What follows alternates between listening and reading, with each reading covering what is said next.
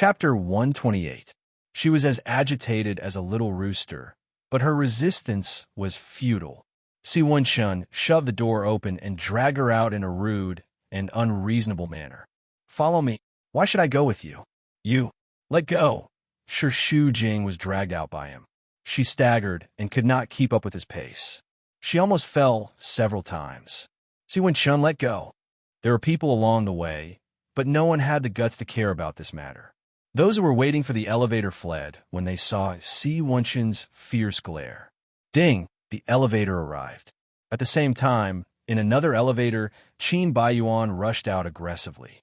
In a short second, the three of them passed by each other. Si Wen-chun dragged Shu Jing into the elevator and pushed her directly inside. His slender body pressed on her. One hand was above her head, and the other hand was clasped on her shoulder blade. With a little force, she was in so much pain that her whole body was numb. Shu Jing was like a mosquito nailed to the wall. She pushed his shoulders with both hands, but she could not get rid of his control at all. She became angry out of shame. "Si Wen-chun, are you a barbarian? I want to be a gentleman, but you won't give me this chance. You seem to prefer me to treat you in this way. Shu Jing, are you a masochist? Or do you subconsciously think that you will like to attract me this way?" As he spoke, his white fangs were sucking hot air, as if he could tear her skin and bones apart at any time and swallow her into his abdomen. He had a kind of fierce charm of a man. "However, you have played this kind of trick too many times. How about changing to a new way of playing? Go away." Shu Jing tried hard to raise her head and avoid his breath, because she knew that such a smell could fascinate her and numb her reason. "That day in the restaurant, I have said what I should say. Why did you refuse me again? Because you saw the three of us together in the hospital?" Si Wen-chun spoke close to her cheek. "Because of this, you want to be angry with me again? I'm not throwing a tantrum. I just don't want to see you. You're jealous." "I'm jealous." Shu Jing gritted his teeth and brandished his claws. "I'm jealous because your brain is filled with water." Si Wen-chun smiled. "It's not the first day that I've lost my mind. Otherwise, how could I have fallen for a little thing like you who doesn't know what's good for you? Then you should go see a neurologist to treat your problem. Don't become a moron." Shu Jing retorted sarcastically.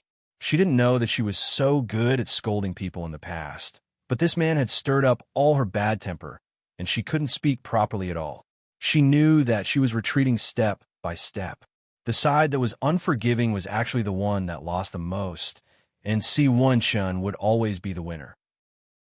That day, when my mother was sick, she was the one who asked Tang Tang to go to the hospital to take care of her. I didn't know about it. Si Wen-chun explained. "That means that your mother likes her very much.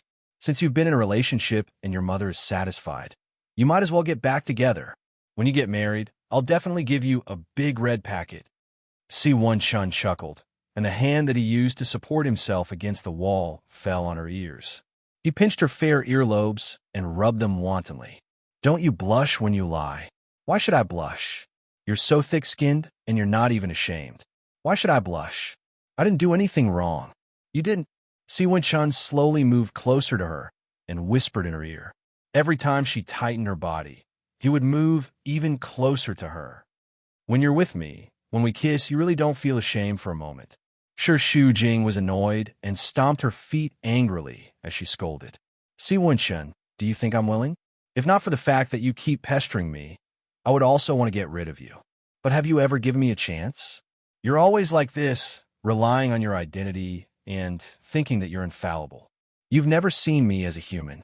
To you, I'm just a fresh and fun toy. You've never considered how bad my situation is. You're such a selfish person." Shu Jing cried, and her tears flowed down as she scolded and cried at the same time. "You're so hateful. Before I met you, I wasn't like this. You're the one who ruined me. What right do you have to blame me?" Those tears were like a knife cutting into Si Wen-chun's heart. His initially relaxed expression turned into a deep frown. He had really hurt her. At the thought of this, Si Wen-chun felt a little suffocated and his heart ached. He loosened his control over her and cupped her face. Under the light, her delicate face was filled with tear stains. She looked so pitiful and aggrieved like a child. His lips gently touched her forehead and slowly moved down to the tip of her nose as he murmured, "Baby, don't cry. My heart aches. It's my fault. Forgive me, okay?" His fingers ran through her hair and caressed the side of her neck. His gentle movements were filled with a sense of comfort. "Baby, don't cry." But Sir Shujing's tears flowed even more. His comforting words made her tears burst out like a broken dam. She felt wronged. His trembling lips landed on hers and melted away her resistance. That gentle caress and the faint scent of tobacco made Sir Shujing surrender. All her resistance collapsed because of his tenderness. Her mind was in a mess. She didn't want to think about anything else.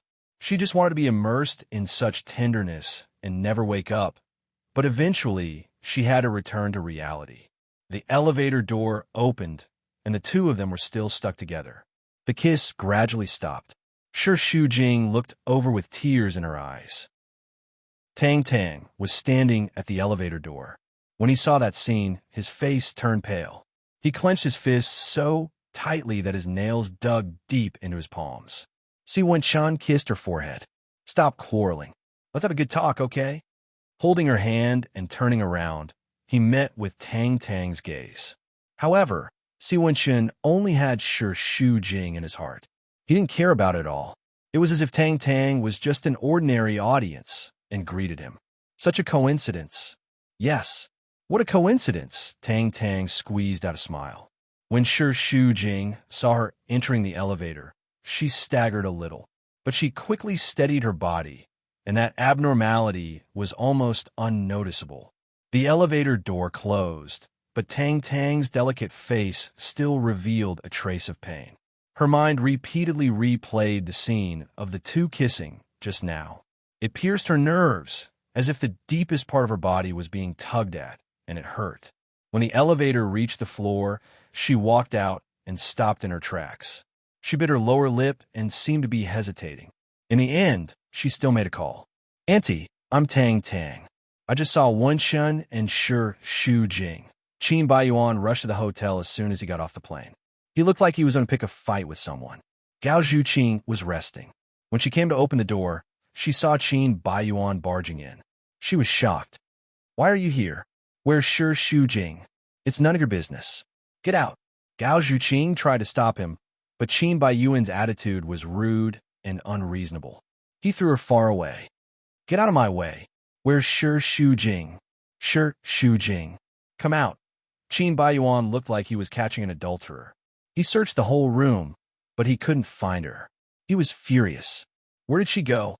With Mr. C? It's none of your business. She's my wife. Haha. When you were hugging those mistresses outside, did you ever treat Sir Shujing as your wife?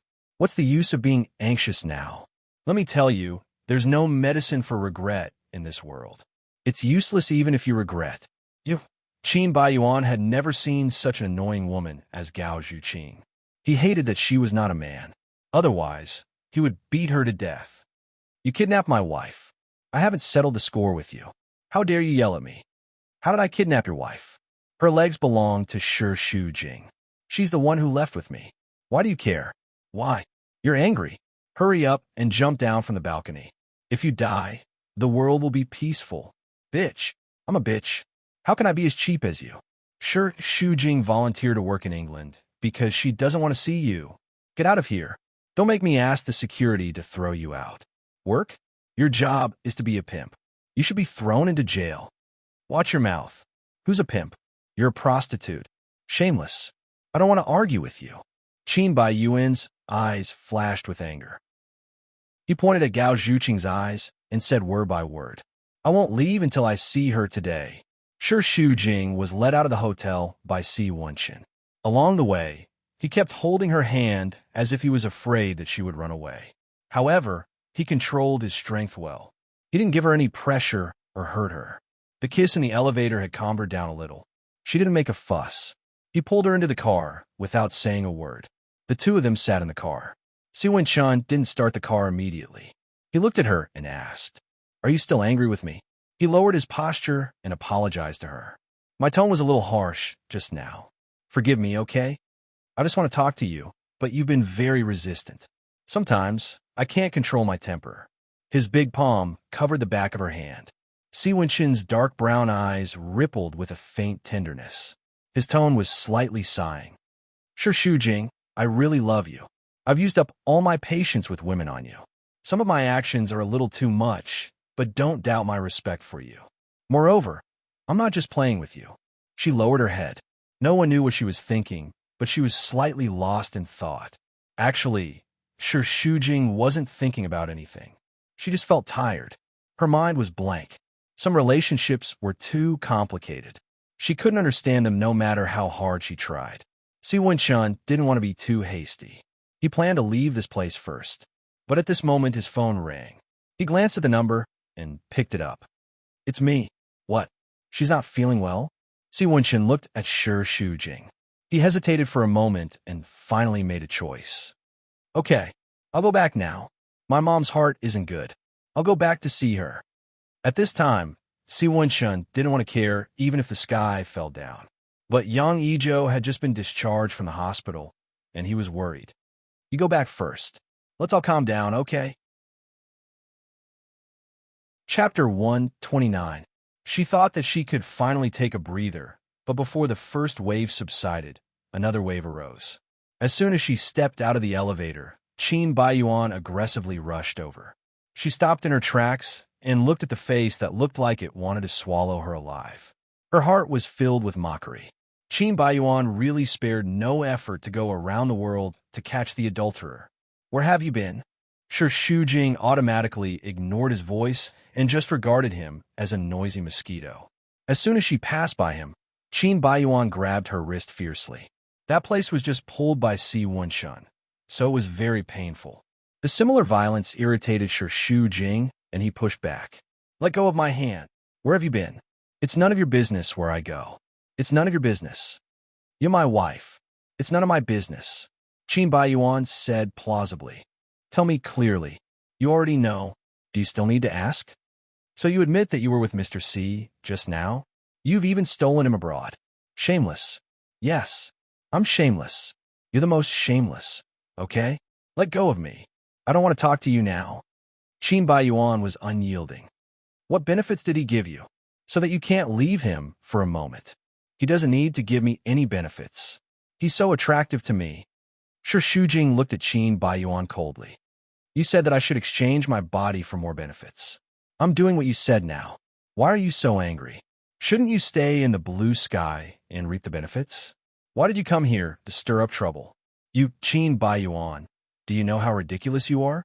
If you treat me as a tool, you should be happy that I have a close relationship with Mr. C. If it hurts your great self-esteem and you can't stand it, then divorce. You want to take advantage of others, but can't stand it. What do you mean? There's no such good thing in the world. What? The woman that you originally disdained has found a higher branch. You're mentally unbalanced and jealous, aren't you? Qin Baiyuan's face turned red and he flew into a rage out of humiliation. I'm jealous? How could I be jealous? I'm disgusting. He was enraged. Sure Shujing felt very satisfied. He wantonly admired that malevolent and twisted face and sneered. Aren't you jealous? I'm just a shameless woman. Why would you come all the way to England to catch me in the act? Who? Who said I'm here to catch adultery? Qin Baiyuan denied angrily. I just can't stand the fact that you don't even go to work and receive your salary with a clear conscience. Who do you think you are? Can you not be unreasonable? I'm officially on leave. I disagree. As long as Dad agrees. I don't need your approval. Why wouldn't I need it? I am your direct superior. If I say no, then no. There are also projects under discussion in England. From now on, your vacation is over. During this period, you have to listen to me and do whatever I tell you to do. Do you understand? Qin Baiyuan spoke boldly and confidently. He even put on the airs of a superior. His words were especially forceful. But in the eyes of Sure Shujing, he was a complete hooligan with a very annoying face. I'm on leave. I don't need to listen to you. If I say you want it, then you want it. As long as you are still an employee of Blue Sky, my words are orders. In a rage, Sure Shujing shouted. Then I resign. Resign, Qin Baiyuan sneered. Rejected. Regaining the initiative, Qin Baiyuan's attitude was arrogant and nasty. You know that I'm a person who can do anything. I advise you not to hit a stone with an egg. It's not good to fight with me. Shu Jing resisted the urge to scratch his face a few times. He was also very angry. Have you said what you want to say? Can I go now? No. Qin Baiyuan easily controlled Shu Jing with the advantage of height and physical strength. He looked at her proudly with a sarcastic face. Do you think I'm stupid to let you find your adulterer? I'm with Gao Zhuqing, Qin Baiyuan snorted coldly. He was very disgusted. Don't mention that pimp to me. Nothing good will happen if you two are together. Don't think about seeing her in the future. Just stay by my side for the next few days. You'll sleep wherever I sleep. I don't want. Let go. Bastard. Let go. Shu Jing cursed in a low voice, but he was still dragged into the room by Qin Baiyuan like a piece of cargo. As soon as he entered the room, he locked the door. The two of them pushed and shoved for a few times. Shu Jing was forced into the room. They stared at each other. One was extremely angry, while the other crossed his arms in front of his chest. He was calm and proud. In the end, Shu Jing stared until her eyes hurt. She couldn't bear it anymore. Do you want to stay like this tonight? Of course not. There are a lot of things to do when a man and a woman are in a room. Qin Baiyuan's lips curled up. The more beautiful her eyes were, the more frivolous and evil she looked. Let me go. Don't even think about it. After a while, Qin Baiyuan's body was slightly sweaty. He hated this sticky feeling. He pulled open a few buttons on his shirt and revealed his strong chest. I'm going to take a shower. As for you, he showed a devilish smile. Since you don't want to stay here, I have to take some special measures. Shu Jing smelled danger and wanted to run, but Qin Baiyuan grabbed her and dragged her to the bed. He pulled off his tie and tied her hands to the headboard. She wriggled and struggled with her hands and feet. Let me go. Qin Baiyuan, you're crazy. Let me go. But what Qin Baiyuan wanted to do, how could he tolerate her resistance? The man was very strong. He grabbed both of her wrists with one hand and tied the other to the bed. He straightened his body and looked at her with satisfaction. This is what happens when you don't behave. You bastard, Shu Jing cursed angrily.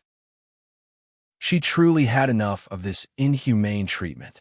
She felt like she had been viciously humiliated. Her heart was filled with rage as she screamed and screamed. I'm not a dog. You don't have the right to tie me up. Qin Baiyuan lowered his head. His beautiful eyes shimmered in the light. They sparkled brilliantly. His gaze was so gentle that it seemed as if it could drip water. But the words that came out of his thin lips were so unpleasant to hear. Of course you're not a dog. A dog is much more loyal than you. A dog can wag its tail and be grateful. As for you, you're a traitor. At most, you're cruel and unscrupulous. Go to hell. Don't worry. Bad people have long lives. I won't die anytime soon. At least, I'll live longer than you. Qin Baiyuan looked at her angry look. He was in a good mood, and a lazy smile appeared on his lips. Her gaze was sharp enough to cut him into 1,000 pieces, but Qin Baiyuan didn't care. He slowly unbuttoned his shirt, revealing his muscular chest. His skin was white, but he had a full six-pack. The lines were clear. Shu Jing was so angry that she turned her face away. Her face was red, and she couldn't look at him. If you want to look, then look. Why are you pretending to be shy? How is my figure compared to Mr. C? How is it compared to your other investors? You've seen so many men's bodies. You should be used to it. Shu Jing felt nauseous. She twisted her elbow a few more times. But the more she struggled, the tighter the tie became. Her wrist was in pain, and her eyes were red. You're illegally restraining me. It's against the law. I'll definitely sue you. Illegally restraining me? Tying you up is illegal restraining me? I'm afraid the police will think that we're playing a game. This is called the love between husband and wife. It's not against the law. Qin Baiyuan's tone was full of contempt. TSK, look at you now. Those who don't know will think that you're enjoying it. But what should I do? Qin Baiyuan shook his head regretfully. Every time I see you like this, I feel like you're dirty. Even touching you makes me feel disgusted. Then let me go. I don't want to see you either. Don't struggle pointlessly. I don't want to touch you. but I feel that tying you up like a dog and seeing you so pitiful and unable to escape makes me feel very good. Do you know? Some fierce dogs should be tamed after being tied up for a long time. If I was too kind to you in the past and let you bite your owner, then from now on, I'll slowly teach you how a good dog should listen to its owner. I'm going to take a shower. Think carefully about how you're going to be obedient in the future and suffer less. He entered the bathroom. The door was still open. The sound of running water could be heard, accompanied by his cheerful whistle and singing. She was tied up here, but she could still be so carefree. The blood flowing in her bones was definitely not human blood. The phone in Shi Shujing's pocket vibrated. Si Wenshun rushed home after receiving the call. He asked anxiously before he reached the door of the room. "How are you?" Young Ijo was lying on the bed with the maid, Christy, taking care of her. "Young master, you're back. Why are you sick again? I'll send you to the hospital." "No need. I just had a sudden angina pectoris. I'm fine after taking the medicine." Young Ijo looked haggard and listless. "I didn't want Christy to tell you, but who knew she... Do you want to scare me like last time?" Si Wenshan said in a reprimanding tone. "How many times have I emphasized that heart disease is not a joke? Do you really take your body seriously?" "I know, but it's not as serious as last time. If I'm really not feeling well, I'll go to the hospital. Don't worry. I've been alone at home for a long time, and I feel terrible. Just talk to me." Si Wenshan sat down to chat with Yang Ijo. The topic went around and around until it returned to Tang Tang. "Is there really no possibility between you and Tang Tang?" Yang Ijo did not give up. Si Wenshan did not say anything, but his stern expression said it all. "She's a good girl. You can't keep holding a grudge against her for leaving you. She did it to pursue her dream. Now that she has realized it and want to settle down, can't you guys start over? Even if it's just a try. I don't mind what happened in the past." Chapter 130. Si Wenshan wanted to take this opportunity to confess, but considering that Yang Ijo's heart was weak and she might not be able to take it, he decided to keep his silence. However, after a flash of hesitation, Yang Ijo saw through it clearly. Her son was really interested in Shi Shujing. She couldn't understand why someone as outstanding as him would fall in love with a married woman. Previously, she thought that the other party was extraordinary, but after meeting her, she realized that she was just an ordinary woman. She was pretty and quite arrogant, but in general, she felt that she was not as good as Tang Tang in all aspects. How could a woman who could be easily found have such charm? The more Yang Ijo thought about it, the more uncomfortable she felt. She made up her mind that no matter what, she would not let them be alone, even if she had to pretend to be sick. "Little Chun, you've always done things with propriety and never let me worry. But compared to business, I'm more worried about your love life. You're going to inherit the Si family in the future, and every move you make will attract attention. Don't do anything that will damage your reputation because of a moment of impulse. Understand?" Si Wenshan nodded. "Rest early," Christy said after leaving the room. Before young master came back, "Madam was in pain for a long time and repeatedly told me not to tell you. The doctor said that Madam's heart condition is also a psychological problem, so you should stay at home to accompany Madam. She's really lonely every day." "I know." Si Wenshan went upstairs. When Christy returned to the room, Yang Ijo asked, "Did you tell him what I told you?" "Yes, Madam. But the last time you were sick, young master was already very worried, and now you're pretending to be sick again. It's not good, right? Young master is really worried about you." Yang Ijo pouted. "Do you think I'm willing? Isn't it for his own good? Anyway, don't let slip that I'm pretending to be sick." Delaying for another day was not a solution. Yang Ijo was secretly anxious in his heart. He had to think of a way to solve the problem once and for all. After returning to his room, Si Wenshan looked at his watch. It was already past 11 o'clock. He felt very tired.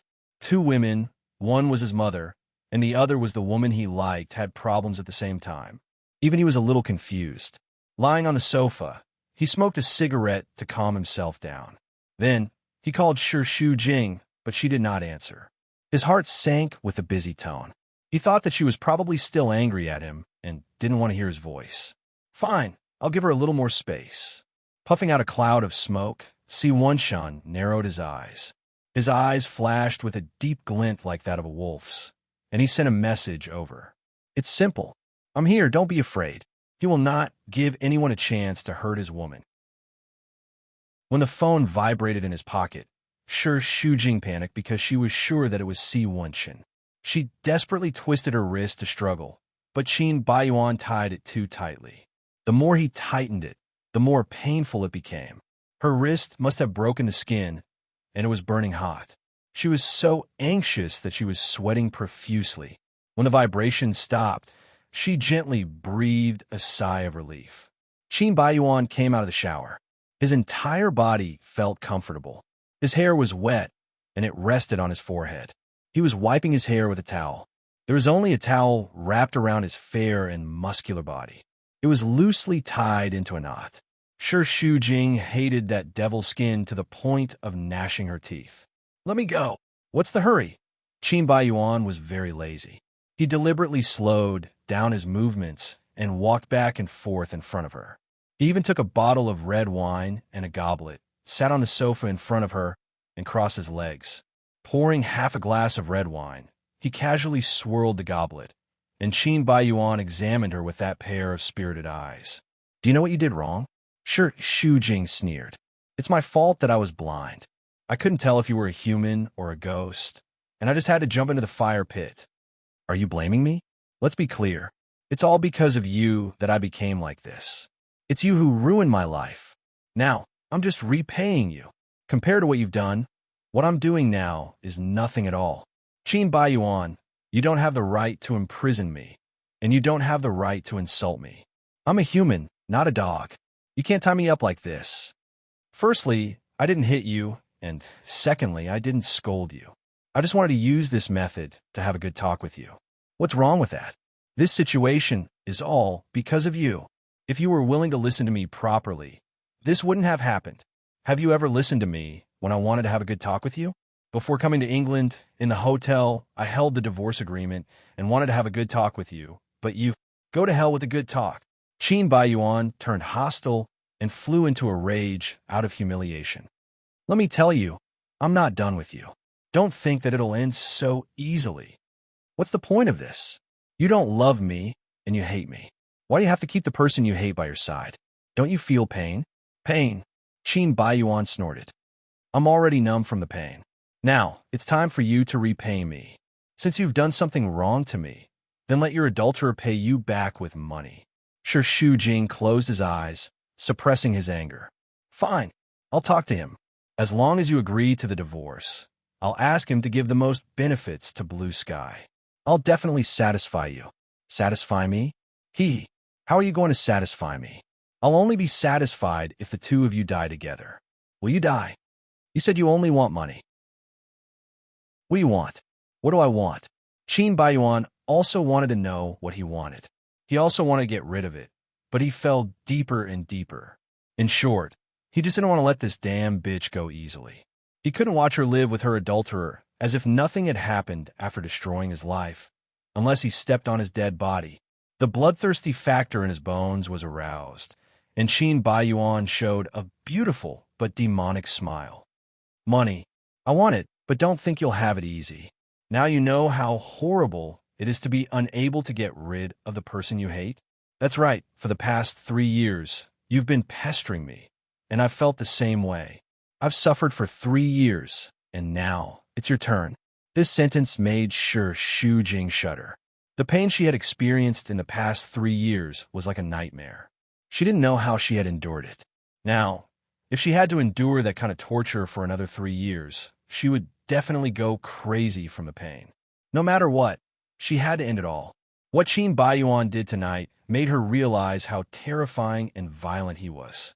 Now, if she angered him again, she would definitely die miserably. She must calm down. Shujing didn't dare to speak anymore. She lowered her arrogance and softened her voice. That's all in the future. We'll talk about it later. Can you let me go first? It hurts. Are you pretending to be pitiful? Qin Baiyuan rolled his eyes. This trick doesn't work on me, because you don't deserve sympathy at all. Time passed minute by minute. For sure, Shu Jing.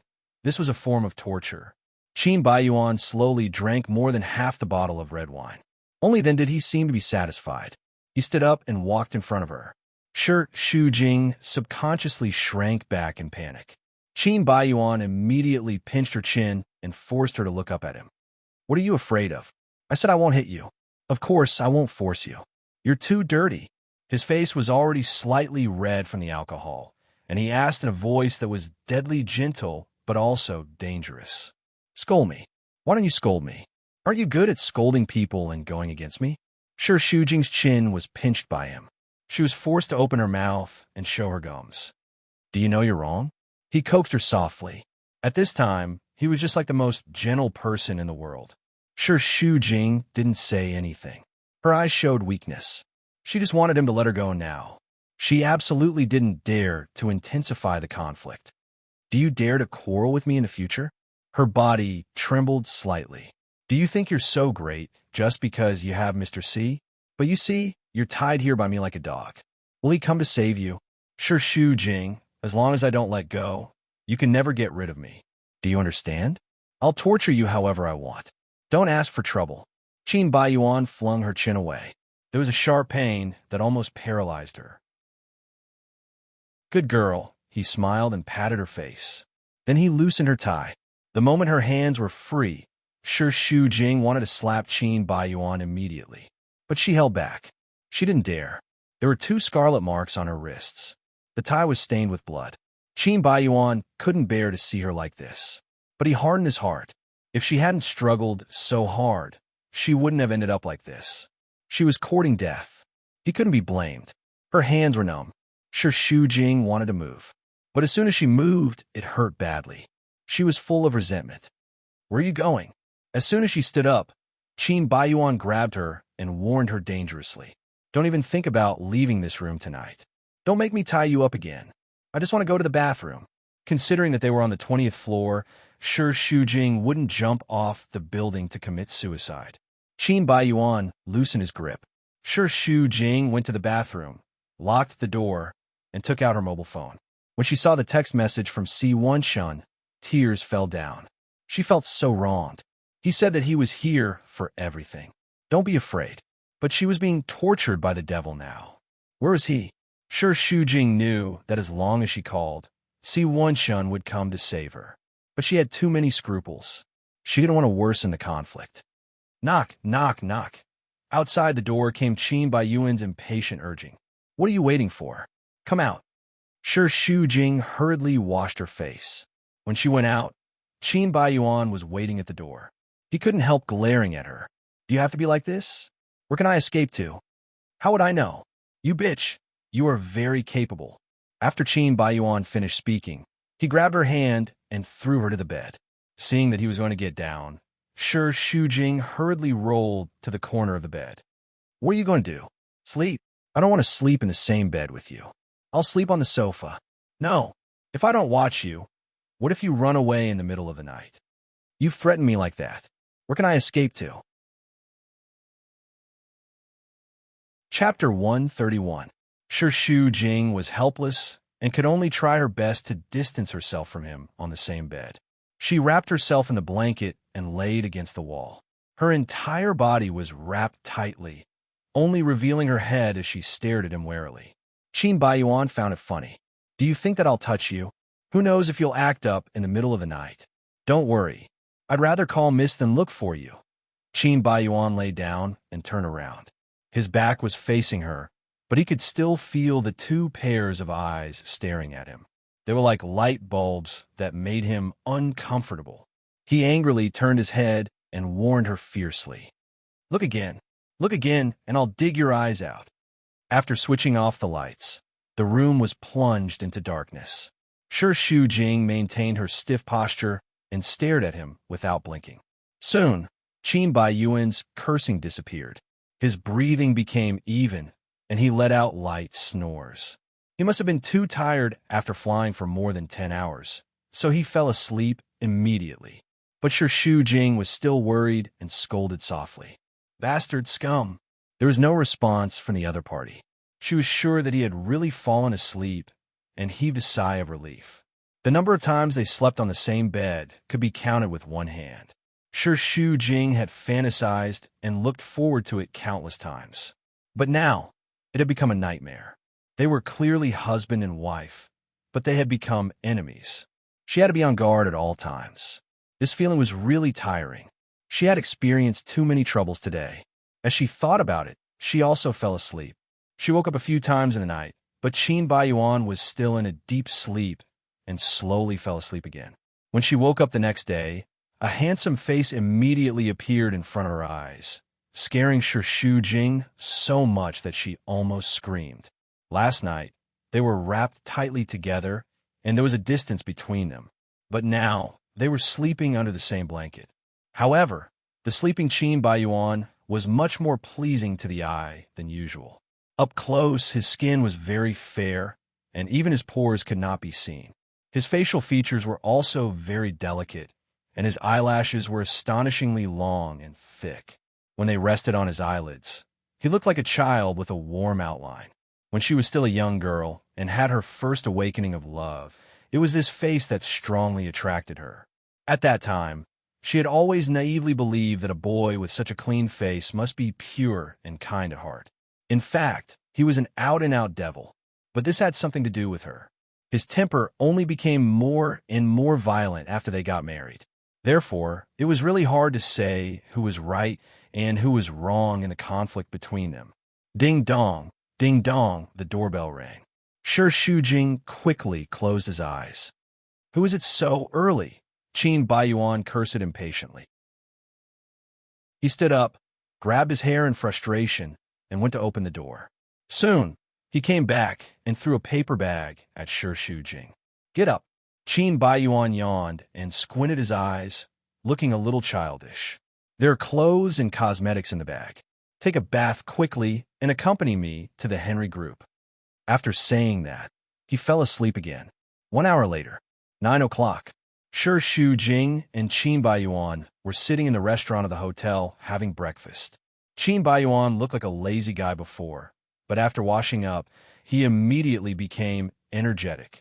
His hair was neatly straightened, and he was wearing a suit, looking energetic and high-spirited. The women passing by couldn't help glancing at him. Occasionally, he also winked at them, but Shu Jing had no time to care about that.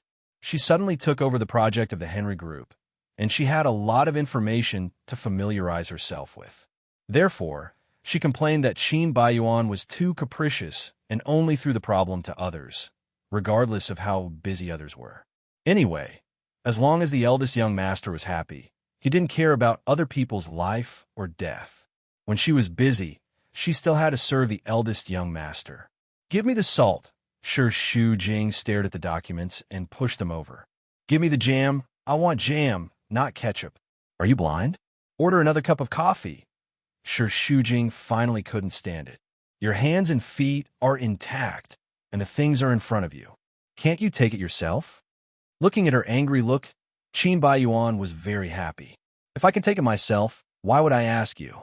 You are my secretary now, and your task is to obey me. Is the cooperation more important, or passing you the jam? Can't you do both at the same time? Qin Baiyuan asked eloquently. How did you become the project manager with such little ability? It must be my dad who opened the back door for you. You really know how to make use of men. Shu Jing didn't want to quarrel with him. Isn't the profit for the Henry Group a little too much in this contract? It is more than 2% more than the previous cooperation. Qin Baiyuan took a sip of his coffee. He looked calm and composed, as if he was deliberately keeping them in suspense. After a while, he said slowly, You must be stupid to read this contract. There are a lot of loopholes in it.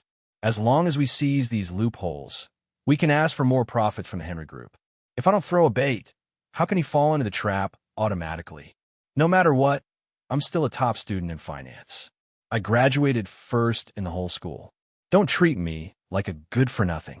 I'm not worse than you, Mr. C. When I reach his age, I'll definitely be better than him.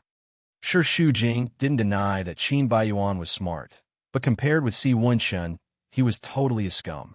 At least, Si Wenshun was calmer than him and wouldn't be so self-righteous. The real, outstanding entrepreneurs were very low-key. Who would boast like that? It would be very superficial, okay? Thinking of this, Shu Jing remembered that he didn't answer his call last night and hesitated whether he should text him back or not. What's wrong? Do you miss your adulterer? Qin Baiyuan said sarcastically. I just think that you don't need to compare yourself with him. You are not the same kind of people. If you really know him, you will understand his personal charm. Qin Baiyuan didn't take it seriously. He was even disdainful. Bullsh asterisk T personal charm. It's just an old man's pretense to fool stupid women like you. People like you still help people to make money after being sold. Stupid. Here it comes again. Shu Jing changed the topic. What you did is a certain risk. It will be very troublesome in the subsequent lawsuit. Dai Shijian is a pig. How can he know so much? You go and read the news about him. He only knows how to eat and drink every day. He is just a fool. Why should we be afraid of him? Shu Jing thought that if you scolded him as a fool, he might also scold you as a fool after reading those rumors about you. But Qin Baiyuan was right. When they arrived at Henry Group and met each other, Shu Jing really felt that Qin Baiyuan was not exaggerating. They were both rich second generations, but at least Qin Baiyuan knew how to exercise and looked dignified. Dai Shijian, who was about the same age as him, was a fat man with a big brain and a big intestine. He looked like he was in his 30s. When Qin Baiyuan introduced her, Dai Shijian kept looking at her with that kind of lecherous eyes, which made her have goosebumps all over her body. It was very disgusting. Moreover, Dai Shijian didn't talk about work. He just talked about women with Qin Baiyuan. All he talked about was eating, drinking, and having fun, which made Shu Jing very depressed. At night, when he followed them to have fun, Shu Jing was also forced to drink several glasses of wine. His head was aching, and his heart was very uncomfortable because of the rumbling sound. On the way back, Qin Baiyuan was drunk. He leaned against the car seat and closed his eyes to rest. Dai Shijian had forced him to drink a lot of wine tonight. His tie was loosely pulled open, revealing a part of his neck, which was also red. He cursed in a hoarse voice. Dai Shijian is such a fool. It's so tiring to talk business with him. Shu Jing pinched between his eyebrows. Weren't you having fun? I thought you liked it very much. Tonight, he had been playing with the secretary that Dai Shijian specially arranged for him. The secretary even sat on his lap and hugged him. She saw that he liked it very much. It was a typical case of taking advantage of others, but still not showing off. Who likes him? But the kind of person you want to do business with, you have to deal with him in his way. Don't you understand? Of course, Shu Jing understood this. That was why she was most afraid of socializing. Every time she went to that kind of place to talk business, she felt that it was particularly against her conscience, and her scalp went numb. Although Blue Sky was such a big group, it was still very hard to earn money. Stop the car! Qin Baiyuan suddenly shouted, and then rushed out with his hand covering his mouth. He leaned against a tree and bent over to vomit. Shu Jing didn't want to care at first, but seeing him keep vomiting, she felt sorry for him and couldn't help but get out of the car. As soon as she walked to his side, a stench came into her nose. Are you okay? His stomach was churning, and Qin Baiyuan almost vomited out his internal organs. This feeling was too uncomfortable. His head also felt like it was being hooked, and there were bursts of pain and dizziness. After vomiting for a long time, nothing came out, but his chest kept feeling nauseous, and he vomited acid. Shu Jing patted his back. Are you still okay? Her soft hands kept caressing his back, as if there were feathers brushing his heart. Her voice was not clear, but it made Qin Baiyuan feel very warm. For a long time, when he was drunk, he was in so much pain alone. No one had ever cared about him, and he was always the one bearing it. Outsiders thought that he must be very happy when he kept playing with women, but in fact, that was not the case. He drank and played with women just to numb himself. Only he knew the pain in his heart. With one hand on the tree, he looked at her with teary eyes and sneered. Don't you want me to die? Why are you still pretending to care about me? Shu Jing also felt uncomfortable when she saw his face flushed from being drunk. I don't want you to die. Why not? If I die, you can be with that adulterer, and you can get rid of me, Not everyone is as vicious as you. I'm vicious. Qin Baiyuan frowned and pointed at her face. You, Shi Shujing, are the most vicious one. Do you know that you've ruined me? I'm just giving you a taste of your own medicine. Am I wrong? There's no point in continuing to pester you. Divorce is the only way to be free. Chapter 132. Shi Shujing sighed. It's good for you. Good for me. You're so great. But you know what? I won't believe you. Really, not a word. I will only feel that you're hypocritical. You're cheap. Let me tell you, I won't divorce you. Don't even think about it. In this life, we are destined to be tortured to death. Whether it was the truth or the drunken words, Shi Shujing didn't want to listen to it anymore and held him. Let's go back. Back at the hotel, Qin Baiyuan fell asleep immediately. Shi Shujing took a shower. It was already 2 o'clock in the morning, and she was full of fatigue. Qin Baiyuan was sprawled on the bed, and his sleeping posture was very bad. She couldn't help shaking her head, feeling pity and hatred for him. She covered him with a quilt and slept on the sofa. The next day, Shi Shujing heard someone calling her in a daze. Get up. Don't pretend to be asleep. Get up. Qin Baiyuan kicked her with his foot. Shi Shujing was too tired. Every part of his body was sore and weak. He painfully opened a slit in his eyes. The drunk man from last night was now dressed neatly and stood in front of him in high spirits. His eyes were as beautiful as Satan's. So tired, Shi Shujing murmured and rubbed her eyes. Qin Baiyuan stared at her with great disgust. Look at you, your eyelids are coming out. Are you a woman? Let me sleep a little more. What are you sleeping for? We still have to talk about the project. Get up. Qin Baiyuan grabbed a dress and threw it on Shi Shujing's face. She got up reluctantly and doubted the structure of Qin Baiyuan's body. Men's physical strength was naturally better than women's. After a night's sleep, he immediately recovered and then had the strength to carry out a new round of torture on her. She was so miserable. Can I not go today? Qin Baiyuan was tying his tie in front of the mirror and sneering at her. Do you always give up halfway when talking about the project? No. Most importantly, it would be meaningless for me to go. Dai Shijian didn't talk about the project at all. He kept talking nonsense to me. I didn't like it, and I didn't want to hear it. What's more, if I go, won't I be interfering with your lovey-dovey relationship with his secretary? You think you can stop me there? I can even do it with her in front of you. Shi Shujing blushed and cursed him for being shameless in his heart. So, don't overestimate your influence on me. I won't change my decision because of you. You're just a tool.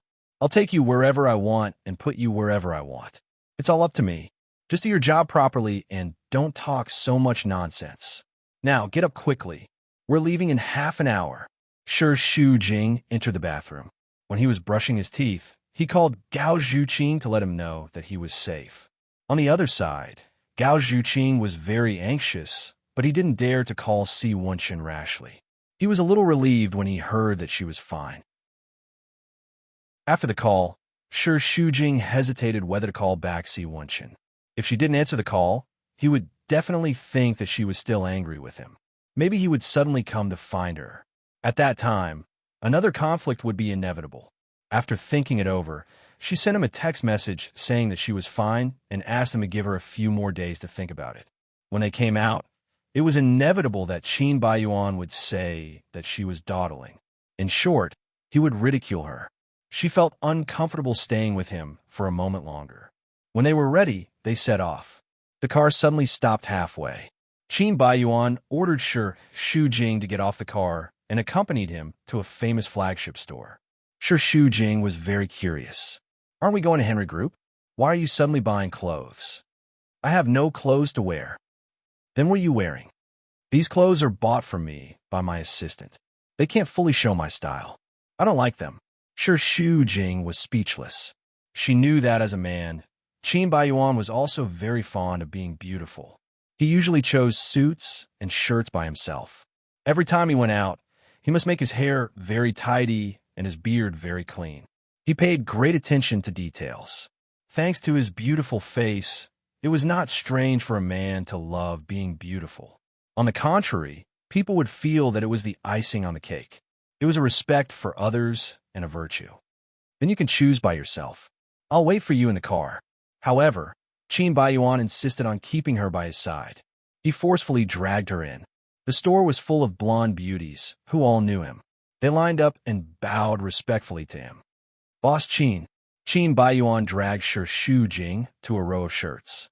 Pick some for me, he still said in such a domineering tone, but Shu Jing felt strange.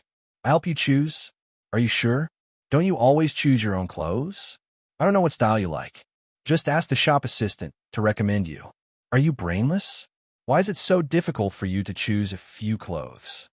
This doesn't seem to be part of my job scope. Qin Baiyuan's eyes twitched.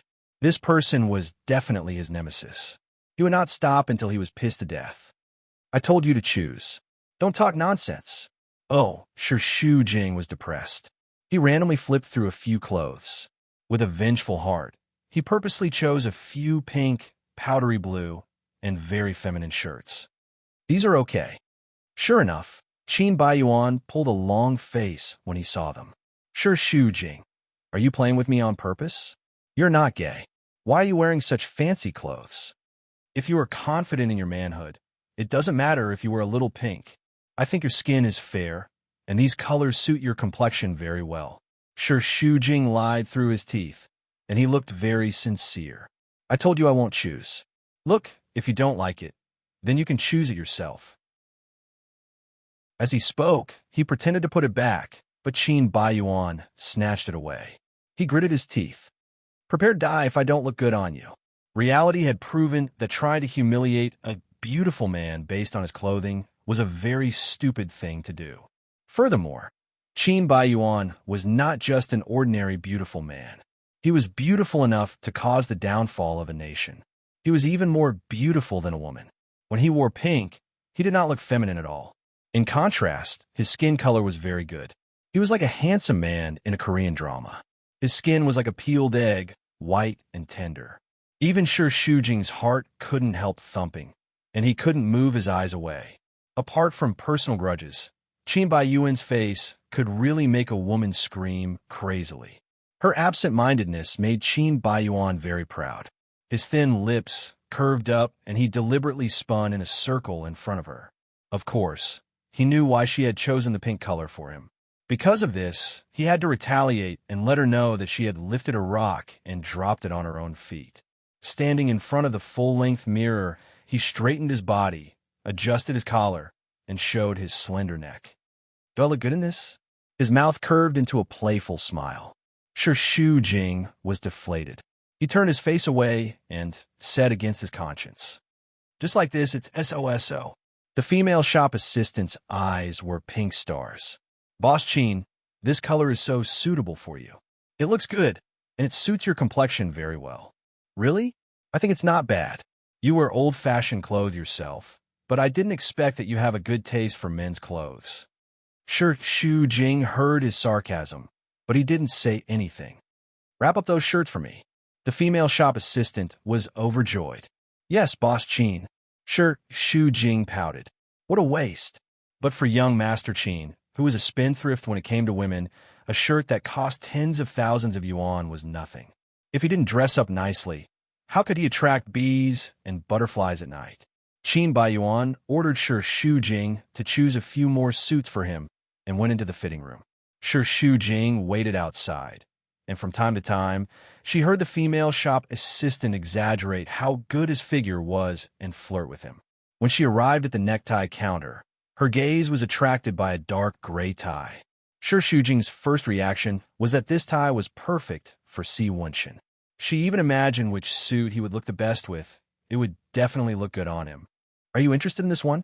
Before she could answer, the female shop assistant had taken it out and handed it to her. Thank you. Personally, I think Boss Qin is more suitable for bright colors. This color is too dark. After hearing her words, Shu Jing remembered that she came here with Qin Baiyuan. Just now, there was only Si Wenshin in her mind. She couldn't help but blush. Just when she was about to put it back, a familiar voice came from behind. Monsieur, what a coincidence. Shu Jing was stunned. She couldn't be so unlucky. If it was a disaster, she couldn't avoid it. Yang Ijo had already walked to her side and sent the shop assistant away. "Hello." Yang Ijo smiled, and her eyes fell on the tie in her hand. "Is this for your husband, or for little Chun?" Sure, Shu Jing didn't know how to respond for a moment. "You're stuck between two men. Does Miss Sure buy two gifts every time you buy a gift? That must take a lot of effort." "I just came in to take a look. Shopping is a woman's nature, but there are very few women who like to buy clothes for men." "Miss Sure, you are so virtuous. Your husband must like it very much." Yang Ijo kept smiling. She had the cultivation of a noble lady. Those who didn't know the situation would definitely not hear any sarcasm from her words and tone. They would think that it was a sincere compliment. But when it reached Shi Shujing's ears, it was full of pain. She didn't say anything and quietly put the tie back. "What? You don't want to buy it again? But some things are yours, and don't covet what is not. Otherwise, the process will be riddled with holes, and in the end, you'll get nothing. It would do no good to anyone." In the face of her sarcasm, Shi Shujing sighed. "You have expressed your meaning very clearly in the restaurant last time. There is no need to say these words. I said it very clearly, but I don't know whether you didn't hear it clearly or you forgot it after hearing it. I just said it, and you met with little Chin again.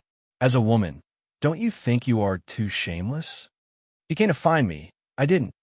Yang Ijo was unhappy when she heard this. "Now you are pushing the blame to him, saying that he is pestering you? Are you going to argue that you were forced, that you're also a victim?" "Miss Sure, I think you know very well that my son is a very charming man. He doesn't need to use any means to force a woman. If you're not attracted to him at all, it would not be on the news in Flozen City, and the whole world would know." Chapter 133. Shi Shujing lowered her head in shame after hearing her words. "Wifey, how do I look in this?" Qin Baiyuan walked over and pulled Shi Shujing into his embrace, planting a kiss on the top of her head. "Do I look good?" Yang Ijo didn't expect the two of them to come together and was stunned. "This sanctimonious person educating my wife must be Mr. C's mother. Otherwise, I don't know who would have the right to say those words to my wife. I'm sure Shujing's husband. Qin Baiyuan, nice to meet you." Qin Baiyuan generously shook her hand. Yang Ijo scrutinized him. He was a high-spirited youth, but he was still too young. No matter how she looked at him, he couldn't be compared to his son. This Qin Baiyuan was also very famous in Flozen City, mainly because of the scandals.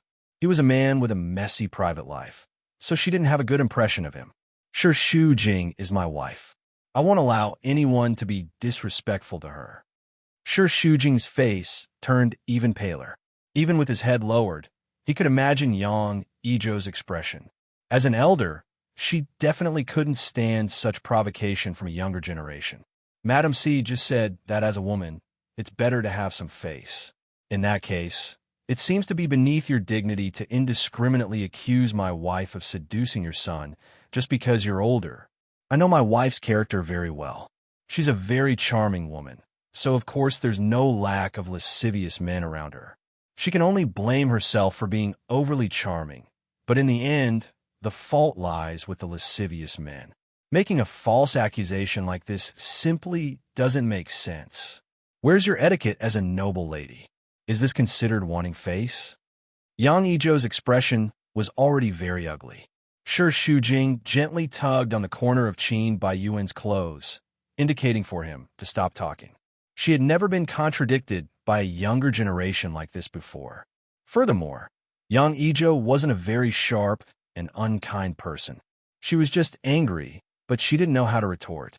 After a long while, she squeezed out a sentence. "I'm also thinking for both sides. It's best if it's a misunderstanding, otherwise it won't be good for either side." The conversation ended unhappily. Qin Baiyuan had been protecting Shi Shujing with one hand the whole time. He was very protective. When Yang Ijo left, Qin Baiyuan let go of her and sneered. "She must be scolding me for being an idiot. How could I speak up for you when my wife has betrayed me? Shi Shujing, do you know that you've turned me into a joke?" She bit her lip, and only then did her tensed body relax with a bit of resentment. "I didn't ask you to help me. You deserve to be scolded. You're being scolded by your adulterer's mother. Even I feel embarrassed for you. Aren't you usually quite sharp-tongued? Why didn't you say anything just now? Why are you pretending to be a white rabbit? You say you are the victim, but do you think people will believe you? People only think that you are acting, and they dislike you even more. Or do you only target me with your sharp tongue? You'll be terrified when something happens. The more Qin Baiyuan said, the angrier he became. You're just a bitch who bullies the weak and fears the strong. So what? I deserve to be scolded, okay? It's none of your business. You're my wife. Do you think you're the only one who is embarrassed? The whole Qin family is ashamed because of you. Yes, I'm a disgrace. You're the noblest, okay? After Shi Shujing said that, she pushed Qin Baiyuan away and ran out alone. After such an unpleasant scene, both of them looked gloomy the whole day. It was not until they went to karaoke at night, and Dai Shijian found a few dancers for Qin Baiyuan that his gloomy face brightened up, and he started to enjoy himself. Shi Shujing sat aside and didn't want to see these scenes. Dai Shijian squeezed her side. His face was red and his mouth was full of the smell of alcohol. He kept pushing his fat body against her. Why don't you sing? I don't know how to sing. Shi Shujing forced a smile and subconsciously shrank back. Oriental women are really charming, especially those like you. You're very reserved and shy easily. Compared to wild Westerners, I prefer Oriental beauties. Dai Shijian burped, and his mouth was full of the stench. Shi Shujing almost fainted from the smell. He really wanted to vomit. Shi Shujing already felt uncomfortable after giving him a few glasses of alcohol. I have something to do. I'll go back first. You guys have fun. Don't go. Look, everyone is in high spirits. Don't be a wet blanket. Henry grabbed her hand with his fat paws and touched her skin greedily. His eyes were full of lust. I've arranged so many beauties to accompany young Master Qin. You have to accompany me well. Shi Shujing tried to hold it in. You've misunderstood. I'm your secretary. No, not that. If you need it, I can help you arrange it. I don't like other women. I like reserved women like you. Dai Shijian touched her chin. President Qin and I have met before. He knows that I like beauties. He must want to give you to me. Don't you know that? It must be a misunderstanding. I don't know anything. Please let go. Shi Shujing pushed him away with one hand, but Dai Shijian's fat body was squeezed into a pile like an iron tower. She couldn't even push him away. She was about to suffocate from the suffocation. I'm here to talk about cooperation. It's not what you think. Yes, yes, yes. Cooperation has to be discussed. I won't beat around the bush. If you accompany me for one night, I'll sign the contract. How about it? Stop pretending. It's boring. Dai Shijian was getting more and more outrageous. Her body kept pressing down, almost pressing Shi Shujing's whole body onto the sofa. She panicked and asked Qin Baiyuan for help, but he had already left. Only she and Dai Shijian were left in the room. Dai Shijian was too impulsive. She showed her evil side and reached out to pull Shi Shujing's clothes. She was so anxious that she kept screaming, let go of me. Help, help. You like to play this game? Scream all you want. This is my place. No one will save you. I'm Qin Baiyuan's wife. That's even better. He gave you to me. I don't care who you are. Shi Shujing twisted her body and struggled with her hands and feet. At this moment, the door was kicked open with a bang, and then Dai Shijian's body flew out. Who are you? The person who wants you dead. Si Wenshun was enraged. He rushed forward and punched Dai Shijian until he cried for his father and mother, crying for help. Shi Shujing tightened her collar and sat up. She looked at Si Wenshun with misty eyes. The situation was getting out of control. Dai Shijian was beaten half to death, but Si Wenshun was in a killing frenzy. He kicked Dai Shijian's abdomen. Dai Shijian vomited blood. Shi Shujing was afraid that Dai Shijian would die. She hurriedly pulled him back. Stop hitting me. But Si Wenshun seemed to be under a spell. He only wanted to kill Dai Shijian. His movements were still very fierce. Don't hit me. Please don't hit me. Shi Shujing was terrified. Please stop hitting me. Wenshun, stop. Stop. Under her screams and begging, Si Wenshun seemed to wake up, seeing her face full of tears and desperately shaking her head to beg him to stop. His brows furrowed. He couldn't bear it and hesitated to stop. At this moment, his hatred was enough for him to kill, but he didn't want to scare Shu Jing, so he dragged her out of the room. Shu Jing was dragged along, stumbling as she tried to keep up with him. Slow down. I'm wearing high heels. He suddenly stopped and pushed her against the wall. His body was like a bird of prey. His hand were on both sides of her head. In the dim light, a pair of red eyes reminded Shu Jing of a horrible beast. He couldn't help but shiver. Why were you with him? I was talking about business. Who asked you to talk about business? Qin Baiyuan? Si Wenshun cursed. I'll kill him.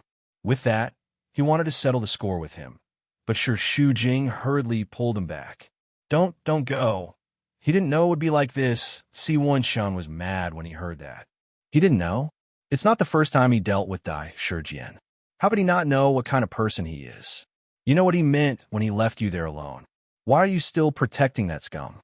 I don't know, my mind is in a mess now. Since I'm fine, let's not bother about this matter anymore.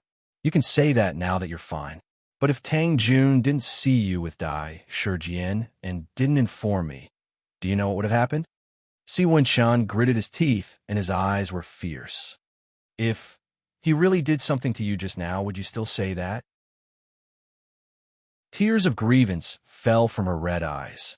Si Wenshun's anger could not be quelled. He wanted nothing more than to kill Qin Baiyuan with his spear. This matter was serious and could not be forgiven.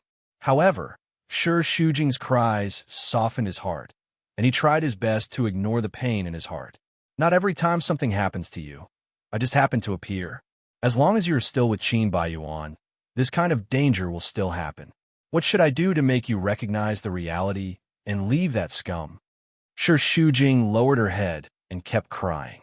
She gritted her teeth and didn't cry out, but she looked even more pitiful. Did he think that she didn't want to leave Qin Baiyuan? But Qin Baiyuan didn't want a divorce. What did she do? In the dark back alley, the two stood for a long time. Si Wenshun closed his eyes. In the end, his anger was defeated by his heartache for her. He pulled her into his arms and held the back of her head. He kept exerting force, almost embedding her into his body. You always make me worry. Do you know how worried I was on the way here just now? Thinking of the 2 times you almost suffered, I almost went crazy. I never knew that one day I would be so worried about a woman who is not related to me by blood. But Shu Jing, you always make me crazy. I shouldn't yell at you, but that's because I'm afraid that something will happen to you. I'm afraid that I won't be by your side when you need me. I feel sorry for you. Do you understand? She cried silently in his arms. Every time, he would always be able to melt away all her strength and pretense. In front of him, she was so weak that she could not even withstand a single blow. So many grievances could only be shown in front of him, because unknowingly, he had already become a part of her. Chapter 134. Qin Baiyuan was brought to the next room by the beauty, and she sat directly on his lap. Qin Baiyuan drank the wine, and now he was very excited. The two kissed passionately, but at this time, Shu Jing's face flashed in his mind from time to time, and he stopped moving. My secretary and Dai Shijian are still next door. Isn't that better? My boss and your secretary, you and I. The beautiful secretary took the initiative not only for the task, but also because she was attracted by Qin Baiyuan's charm. She was Dai Shijian's tool and also his woman. She kissed Qin Baiyuan's neck, but he grabbed her hand and pulled it away. What do you mean? Isn't it about exchanging female companions? Exchanging female companions? Who said that? This is the rule. Boss arranged that you and I are in this room, and he and Secretary Shi are in the room just now. They should be like us now. Qin Baiyuan was anxious, and he pulled the secretary away and rushed to the next room. As soon as he entered the door, he saw Dai Shijian fainted on the ground. Si Wenshun brought Shu Jing to the hotel. She took a bath and gradually calmed down. Walking out of the bathroom, Si Wenshun was in the living room. Under the light, his handsome face had a kind of gentle toughness, which made people feel at ease. I made a cup of tranquilizing tea. Drink it, and you will sleep well later. Thank you. Shi Shujing nestled on the sofa with her legs crossed, holding the teacup with both hands, and her body warmed up little by little. Her hair was still wet, wrapping around her little face without makeup. She looked like a 14 or 15-year-old girl. Si Wenshin's heart ached when he saw her. His heart was full of tenderness, and he only wanted to pour it on her alone. She always made his heart ache. He walked behind her, took a towel, and dried her hair. His slender fingers ran through her hair, and there was a slight heat, and slowly, Shi Shujing's face turned red. Her heart seemed to jump twice, and she said in a low voice, "Thank you." At such a warm moment, she just had to spoil the mood by thinking of Yang Ezhou and felt a little disappointed. "I'm fine, you can go back. With you here, where else can I go? Go home. Didn't you say your mother was sick? She needs to be taken care of. There's a maid at home, but how can a maid compare to you? She needs your company. Don't you need it?" A simple sentence instantly broke through the defense line that Shi Shujing had just established. Her nose turned sour again. She needed him. She didn't know when she started to need him so much. She just forced herself not to need him and pretended that she didn't need him. He muttered under his breath, I can do it alone. You say one thing but mean another. You don't know how much you want me to be with you." Her hair was almost dry. Si Wenshan sat beside her, cupped her face, and kissed her pretty face.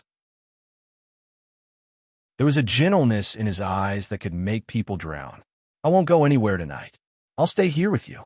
Shi Shujing was stubborn and awkward. The more touched he was, the more he would say the opposite of what he wanted. "You don't have to be so good to me. I'm not a child anymore. I can take care of myself. But I like you.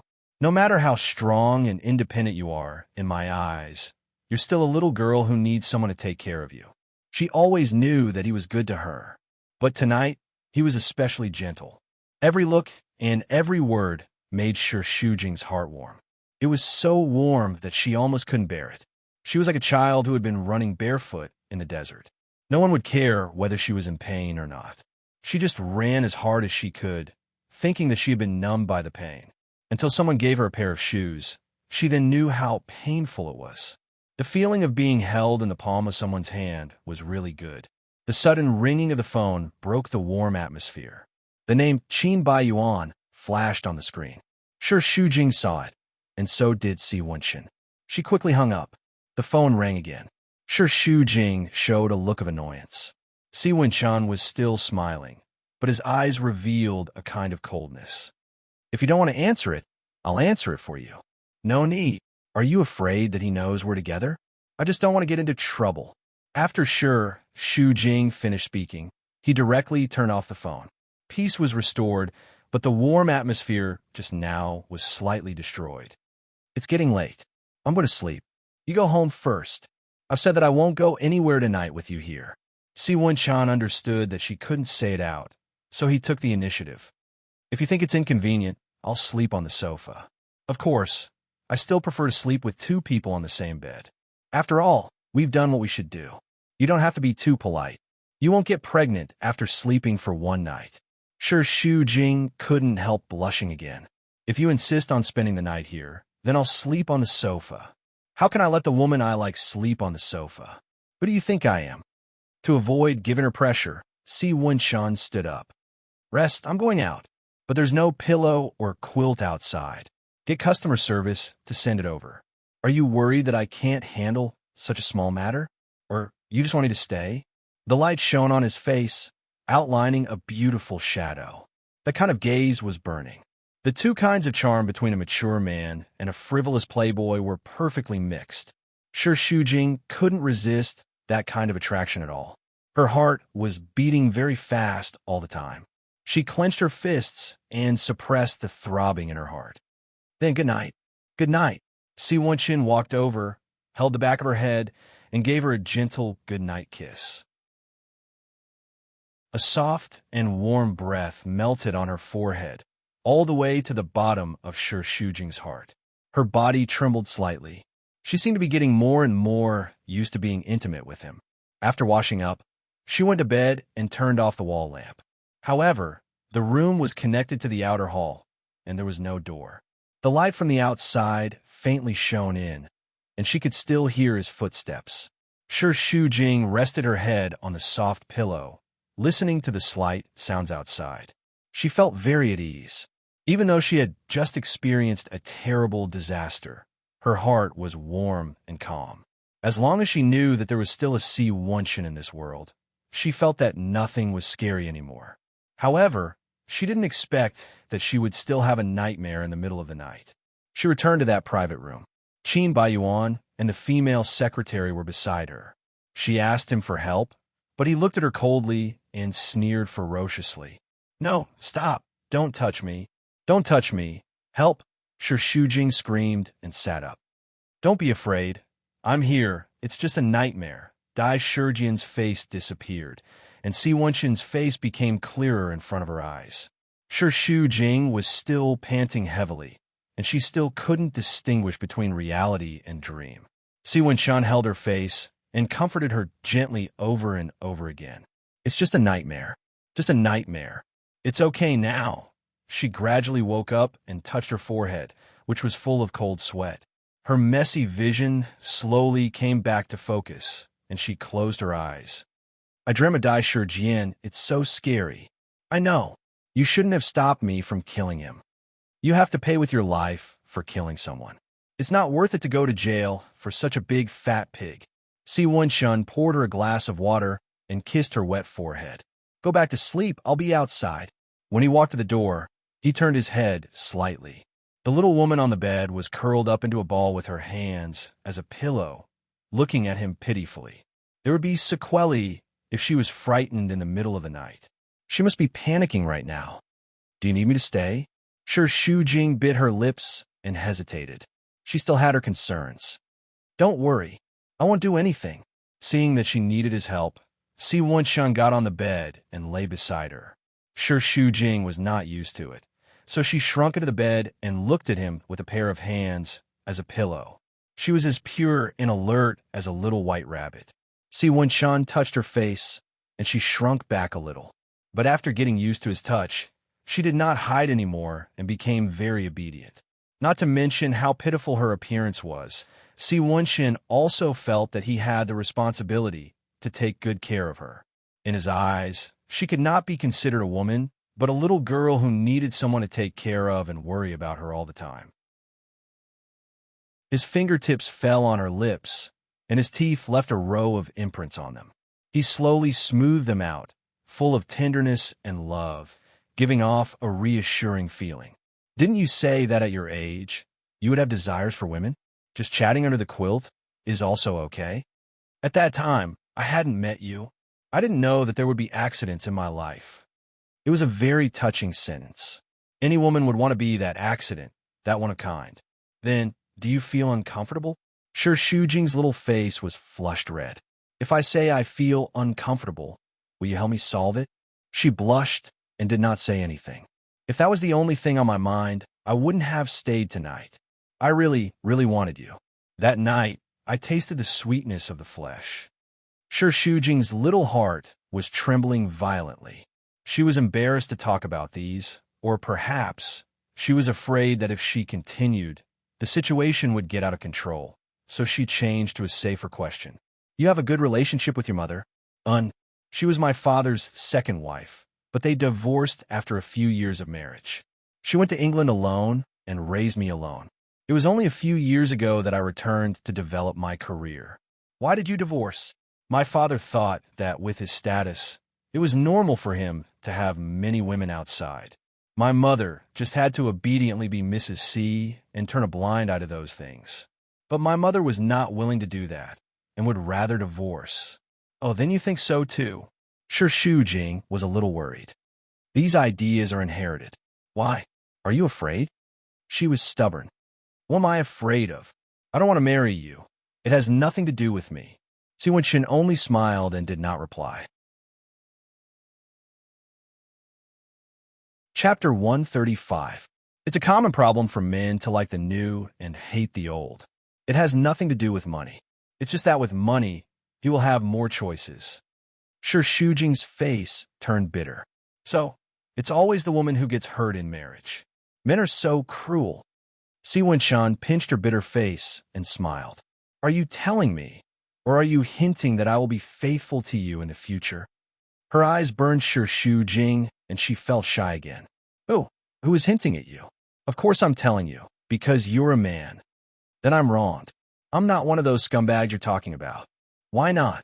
You said it yourself. Men love the new and hate the old. You're right, but it's hard for me to fall in love with a woman. Once I fall in love, it's not easy to change. Even if I really have a change of heart one day, I will tell her clearly. I, Si Wenshan, will not do such a thing. Are you relieved now? Why should I be relieved? It has nothing to do with me. Shu Jing was about to drown in that gentleness.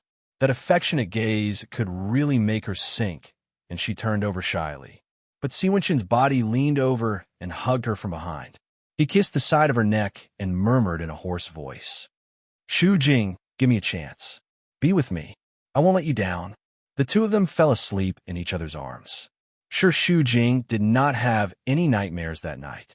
Instead, she had a few sweet dreams. The moment she opened her eyes, she saw Si Wenshan's handsome face. In a trance, she could not distinguish between reality and dreams. She only felt that her whole body was indescribably soft. At such a close distance, their warm breaths intertwined. In his breath, there was a faint tobacco fragrance and a comfortable manly scent. It melted between Shu Jing's lips and gradually brought her back to reality.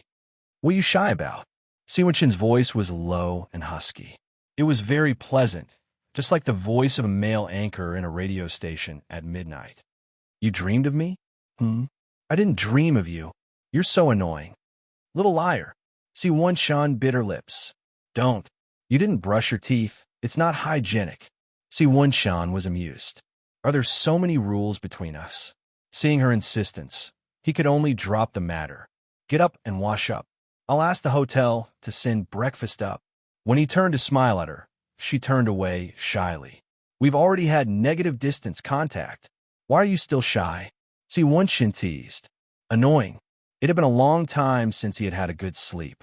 Shu Jing's entire body felt comfortable, and he really didn't want to get up. After lazing around in bed for a while, he slowly got up, brushed his teeth, and washed his face.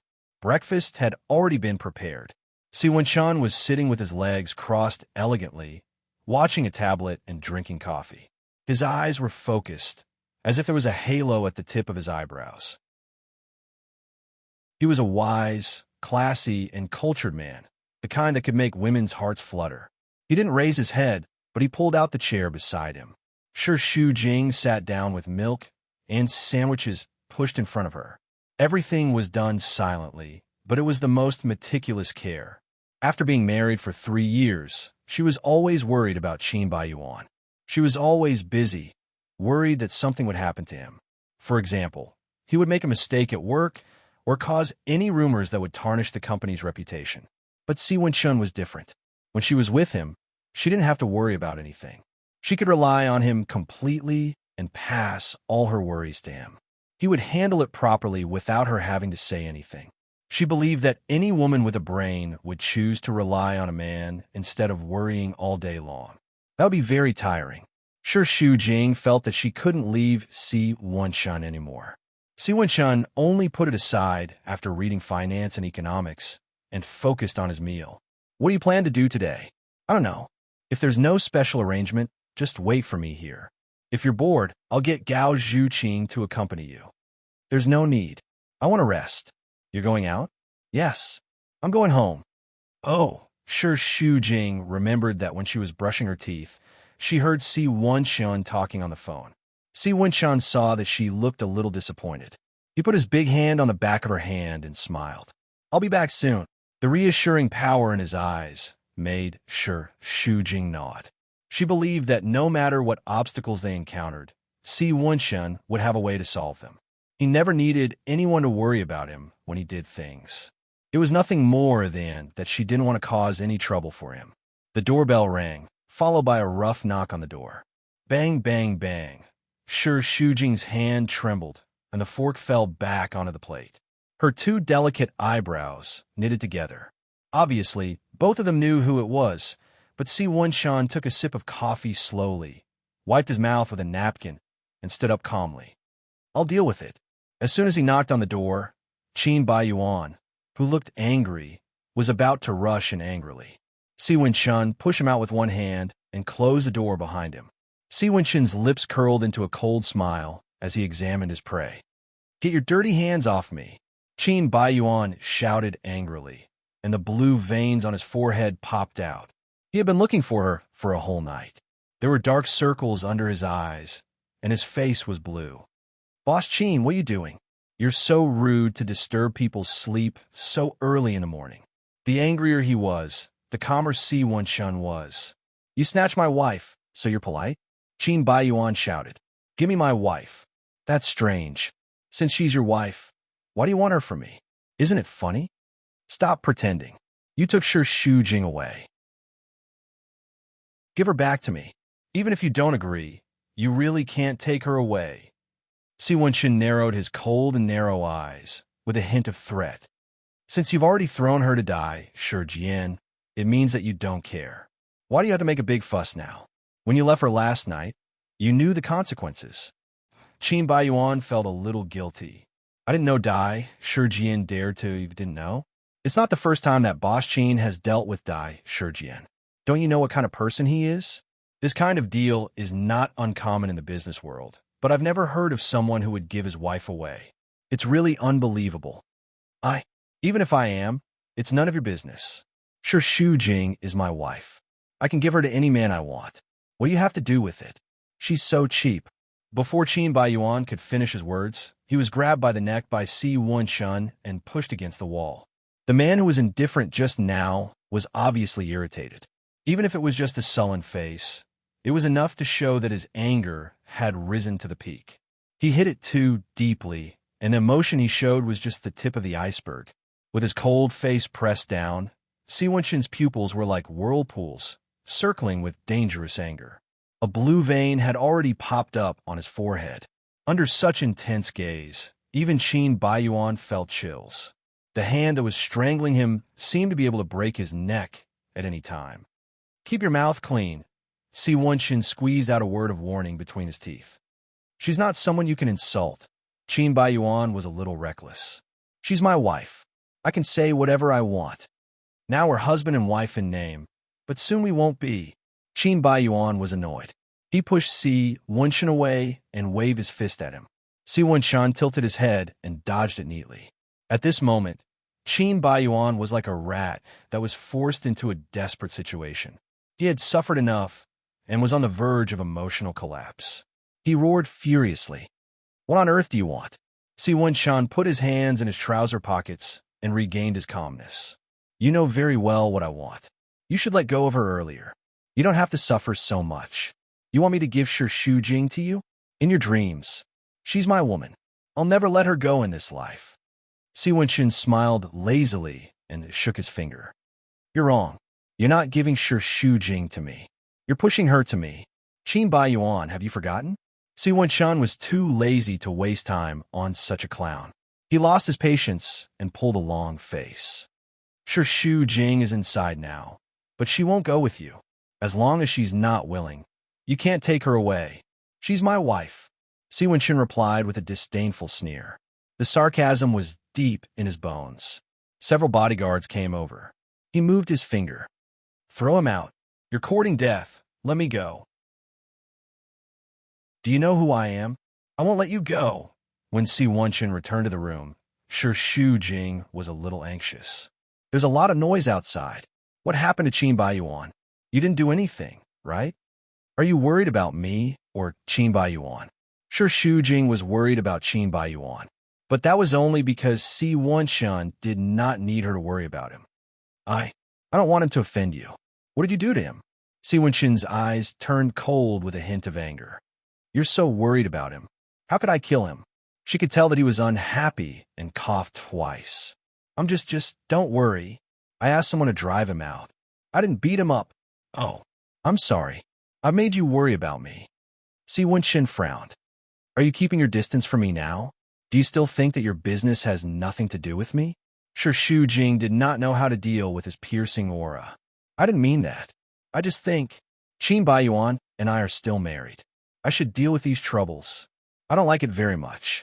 If you interfere, Shu Jing was anxious, and the more she expressed, the more confused she became. Originally, Si Wenshun was just a little unhappy. But now, he was very unhappy, and it was completely expressed on his face. She looked at Si Wenshun in front of her. He had a tall stature, an introverted temperament, and was angular and handsome. He was a mature and steady man, but the words that came out of his mouth carried a hint of resentment. His unhappiness was completely written on his face. She did not want to make him angry. However, she was just expressing her thoughts. It's not the first time I've said that there's no you between you and Qin Baiyuan. If I didn't interfere last night, would that bastard save you? I don't think there's anything wrong with protecting the woman I like. You can say that I'm overbearing or stubborn. Anyway, this is my attitude towards you. Chapter 136. In the past few years, she knows too well the taste of giving for a person but being twisted and rejected by others. She feels very uncomfortable and softens her attitude. I don't mean that. I just want to solve it by myself if I have the ability. I don't want to trouble you. You have never been my trouble, understand? Shu Jing nods involuntarily. As soon as she becomes docile, Si Wenqin's heart also softens. Men are often like this. They can be persuaded by reason, but not by force. How can they be willing to scold someone they really like? He reaches out and touches her face. His facial features soften. The bodyguard is outside. Qin Baiyuan will not disturb you. Have a good rest, and wait for me to come back. Okay. After Si Wenqin leaves, the room is quiet. Because it is big, it seems more empty. Shu Jing takes a bath and has lunch. At about 2 o'clock, she receives a call from Gao Zhuqing, saying that she is in a hurry to return to the magazine and asked a customer service agent to send her luggage. Half an hour later, the doorbell rings. The bodyguard asks if anyone has sent her luggage. Shu Jing lets him in. The door is closed. When Shu Jing is about to tip, the man rushes into the room. He takes off his hat and beard. It turns out to be Qin Baiyuan. Shu Jing screams in fear. Qin Baiyuan hurriedly covers her mouth and threatens her in a low voice. Shut up, or I will kill you. After making sure that she will not shout, he loosens his hand. His face is so gloomy that it can drip water. Why are you here? Why not me? If not, how can I come in? Shu Jing, you are really capable now. The adulterer has hired a bodyguard to protect you. As your husband, I can't even get close to you, right? Qin Baiyuan sarcastically walks back and forth in front of her. It seems that he is full of anger and can't help punching her if he stops. I don't want to see you now. Of course you don't want to see me. Who else is there in your eyes except the adulterer? You can't wait for me to scram as far away as possible. It'd be best if I get hit by a car and die. Then you'll be free, right? Be reasonable. You're the one who let me down first. If you cared about me, why would you give me to another man? Who said I was going to give you to die, Shijian? How would I know that he would? This was indeed beyond Qin Baiyuan's expectation, but he still felt a little guilty and gritted his teeth. Maybe you were the one who seduced him. His ability to invert right and wrong made Shu Jing disappointed and ridiculous. If you want to think that way, it's up to you. Anyway, in your eyes, I am also a casual woman. Don't give me that. In short, don't even think that I will help you too. The United Kingdom is a sphere of influence. I can't fight him. I'll settle this account with him in Quicksand City. Although Qin Baiyuan was yelling arrogantly, Shu Jing knew that he was just trying to show off. Come with me. Qin Baiyuan grabbed Shu Jing's hand rudely. She dodged, but before she could escape from the room, she was caught by Qin Baiyuan again. His rough action angered her. Let go of me, or I'll call for help. There are bodyguards outside. You can't take me away. Let go. Qin Baiyuan, you're my wife. You should go with me. Qin Baiyuan, it hurts. You're hurting me. Shu Jing desperately twisted her wrist, and in a fit of anger, she bit him hard. It was so painful that Qin Baiyuan let go of her hand. She took the opportunity to run away, stood at the entrance and stared at him vigilantly. You go. Her body was against the wall, and her eyes were full of resistance to him. It was as if she would rather die than be with him again. Like a heavy hammer, she gave a blow to Qin Baiyuan. His heart suddenly tightened, and it was very unpleasant. His angry face revealed a trace of pain. He never thought that one day the woman he once hated the most would actually avoid him like a snake or a scorpion, and this actually made him feel sad. The situation turned around, and now it seemed so ridiculous. Finally, there was a crack in his arrogant appearance, and Qin Baiyuan revealed a little weakness. I don't want to hurt you. Why do you keep forcing me? Is it so painful to be with me? Yes. Looking at you, I will think of how you treated me in the past. Thinking of the hurt you caused me. I'm really tired. Sure, Shu Jing sighed, and her eyes were slightly wet. Let me go. I don't love you anymore. You don't love me. Who do you love? Him? This was the fact that Shu Jing had always wanted to deny, but since she came to the UK, everything was out of control. The more she didn't want to admit, the more he forced her, and even his shadow appeared in her dreams. I don't know if this is called love, but I've been moved by him, and it's getting deeper and deeper. He really treats me very well, and he let me see new hope. He made me want to get rid of the mud and start a new life. He let me know how good it feels to be loved. Enough. Qin Baiyuan couldn't listen to it anymore and interrupted him angrily. That's the clumsiest trick for a man to seduce a woman. It's just because he hasn't gotten you yet. Once he gets you, do you think he will continue to treat you well? Don't be naive. He has so many women. What are you? Just treat me as a fool. I'm willing to believe him. Even if he let me down in the end, I will never regret it. The helplessness in his heart was about to drown Qin Baiyuan's heart. He was like a drowning man, feeling suffocated. Every time he breathed, his heart was tight and painful, full of helplessness. With bloodshot eyes, Qin Baiyuan looked at her with red eyes, feeling that she was extremely cruel. This woman no longer belonged to him, and no matter how much he pestered her, it would only increase his pain and embarrass himself. I'll ask you one last time. Do you really want a divorce? Sure, Shu Jing felt that he was hurt, but she didn't think that she could hurt his heart. The reason why he was so out of control was because he had always been the one who hurt her wantonly. Now that she proposed a divorce, his proud self-esteem couldn't take it, and it had nothing to do with feelings. She forced her heart to be as hard as iron, looked into his eyes, and clearly replied word by word. Yes, I must divorce this marriage. Good, then I'll fulfill your wish. I don't want a dirty woman like you. After saying this, Qin Baiyuan rushed out of the door, and the sound of him scolding the bodyguards could still be heard outside the door. Get out of my way, get out. After a long time, Shu Jing came back to her senses. Her little face was still a little pale, but her brain could finally work. He agreed to divorce. Si Wenchan finished his work in the company and went home. He accompanied Yang Yizhou until the evening. After taking a shower, he called Shu Jing and told him that he was leaving now. When he was dressed and about to go out, Yang Yizhou stopped him. Going out? Not staying at home for dinner? No, I have something to do. Seeing that he was in a good mood, it was obvious that he was going to see Shu Jing. Yang Yizhou felt even more uncomfortable in her heart. After the last incident, her prejudice against Shu Jing was even greater. Shu Jing's submissive appearance was definitely an act. He was very scheming, and he didn't want his son to be too close to her. What is more important than accompanying me? Didn't I accompany you for the whole afternoon? Isn't it enough? Of course not. It's rare for you to come back. It's not too much to ask you to accompany me at home every day, right? Yang Yizhou was half joking and half serious. I'm your mother, the person closest to you. I didn't say that you're not. Words are no proof. You're a good son to stay and accompany me. In any case, Yang Yizhou was determined not to let him go. I called Tang Tang and asked her to come over for dinner. She's on her way now. Si Wenchan was helpless. Didn't I say it before? It's impossible between me and her. Don't make things difficult for me anymore. It's none of your business. Si Wenchan was speechless. The older she got, the more childish she became.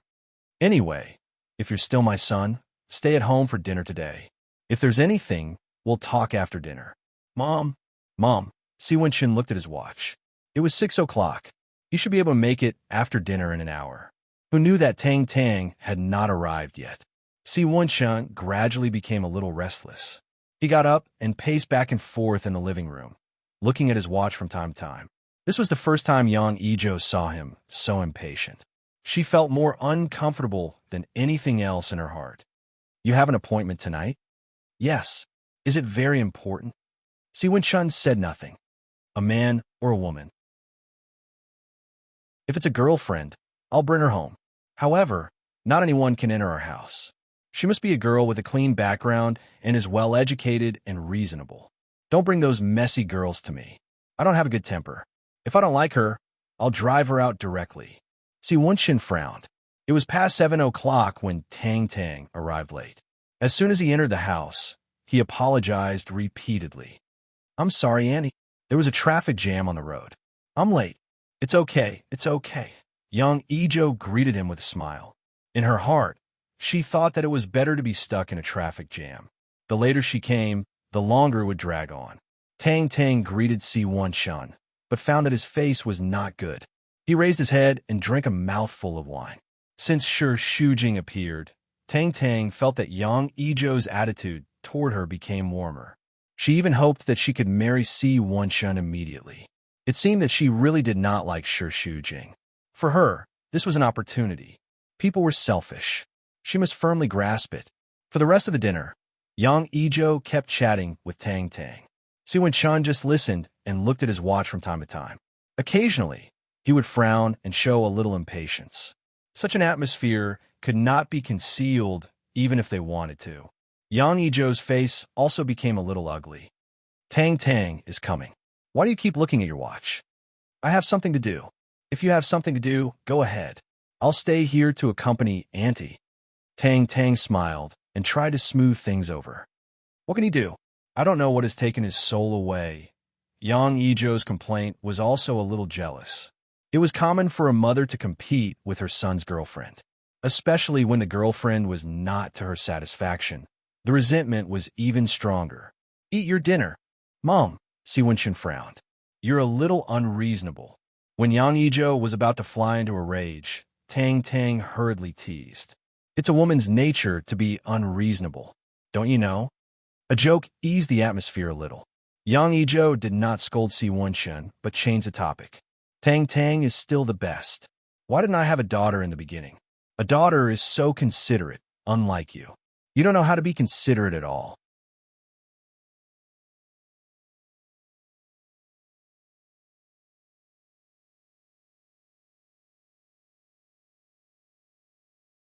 If you understood, you would know that my desire for Shi Shujing is not as simple as just wanting him. While they were talking, they arrived at the hotel. Tang Tang got out of the car with a hurt heart. Si Wenchen drove faster and entered the hotel with big strides. When he reached the top floor, the bodyguard reported that Qin Baiyuan had sneaked in the afternoon. Shi Shujing was watching TV. Seeing Si Wenchen rushing in and staring at her, she was also stunned.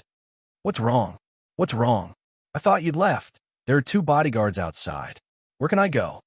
Shi Shujing was amused. She turned off the TV and stood up. You've cast an inescapable net. Even a fly can't fly out, okay? She teased him, but she was very touched by his nervousness. Si Wenchen also laughed at himself for worrying too much. His tense body softened. He walked over and touched her head. Sorry, I'm late. It doesn't matter. I have nothing to do anyway. It doesn't matter if I wait. At this moment, Shi Shujing was unprecedentedly cute in Si Wenchen's eyes. He felt that he had to treat her well in the future just because of this sentence. By the way, have you eaten? No. What about you? I'm waiting for you. But I have some fruit to fill my stomach, so I'm not too hungry. Oh, it's almost 9 o'clock. Let's order supper. What do you want to eat? Shi Shujing rolled her eyes. Will it be too difficult to ask a Western restaurant to make plain noodles? It's not difficult. As long as you want it, anything is fine.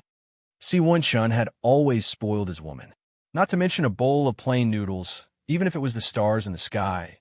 he would buy it for her. 20 minutes later, the customer service sent 2 bowls of plain noodles with eggs. The whole room was filled with the fragrance. Shi Shujing was so hungry that she didn't care about her image and ate it in big mouthfuls. Seeing that she was eating happily, Si Wenxin was also very happy and gave his egg to her. Shi Shujing pushed it. "No, I can't eat your egg. It's okay, I still have 2 more. You can eat slowly. Where are the eggs?" Seeing the mischievous smile in his eyes, Shi Shujing immediately understood and punched him with her small fist. "You're annoying." Her shy look and coquettish tone made Si Wenxin's heart race. He leaned close to her ear and blew hot air. "When are you willing to let me eat?" I am looking forward to it. Dream on." "Aya, don't stick too close, I'm hot." "Really? I'm hot too." She walked to the balcony and wanted to enjoy the night breeze. How could Si Wenxin let her go? From behind, he hugged her gently and buried his chin in her hair. "Your body smells so good. I like your smell." Si Wenxin tightened his arms around her. Her body was very soft, and he couldn't bear to hurt her. However, that soft skin made him unable to control himself. No matter how hard he tried, he felt that it was not tight enough and not close enough. He had just smoked, and there was a faint smell of tobacco in his breath, which made Shi Shujing fascinated. "Why is your body so tense?" You're still afraid of me?" I'm not. I'm just not used to it. Then you had to learn to slowly get used to it and slowly adapt to me, understand?" Si Wenxin pulled her body over, and his steel-like arms tightened around her slender waist. Her soft and weak body seemed to melt in his arms. Don't be like this." Shi Shujing lowered her head. She couldn't resist his charm. Just his breath was enough to make her confused. Not to mention looking into his eyes, she would definitely go crazy. But Si Wenxin didn't allow her to escape. He held her little face and looked at her with a burning gaze. "Look at me." "Shi Shujing, look at me." One voice after another was filled with tenderness, like a poison or a curse. Shi Shujing clearly wanted to resist, but her mind was in a mess. She looked up in a daze. The person in front of her was like a devil, like Satan, seducing her soul. "I'm your man. Don't run away from me. Learn to slowly adapt to everything about me." Si Wenxin kissed her ear while she was half drunk and half awake. She was so nervous that she couldn't control herself. Her hands unconsciously grabbed onto his shirt, and the voice coming out from her mouth was so weak that it was almost inaudible. Don't be like this, no. You want it." Si Wenxin's lips pressed against her earlobe. "Look at me. You're mine." Si Wenxin's thin lips were pressed on hers. At first, she had some difficulty resisting, but he quickly conquered it. He moved around again and again to make her relax her body. Shi Shujing was still very inexperienced in this aspect. She wasn't Si Wenxin's opponent. His kiss moved lower and lower. It left her lips and landed on her snow-white neck, constantly hypnotizing her. "You're mine. Shi Shujing. You belong to me, no? Don't do this. Don't. Let go." Her hurried and panicked resistance made Si Wenxin stop his actions and looked at her in confusion. The redness on Shi Shujing's face still hadn't faded, but her eyes had sobered up a little. There was some fear and resistance. "Don't be like this, okay? You don't like my kiss?" "No, I just think it's wrong. I'm not divorced yet." Si Wenxin's nerves were stung. "Do you still have a ridiculous sense of guilt towards Qin Baiyuan after what he did to you?" "No, I don't feel guilty towards Qin Baiyuan. I feel guilty towards this marriage, towards the Qin family, and towards myself. It's very shameful for me to do such a thing in marriage. You've never been married, so you don't understand." Speaking of this, Shi Shujing's feelings became more and more complicated. "I don't say that I'm very virtuous, but at least I have a sense of shame. I can't be with you when I'm married. That would make me feel dirty. Moreover, I haven't thought about our relationship too clearly, and I don't want to be so fast." "Didn't you say that you would give me time and take it slow?" "If I didn't take it slow, we would have been more than what we are now." Si Wenxin said this with a kind of man's aggressiveness, a kind of predatory desire that was determined to get what he wanted. Sure, Shu Jing, I've given you enough time. You know it very well. Maybe it's time for you, but for me, it's not enough for me to understand everything. It's not enough for me to think about our relationship, and it's not enough to get rid of the guilt in my heart. If you really like me, please respect me. This sentence made it seem that if he continued to kiss her now, he would only be playing with her, which pushed Si Wunshan into a dilemma. A man like him had always gotten what he wanted. When had he ever compromised like this? But in the end, he compromised again. He let go of Shu Jing and took a step back. Fine, I respect you. Thank you, but if you really feel uncomfortable, so what? Si Wunshan was annoyed. He swore that if she dared to say that he should find another woman to get rid of the fire, he would not hesitate to break her neck. You, just go take a cold shower. He was holding back his anger and was about to explode. He suddenly became speechless, feeling angry and amused. What else can I do? You solve it for me? I don't understand. As long as you're willing to learn, I'll teach you. Sure, Shu Jing shook his head like a rattle. I don't want to. Don't worry, I don't have such high expectations of you. Si Wunshan sighed helplessly. Chapter 138. Then, where will you sleep tonight? Sure, Shu Jing asked in a low voice.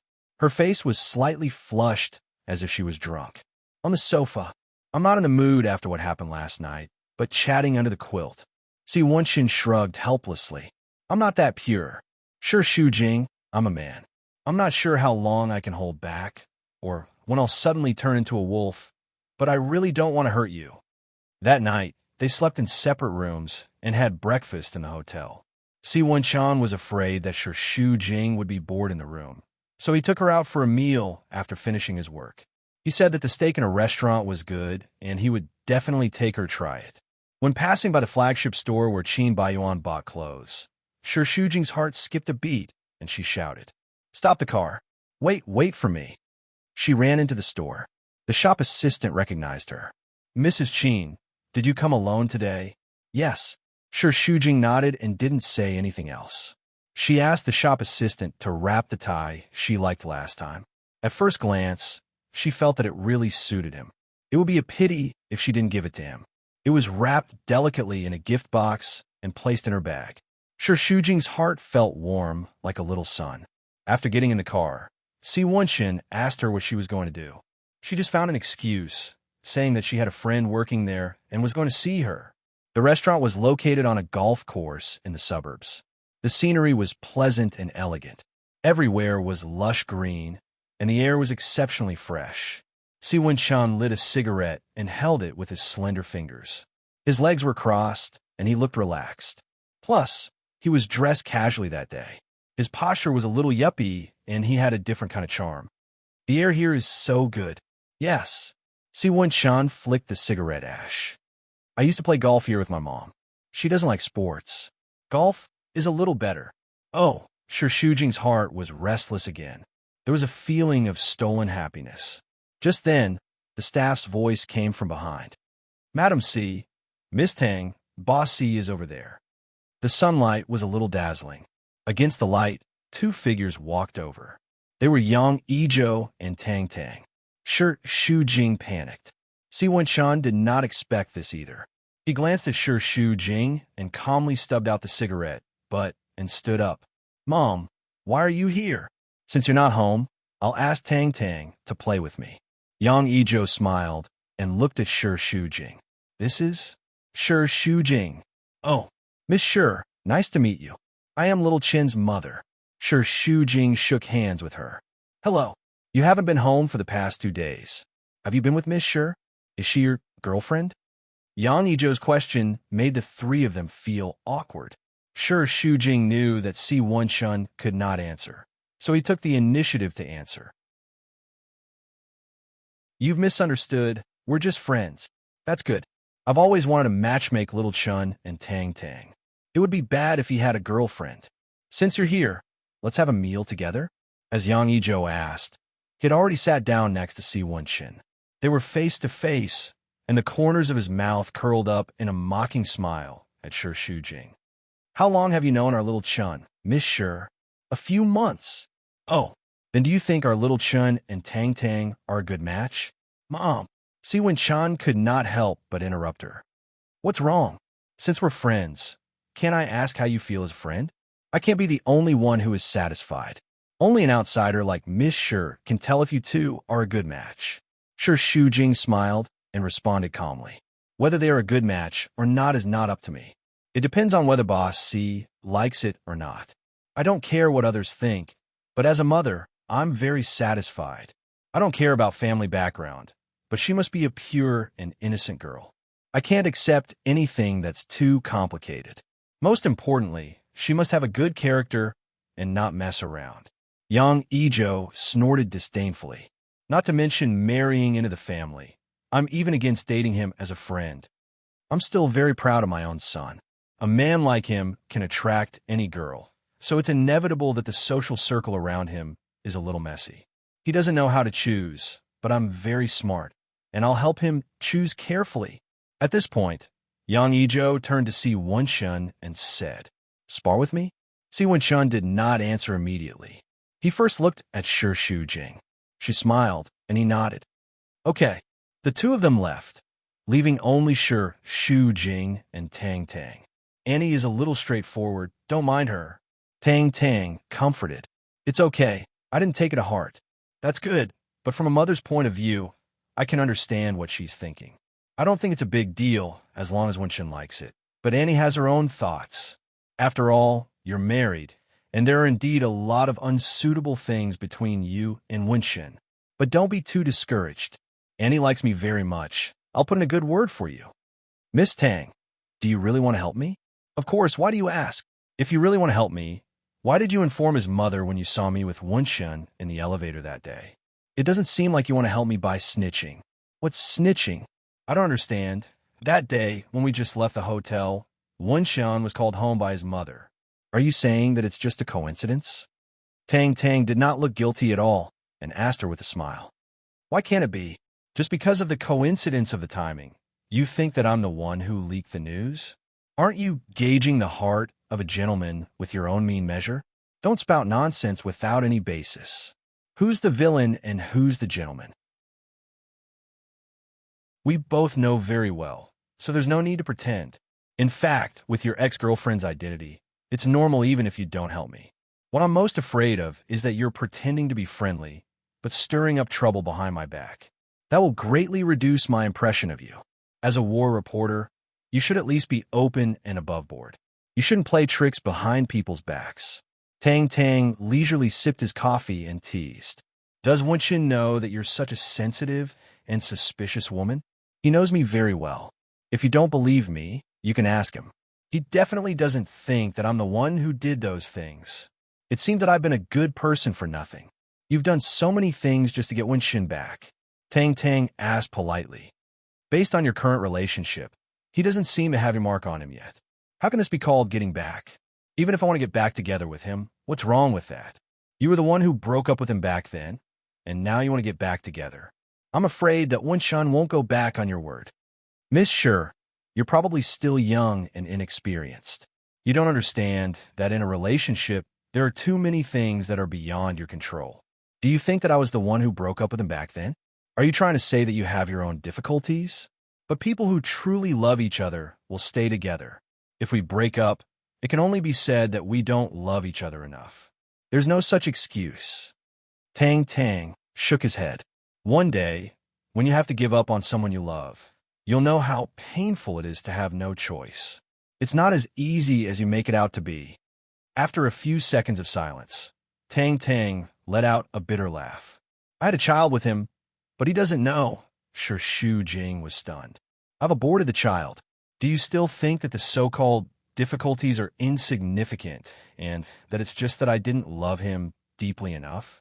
There was a hint of sadness in Tang Tang's eyes. Can you imagine what kind of difficulties it was that made me abandon my child? You won't be able to understand how much it hurt me. So, before you criticize someone, it's best to be clear. Don't stand on the highest point and judge as you please. In this world, there are many difficulties. If you don't understand them, it can only mean that you haven't experienced enough. Shu Jing was silent. She looked at Si Wenshun in the distance. Si Wenshun was practicing golf with Yang Ijo on the golf course. After a few rounds, she laughed at herself. I really have no talent in sports. I can't even play golf. Unlike your father, who is good at all sports. In this aspect, you've inherited his genes. You should thank him. You knew who she was from the beginning, right? I still have to train more. When you weren't around, I asked the manager to recommend a coach to me. Unfortunately, he didn't have time to come. Mom, Yang Ijo's hands that were holding the golf club stopped beside the ball. She turned around and smiled. So what if you know? I know my son. From the way you look at her, I know what you think of her. You didn't have a girlfriend before because of Tang Tang. Now it's because of her. Me and Tang Tang are in the past. I didn't have a girlfriend because Shu Jing didn't appear. Yang Ijo felt that it was ironic. Don't tell me that you've been waiting for her your whole life. I don't think she's that charming. Si Wenshun sighed. Since the words had been said, he didn't want to avoid it anymore. Mom, I like Shu Jing. There's so many women out there. Why do you like someone else's wife? And Qin Bai Yuan's wife. Little Chun, you've never made me worry about anything. Why do you have to make me anxious about such a big thing? She and Qin Bai Yuan will get a divorce. When? I don't know. Soon. She hasn't even given you a promise. What does she think you are? A spare tire?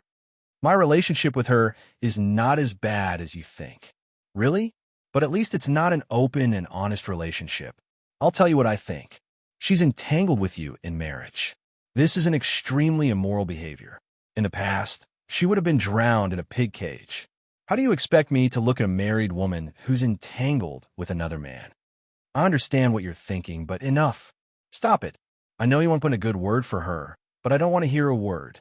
I have eyes to see, and I have a brain to think. I don't need you to tell me what the truth is. Yang Ijo couldn't hold back anymore and directly showed her attitude. In any case, I won't agree to the two of you being together, but I want to be with her.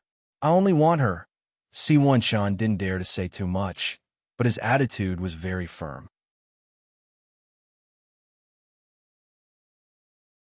Chapter 139. Mom, do you have to treat this as a multiple-choice question? Why not? She and I are incompatible like fire and water. Yang Ijo was very agitated. Either you break off your relationship with her or pretend that you don't have a mother. Yang Ijo insisted on his attitude, which gave Si Wenshun a headache. Let's not talk about this first, okay? Are you still hesitating? I'm your mother. Who is she? I raised you for nothing, and you treat me like this because of an outsider? That's not what I mean. Then tell me, do you want her or me? Mom, fine. I can't control you anymore. From now on, I'll pretend that I don't have a son. Yang Ijo was so agitated that she suddenly felt dizzy and fainted. Shu Jing went back to the hotel alone and threw himself on the sofa. He took out the gift box and felt lost. He had wanted to give it to him after the meal, but who knew that things would turn out like this? He felt very upset. The waiting time was very long. When she received a call from Si Wenshun, it was already more than 4 hours later. She had been holding the phone, and she hurriedly picked it up on the first ring and asked anxiously, "How's Andy?" At this time, Si Wenshun was standing in the corridor of the hospital with a cigarette in one hand and a headache between his eyebrows. The sun was shining brightly outside, but it could not shine in. The whole corridor was gloomy and cold, and he felt cold all over. She's been rescued, and she's out of danger. I'm sorry. I was anxious just now and left you there alone. It's okay. The restaurant sent me back. Shu Jing felt that this was understandable. Is it because of me that your mother had a heart attack? It's none of your business. His words made Shu Jing even more uneasy. Our relationship must have caused you a lot of pressure. I'm sorry. Silly girl, didn't you say that I've been pestering you all this time? How did it become your responsibility? Si Wenshun tried to find joy in the pain. I'm a man, and I should take responsibility. I've made you worry, and the person who should apologize is me. Thinking of Yang Ijo in the hospital, Shu Jing indeed felt a lot of pressure. She thought that choosing Si Wenshun would be an easier path, but in fact, it was more tiring. However, she was comforted by the fact that he had always been her protector, shielding her from all storms. During this period of time, you stay with Annie in the hospital. I'm going back to China first. You want to escape? No. I only have half a month of vacation, and it's almost over. If I stay here, you still have to worry about me. The most important thing right now is your mother's health. Don't worry about me. I can take care of myself. Si Wenxin looked out of the window. A group of children were blowing bubbles and playing happily. Sometimes, I wish you weren't so strong. I feel sorry for you. The doctor reminded the patient that he was awake. Si Wenxin hung up the phone. Shi Shujing had booked a flight ticket for 2 hours later. It was 7 o'clock the next morning when they returned to Flozen City. Shi Shujing slept on the plane. She was probably too tired and slept very soundly. When she got off the plane, she was still in good spirits and went straight to the company. When she entered the elevator, she found that Qin Baiyuan was also there. Their eyes met, and she felt a little uncomfortable. Qin Baiyuan treated her like air. Every time they appeared together, the surrounding atmosphere became a little strange, especially in the elevator. Even standing at the front, Shi Shujing could still feel the various gazes from all directions. The atmosphere was unusual, as if everyone was holding their breath. Back at the office, it was like a battle. Shi Shujing reorganized a little and began to busy herself. She had been on vacation for 12 days, and a lot of things had piled up. She was busy until 3 o'clock in the afternoon, and then she breathed a sigh of relief. The secretary informed her to go to the director's office. Qin Yuning had brewed tea and was waiting for her to come. He warmly welcomed her. How is it? Are you relaxed after such a long vacation? Shi Shujing nodded. She felt very ashamed when she faced him. Qin Baiyuan had agreed to the divorce. Now, she only needed to lay her cards on the table with Qin Yuning. However, how could Shi Shujing open his mouth when he was a loving elder like his father?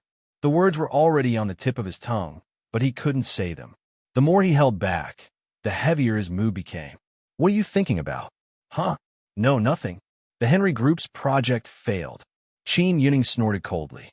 I knew it. If I handed it to that evil creature, he would definitely not be able to complete it. He would drag us down. Actually, this matter is not entirely Qin Baiyuan's fault. Don't speak up for him. How can I not know whether he has a future or not? Qin Yuning shook his head. It's all my fault that I didn't teach him personally. A loving mother leads to a prodigal son. Look at how spoiled he is now. This is outrageous. It's getting more and more outrageous. Let's not talk about him. Shi Shujing, this time, Dad asked you to come here because he has an important matter to discuss with you. Qin Yuning handed her a document. Shi Shujing opened it and saw that it was a share transfer certificate. She looked at him strangely. Qin Yuning motioned for her to read it. Shi Shujing was stunned by the contents. You want to transfer 30% of his shares in your hands to me? As far as she knew, Yin Jingqi and Qin Baiyuan jointly owned only 20% of the shares, while Qin Yuning originally had more than 60% of the shares. Now, the situation had completely changed from him monopolizing the power to a three-way division of power. Qin Yuning nodded. This is a decision I made after careful consideration. You also know that Qin Baiyuan married you for the position, but he is too brainless to do things. I really don't feel at ease handing the company over to him. I think, before he is fully mature and can take responsibility, you can look after him for me. I am indeed a little powerless. No, I don't accept it. Shi Shujing hurriedly pushed the transfer certificate back, as if it was a hot potato. I can't take these shares. Just treat it as temporarily helping me manage it. No matter what, Shi Shujing was now determined to get a divorce. Even if he couldn't open his mouth at the moment, it would only be a matter of a few days. He already owed Qin Yuning too much, and with the addition of these shares, it was even more unclear. I'm sorry, I really can't agree to this. At the shareholders' meeting on Monday morning, Shi Shujing attended for the first time. Qin Yuning announced the decision to transfer the shares to her, causing an uproar. It was no wonder that the shareholders couldn't accept it. That was 30% of the shares and tens of billions of yuan. How could it be transferred to a woman so rashly? Even a daughter-in-law wouldn't be so intimate. After the shareholders went into an uproar, they firmly opposed it. In Jingqi was especially emotional, but Qin Yuning's attitude was very firm.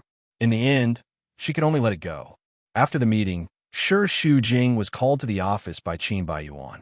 As soon as she entered the door, a stack of documents flew towards her and smashed into the door behind her. She was shocked. Qin Baiyuan suddenly stood up and rushed over, shouting in front of her. "What do you mean by this? Didn't we agree on a divorce? Why do you want the Qin family shares?" Shi Shujing's reaction was very calm. "Dad wanted to give it to me. I don't want it either." "What a joke. He begged to give you tens of billions. If you tell him about the divorce, would he still give it to you?" He. Previously, he said it nicely, divorce, leave the family, and even give me compensation, but now? Do you regret it? Your adulterer doesn't want you anymore, so you made a move on Blue Sky? All right, I pity you. If you want money, I can give it. But 30% of the shares, dream on. Qin Baiyuan was so angry that his face was cramping, and he went berserk in front of her. "You're really asking for an exorbitant price. 30% of the shares. Do you know what that means? This is the reason why you want to marry me, even if you have to die? Just for the shares? Or is your adulterer's company going bankrupt, and you want to use Blue Sky's money to save his life? F***CK. Don't even think about it. As long as I'm here, don't even think about getting a single share of Blue Sky." Shi Shujing's ears hurt from his shouting, and she was a little impatient. "What can you do if you don't agree? The shares are already under my name. I said I won't take it. I'm just temporarily keeping it for Blue Sky." "Keep it? Is this your excuse to lie to Dad?" Keep it, and it becomes Shi Shujing's, right? Who do you think you are? Why do you have to keep the shares for Blue Sky? Go and tell Dad now. Ask him to give me the shares. If you want to say it, do it yourself. I'm very busy, and I don't have time to fool around with you. Shi Shujing turned around to leave, but Qin Baiyuan grabbed her arm and pushed her against the wall. The back of her head hit the wall, and with a bang, her vision went black, and she almost couldn't breathe. For a few seconds, even Qin Baiyuan's face was blurred in front of her, but the roar in her ears was abnormally clear. "Damn it! I asked you to return the shares to me. Return them to me." Qin Baiyuan pinched her shoulder blade and slammed it against the wall. Shi Shujing had no doubt that he would kill her for the shares. "Return them to me." Qin Baiyuan vented his anger, but Shi Shujing refused to let go. In the end, he also realized that it was useless for him to force Shi Shujing. He slammed her to the ground, looked down at her face, and gritted his teeth. "You bitch with a heart of a snake and scorpion. I regret that I didn't see you clearly earlier and kicked you out." Shi Shujing was in great pain, but she didn't even frown, as if she didn't feel anything. She stood up calmly. "I'll go to work first." The moment she walked out of the office, her eyes turned red. She covered her mouth and closed her eyes to prevent the tears from flowing out. The Qin family's night was also destined to be a restless night. In Jingqi had been arguing with Qin Yuning about the shares for more than an hour. Shi Shujing, who was sitting at the side, also suffered a lot of insults. Qin Yuning frowned. "How many times have I said that the transfer of shares is my decision? And it has nothing to do with Shi Shujing. Don't you understand human language?" "I don't understand human language. I think there's something wrong with your brain. Blue Sky is an industry that the Qin family has worked hard to establish for generations. You casually gave it to an outsider. If the Qin family's ancestors find out about this, they won't let you off even if they become ghosts." "Nonsense. Dad, you've always been biased towards Shi Shujing. Forget it, but 30% of the shares is a big deal.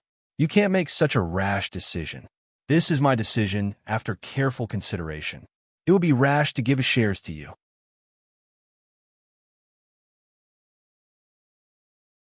Chapter 140. I'm your father. I'm in charge of the Blue Sky. I'll give it to whoever I want. What right do you have to tell me what to do?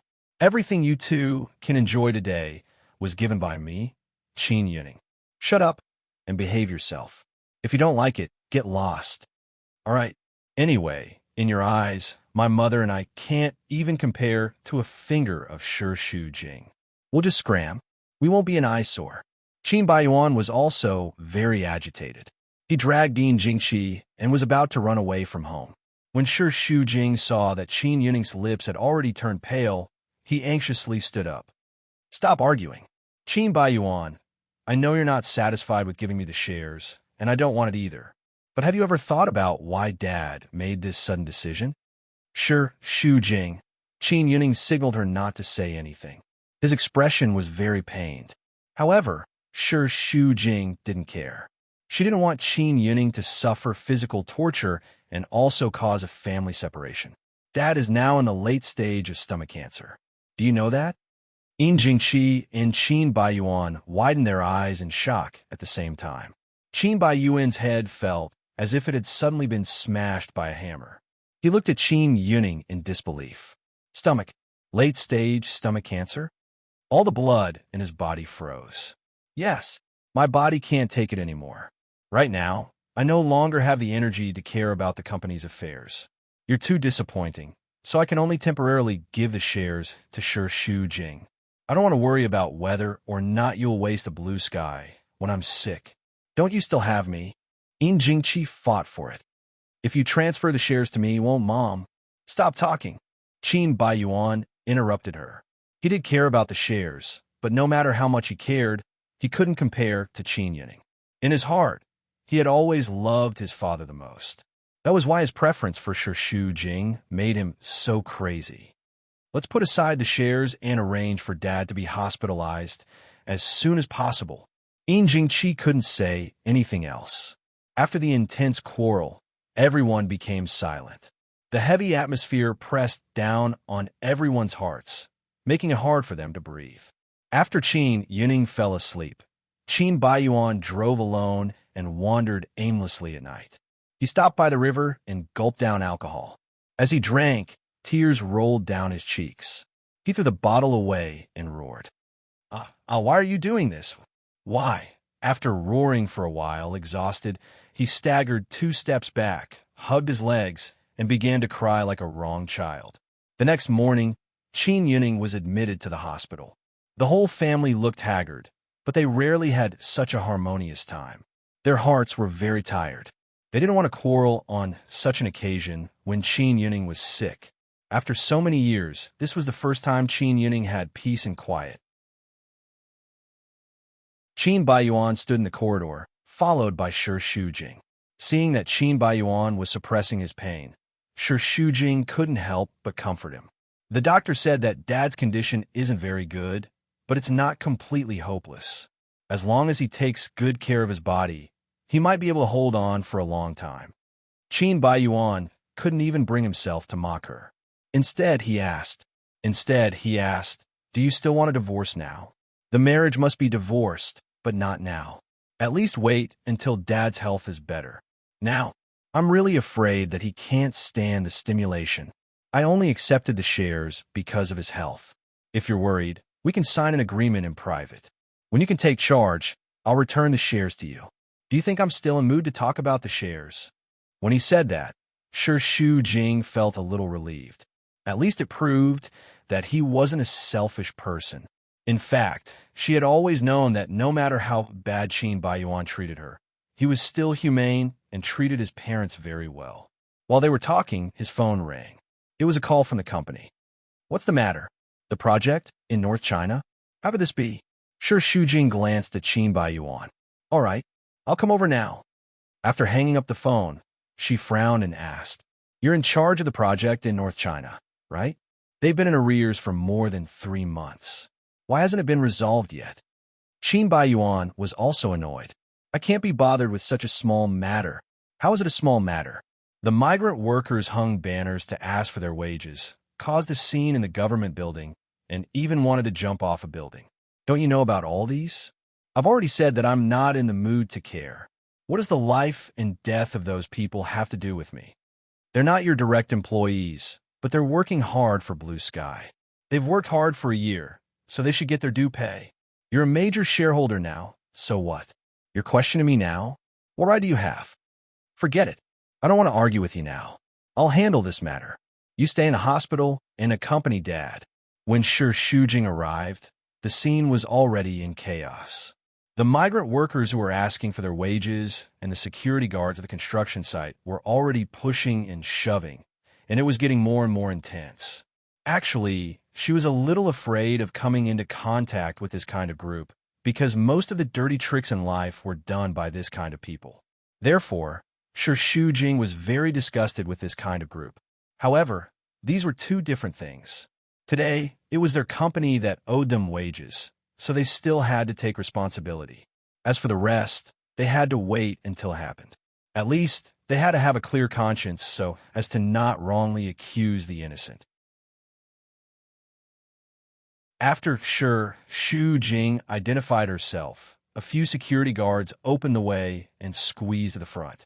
The migrant workers were pushing and shoving so hard that even the security guards were a little overwhelmed. Shu Jing was at the front, so she was also pushed around and was stepped on several times. It was a mess. Everyone calmed down.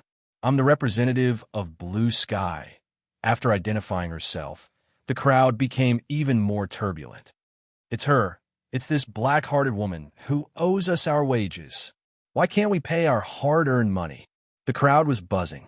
Shu Jing did not bring a loudspeaker, so she could only shout at the top of her voice. I'm really sorry about this matter. The company has already started to deal with it, and we will definitely give an answer within a week. 1 week after another. Don't try to brush us off like this. That's right. My wife is still waiting for the money to save her life. You developers are not human. You are all vampires. There were some misunderstandings before, but I promise it will only be a week. Shu Jing shouted and promised many times, trying to appease the crowd's emotions. It's useless for you to continue like this. Since I'm here, I will definitely deal with it. I was also promoted from the bottom level, so I understand everyone's difficulties. We will not reduce the money owed previously, and we will give corresponding compensation. Under her continuous guarantee, the migrant workers were a little moved. In fact, they had no other way. Otherwise, who would be willing to use this kind of conflict to solve the problem? What they wanted was money, and this was just to attract attention. If someone paid attention to them, they would not be so angry.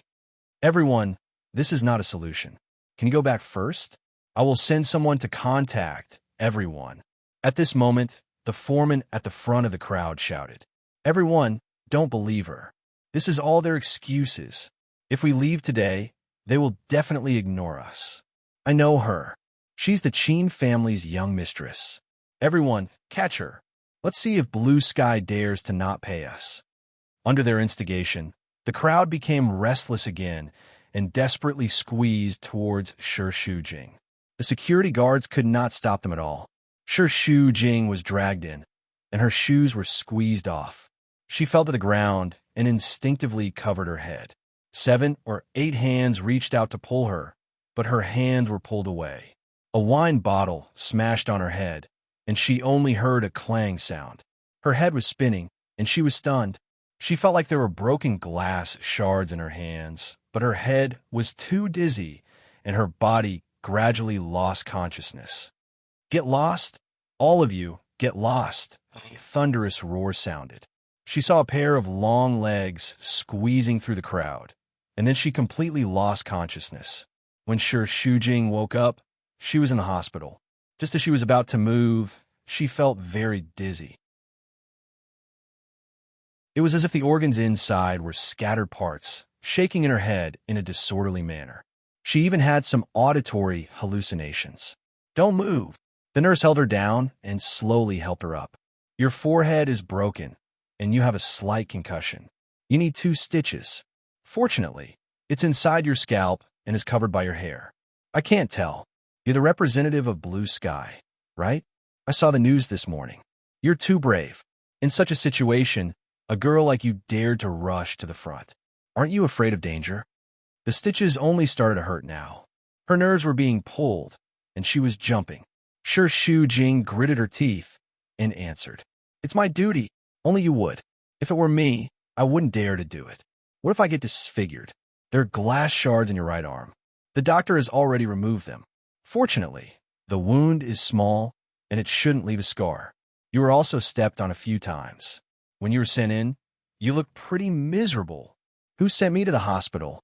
It's the young master of Blue Sky. I've seen him on TV. He's very, very handsome. What's your relationship? I saw that he was very nervous when he sent you in. He shouted that he wanted to get the best doctor here. Shu Jing was a little surprised, and she answered slowly. Really? Based on our understanding, shouldn't he be eager for her to die? While they were talking, Qin Baiyuan came in. Shu Jing didn't say anything, but the nurse greeted him with a red face. CEO Qin. Qin Baiyuan asked her to go out first. The two of them stared at each other for a long time before he suddenly said, Shu Jing, are you retarded? What are you trying to show off in such a situation? What do you think you are? A superwoman? Qin Baiyuan's words were very rude, and his tone was terrible. But that was because he was worried. Yesterday, when she left, he followed her, but he was stuck in traffic, so he was a little late. When he arrived, the scene was a mess, and he saw her lying on the ground. She had been smashed, and the beer bottle had broken. At that time, his heart was tightly knitted, and he was completely panicked. He knew that it wasn't fatal, but looking at her head covered in blood, that feeling. Qin Baiyuan couldn't calm down now. He only hoped that he would take the hit for her. Shu Jing didn't understand his thoughts, so he felt that this person was very annoying.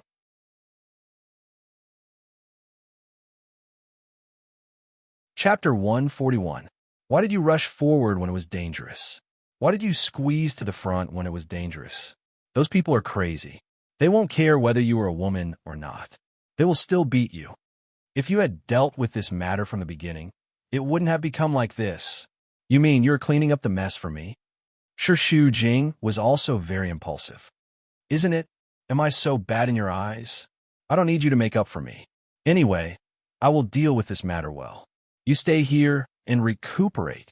Qin Baiyuan's words were very domineering. His expression was the same. His young face now looked very manly. He had a sense of responsibility. Shu Jing was also very tired and didn't want to quarrel with him. I want to find a nurse. Not feeling well. Qin Baiyuan frowned and took a step forward. No. Yes means yes. No means no. Don't force yourself. Shu Jing said in a muffled voice. I'm hungry. Qin Baiyuan didn't speak for a few seconds and then asked impatiently. What do you want to eat? Why are you looking at me like that? Are you afraid that I will poison you to death with rat poison? Shu Jing mumbled in a low voice. It's not that you can't do it. I will deal with you sooner or later. Qin Baiyuan raised his fist and then left. After about 15 minutes, he came back again with a few lunchboxes in his hand. He moved a table on the bed and lined up the lunchboxes. There were porridge, steamed buns, rice, and pastries. I don't know what you like to eat, so I bought one randomly. Qin Baiyuan pulled a long face as if he owed him money. Shu Jing was a little dumbfounded. She looked at Qin Baiyuan, and the look in her eyes made him uncomfortable. What are you looking at? Am I the one with a concussion, or you? Do you think I want to? But no matter what, you were injured for Blue Sky, so I can't ignore your life. Qin Baiyuan said it in a dignified and plausible way. Why not? You're not a person with a conscience. Huh, you have quite a sharp mouth. I think you're most likely pretending. If you're not sick, then get discharged. Don't stay here and waste the company's money. The two of them quarreled with one another, neither giving in to the other. Shu Jing was hungry, so he ended the war and ate some porridge. In the private room of the cafe, Su Zhixian and her assistant were sitting.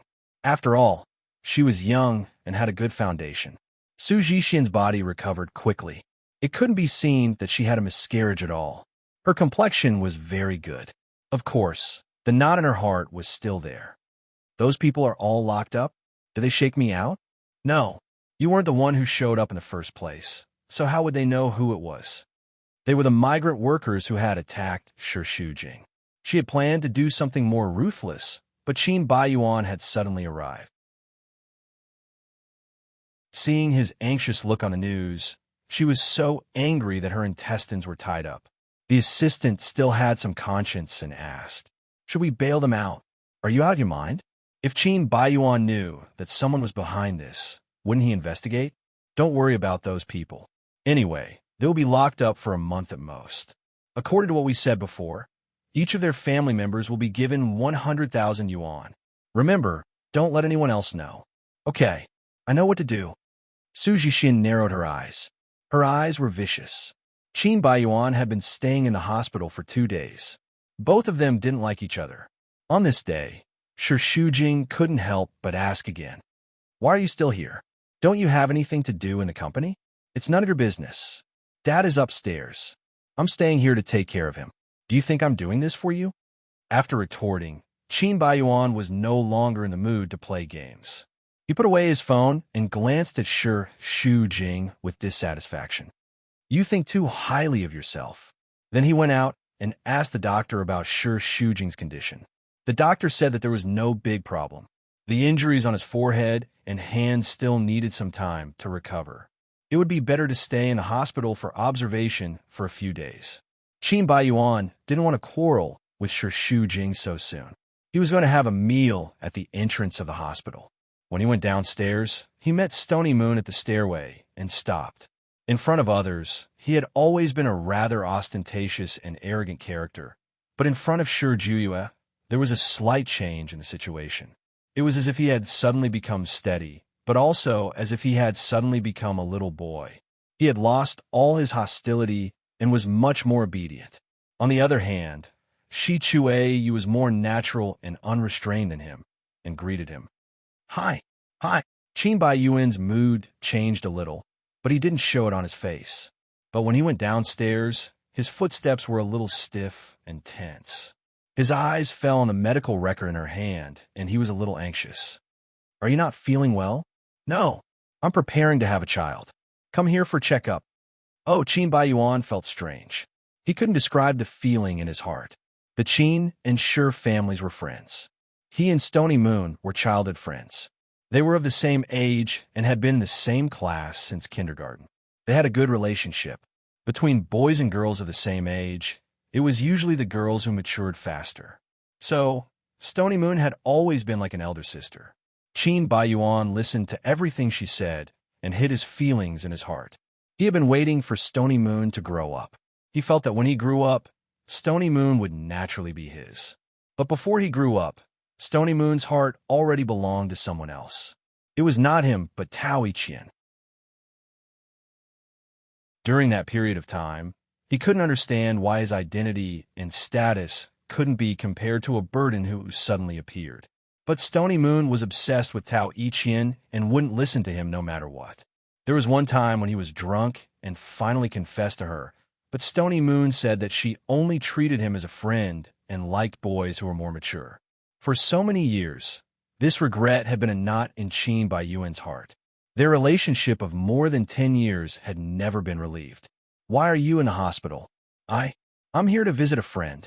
Qin Baiyuan felt unnatural. You're accompanying Shi Shujing, right? I saw her on the news. How is she? Nothing serious, just a few stitches on her forehead. Disfigured? Stony Moon couldn't control his emotions well and asked anxiously.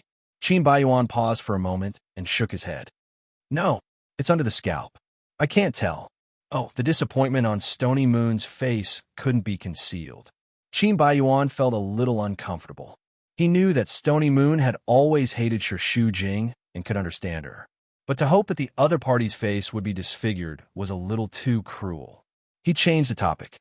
Why didn't he come with you? There are many things to do in the company. He's busy. Stony Moon felt a little embarrassed. No matter how busy he is, it's not as important as your health. This is too irresponsible. Qin Baiyuan's stern criticism and worried expression touched Stony Moon. She also had mixed feelings in her heart.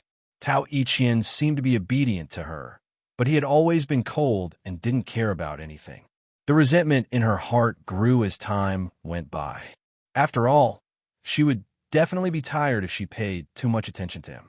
Therefore, in the face of Qin Baiyuan's worry, she couldn't help but ask herself if she had made the wrong choice. When a girl was young, she dared to love and hate. Between the person she loved and the person who loved her, she would often choose the former regardless of her own safety. At that time, she felt that Qin Baiyuan was too childish, and Tao Yiqian's maturity and steadiness attracted her. In addition, she more or less wanted to take revenge on Shi Shujing. Therefore, she chose Tao Iqian.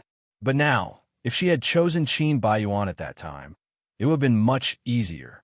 She was a woman and hoped to be loved. She hoped that her husband only had her in his heart. What are you thinking about? No, nothing. Qin Baiyuan's delicate eyebrows and eyes made Stony Moon blush slightly. Time could make a man mature. The boy at that time had gradually grown into a man, which was attractive to Stony Moon. A person's birth often determined a lot of things. After all, Qin Baiyuan was born with a golden spoon in his mouth. He had received the first-class education since childhood. His bearing was not comparable to Tao Iqian at all. Not to mention his beautiful appearance, which could make women crazy, was so dazzling.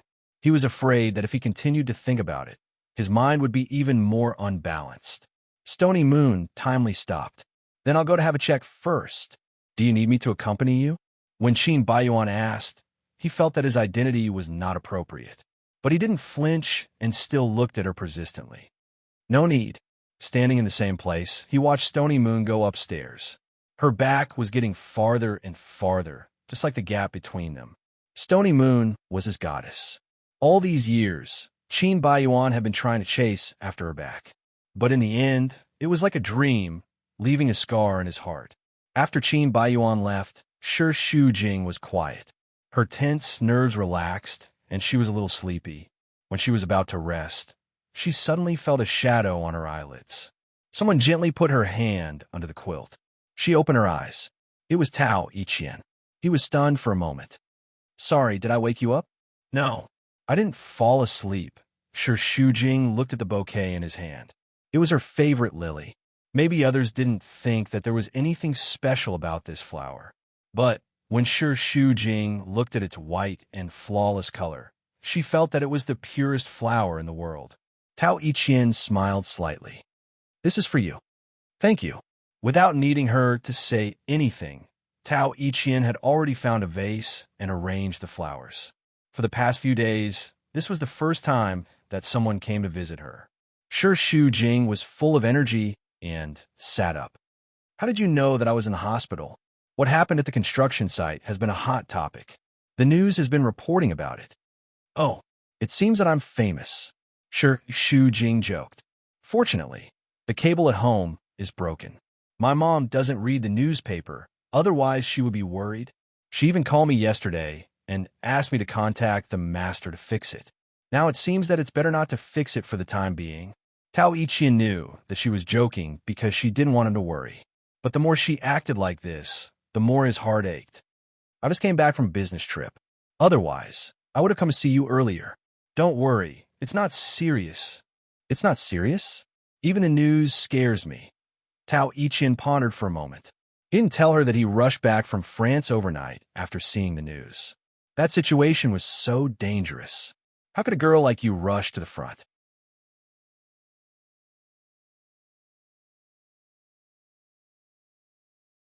Chapter 142. Tao Iqian sighed. You're just too stubborn. Shi Shujing gave a wry smile. If I had someone to rely on, who would want to be stubborn? These words made Tao Iqian feel very uncomfortable. He was willing to be her most solid support, and her protective umbrella. From the first time they met, this had already become his mission. It was just that life always did not go according to the orbit he expected, and it often ran in the opposite direction. He was already married, and she was already married, and they walked further and further apart. As far as I know, this project is led by Qin Baiyuan, and he actually asked you to do it. How can you not be a man? This is too outrageous. It's not the first time you've known him. Don't you know him? Forget it. Let's not talk about him. Anyway, thank you very much for coming to see me. Don't be silly, we're a family. Yes, in the Shi family. Only you treat me as a family. Thank you. It was a rare tranquility, as if they had returned to the time when they were young. She was a naive little girl, carefree, and very dependent on him. This feeling, it was so good. The stitches are a little uncomfortable. Can you help me scratch it? It's not convenient for my hand. Where here? A little to the left. No, a little to the left. A voice behind him interrupted. What are you doing? Tao Iqian withdrew his hand and took 2 steps back. He was so guilty that his eyes were a little messy, but in a short second, he restrained all his emotions. When he turned to face Qin Baiyuan, there was no change in his expression. Qin Baiyuan had always been disgusted by Tao Yiqian snatching his love away from him and not appreciating it. Now, he didn't have time to accompany Shi Yue for a checkup, but he had the time to care about his wife. Shi Shujing's scalp was still itching, and he glared at Qin Baiyuan, not in a good mood. Brother-in-law is just helping me. Can't you do it yourself? My hand hasn't recovered yet. Qin Baiyuan walked over and bumped into Tao Yiqian on purpose. As a man, he could tell that Tao Yiqian was up to no good. Of course, it wasn't the first day that Tao Yiqian wanted to hit on Shi Shujing. He just couldn't understand. Since he liked Shi Shujing, why didn't he just marry her? Since he married Stony Moon, he should have treated her well. But he still didn't give up on Shi Shujing and coveted his wife. Why did Stony Moon like such a scum? Of course, the two men had been holding grudges for a long time. Qin Baiyuan didn't like Tao Yiqian, and Tao Yiqian was even more angry at Qin Baiyuan. He had tolerated the previous things, but this time it really made him angry, and he couldn't help but reprimand. How could you ask Shi Shujing to help in such a dangerous situation? Qin Baiyuan's eyebrows rippled as if he found it funny. Are you lecturing me? What right do you have to meddle in the affairs between us? Shi Shujing is my family. I'm her brother-in-law. Since you can remember that you're her brother-in-law, why can't you remember that you're Stony Moon's husband? Shi Shujing is my wife. I'll care about her, but you should care about your wife. It's none of your business to worry about our affairs. Tao Yiqian was angry. He, who had always been calm, was a little emotional at this moment. You know she's your wife, so you should take good care of her instead of pushing her into danger. Qin Baiyuan retorted sarcastically. Oh, you're good at lecturing people, but ask yourself, are you a good husband? Have you done your duty? If you have so much time to care about our family affairs, you might as well pay more attention to Stony Moon. No matter what, I won't ask Stony Moon to take risks. It's true that you didn't ask Stony Moon to take risks, but you've hurt her heart during these years of marriage, haven't you? Before you lecture others, you should first reflect on yourself and see if you're qualified enough. You're just an adopted bastard. You really think too highly of yourself. Shi Shujing's face changed. Qin Baiyuan, shut up. Qin Baiyuan didn't feel that his words were too harsh. If he didn't say he was a bastard, wouldn't he be a bastard? To be honest, people in their class all valued family background very much. Tao Yiqian was adopted from an orphanage, so he had always disdained him. Even if he was the executor of Shui Lan, he couldn't change his family background. In Qin Baiyuan's eyes, he was still trash. I didn't say anything wrong. It's funny to hide things that are known to all. Fortunately, Tao Yiqian wasn't a man with a glass heart. He naturally bore a lot of pressure and criticism to be able to sit in the position of executor. Qin Baiyuan's words didn't hurt him. The only thing that annoyed him a little was that these words were said in front of Shi Shujing, which embarrassed him. The man who was like a spring breeze also sneered at this moment. You're born in a good family, but there are few good people among the rich second generation nowadays. If your so-called upbringing is to bully your wife and use her as a shield when you're in danger, and you don't have the most basic respect, then I can only say that the self-restraint of a rich man really makes me look at you in a new light. Although you're born in a noble family, in fact, you're no different from trash. So what? At least I know what kind of family I come from, and you, Qin Baiyuan sneered. You don't even know whose son you are. It's ridiculous. Qin Baiyuan, don't say any more. Shi Shujing restrained his anger, but he was full of opinions. Brother-in-law, you go back first. Thank you for coming to see me. Tao Yiqian didn't want to lose his composure in front of Shi Shujing, so he nodded. I'll go first. Wait, Qin Baiyuan stopped him. Since you've married Stony Moon, you have to be responsible for her. What's more, now that you plan to have a child, you have to take good care of her. Don't let her be alone. When Qin Baiyuan said these words, his tone was sincere. There was no hostility, but Tao Yiqian responded with a look that said, You don't have the right to make irresponsible remarks. Tao Yiqian then left. As soon as he left, Shu Jing said, "Do you know that what you said just now was really too much? No matter what, you shouldn't use my brother-in-law's background to satirize him. Am I not telling the truth? He was adopted by your father. If I didn't say it, he would take himself seriously. Why? Do you feel sorry for him? You're being unreasonable." "I'm being unreasonable? He was the one who provoked me first. Does he have the right to butt in on our business? And what were you doing before I came in?" When he thought of this, Qin Baiyuan felt sour in his heart. He didn't feel good. "Didn't I tell you? He's helping me. That's a good excuse. I don't think it's as simple as helping you. Maybe you've kissed him before I came in. Shu Jing, you're really charming. You've been attracting bees and butterflies everywhere. I've just left for a while, and he's here. But don't be complacent. What you've attracted are not bees and butterflies, but flies. Have you heard of the saying that flies don't bite seamless eggs? You must have taken the initiative to seduce him. Mr. C isn't here, and there's a brother-in-law who fawns over you. You're really popular. Can't you stay idle for a moment? Do you need a man that much? Do you want me to find a few more for you?" Shu Jing rolled his eyes. "You're simply unreasonable. Yes, I'll tell you the truth. You like hypocritical men who pretend to be nice to you and fawn over you. You think you're charming and complacent, right? I'm sorry. I really can't fawn over a woman like that because you're not worthy. I don't want to quarrel with you on this matter anymore. Just take it that I'm begging you. Can you let me go?" With a quarrel, Qin Baiyuan could at least vent his anger. Now that Shu Jing took the initiative to call a truce, it made him even angrier. "You don't even want to say a word to me now?" "I'm not. I just don't know why we're always quarreling. I'm tired, and you're tired. Why do you have to do this? I know you're in a bad mood because of Dad's matter. I'm also worried about him. Let's put the matter between us aside first. Is that okay?" She tried to move him with emotion and reason, but Qin Baiyuan was still very rude and unreasonable. He rejected her without hesitation.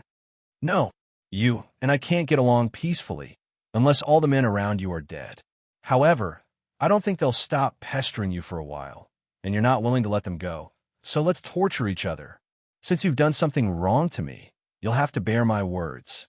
But don't worry, I'll look after you in the future." The incident at the construction site won't happen again, lest someone crusades against me, saying that I'm not like a man and can't even protect my wife. Shu Jing was discharged from the hospital after resting for another 2 days. Firstly, she was worried about the company's affairs. Secondly, she didn't know if Qin Baiyuan's brain was abnormal. He wandered around the hospital every day, and the two of them always quarreled, which made her in a bad mood.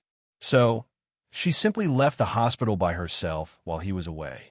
When she arrived at the company, the first thing she did was to ask the assistant about the progress of asking for salary.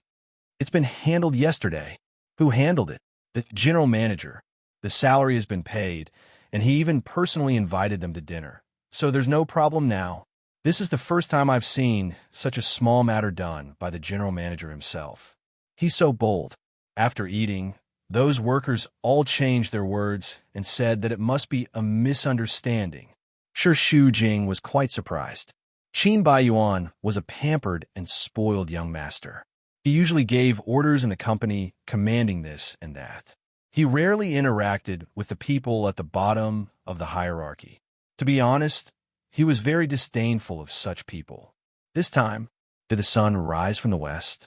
After all, he had just been discharged from the hospital. Shu Jing's physical condition was not very good. He had originally planned to work overtime, but he was tired in the afternoon. He got off work on time at 6 o'clock. When he returned home, there was no one at home. In the past few days, Yin Jingqi had brought a maid to the hospital to take care of Qin Yuning. Shu Jing changed her clothes and began to cook.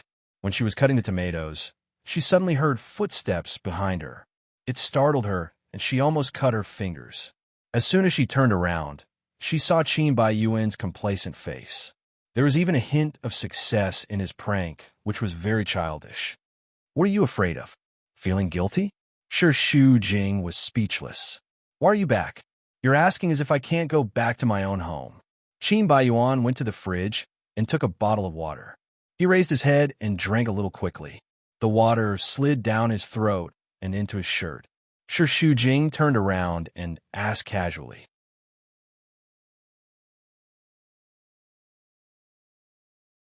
Chapter 143. It's only 7 o'clock. Do you think I should have eaten? Shi Shujing felt stifled every time she talked to him. Couldn't they just talk nicely? His tone was always so harsh. How annoying. What do you want to eat? Tomato fried egg rice. Oh, I don't want to eat tomatoes, and I don't want to eat scrambled eggs. Make a few small stir-fries. I'll eat mine, and you eat yours. Did I say I'll cook for you? I'm already back, and you're asking me to eat out. Are you kidding me? Why not? You usually eat out anyway, Shi Shujing said as he cut the tomatoes. She couldn't be bothered to talk to him, but Qin Baiyuan held the kitchen knife with one hand, and her rude voice sounded above her head. Everything here belongs to my Qin family. You eat and use my food. What's wrong with asking you to cook? Let go of me. No. Shi Shujing raised her head and glared at him. Are you deliberately looking for a fight? She really felt that he was asking for a beating, as if he would die if he didn't quarrel for a day. If you cook for me, I won't quarrel anymore. Shi Shujing tried a few times, but he couldn't pull out the knife. She didn't dare to make any big movements for fear of hurting someone. In the end, she could only compromise. What do you want to eat? Don't worry, I don't expect much from you. Just a few home-cooked dishes will do. I'll go upstairs to take a shower first. Hurry up. An hour later, Shi Shujing finished cooking. Qin Baiyuan dressed neatly and went downstairs. She looked very beautiful as she sprayed some perfume. The smell was very fragrant, clean, and refreshing. On the other hand, Shi Shujing was covered with the smell of smoke, and he was sweating profusely. This contrast made her feel very unbalanced. Braised pork ribs, seaweed, and egg drop soup lettuce. You only made these 3 dishes in an hour? Are you a turtle? Eat or leave. Both of them were hungry, so they stopped fighting for the time being. Only the sound of bowls and chopsticks could be heard in the air. Judging from Qin Baiyuan's extremely picky taste buds, Shi Shujing's dishes actually tasted pretty good. It felt very homely. He glanced at her. There was a layer of sweat on his forehead and the tip of his nose. His face was covered in dirt, but as he looked at it, his heart warmed. However, when she thought of the fact that she might have cooked for that adulterer before, and that she might have used the trick of to tie a man's heart, one must first tie a man's stomach to pretend to be virtuous and virtuous, she felt very uncomfortable in her heart. It was as if her heart was being clamped by the pincers of a crab, and it hurt a little. She couldn't help but mutter, "How disgusting." Shi Shujing didn't mind. She wasn't cooking for him anyway. It was fine as long as she thought it was delicious. I've taken care of the construction site. Leave this kind of thing to me in the future. You're a woman, so don't force yourself. Also, don't think that my ability is really that bad. There are many things that I just don't want to do. I'm not so bad that a woman has to worry for me. I know that in your heart, I can't even be compared to 1/10 or 1/100th of him. But that's because I don't put in the effort. When I'm serious, I'm not any worse than him. Qin Baiyuan's tone was very calm when he said these words. He wasn't arrogant at all, so Shi Shujing couldn't roll his eyes or do anything to him. In the future, I'll slowly shoulder the responsibility of blue sky. Don't look down on me. After that, the two of them didn't speak anymore. But that last sentence echoed in Shi Shujing's mind for the whole night. England. At the hospital, Siwen Chan stood in the corridor. He had already smoked 4 or 5 cigarettes. Recently, he had been guarding Yang Ezhou in the hospital every day. There were a lot of things on his mind. There wasn't a day when his head didn't hurt. He was always in a daze. Just like now, looking at his reflection in the glass window, he suddenly became Shi Shujing and smiled at him so obediently. Just as he reached out to touch it, he turned back into his own shadow. He retracted his hand and pinched the space between his eyebrows. He never knew that he would miss a woman like this. The more he tried to get rid of her, the deeper he fell.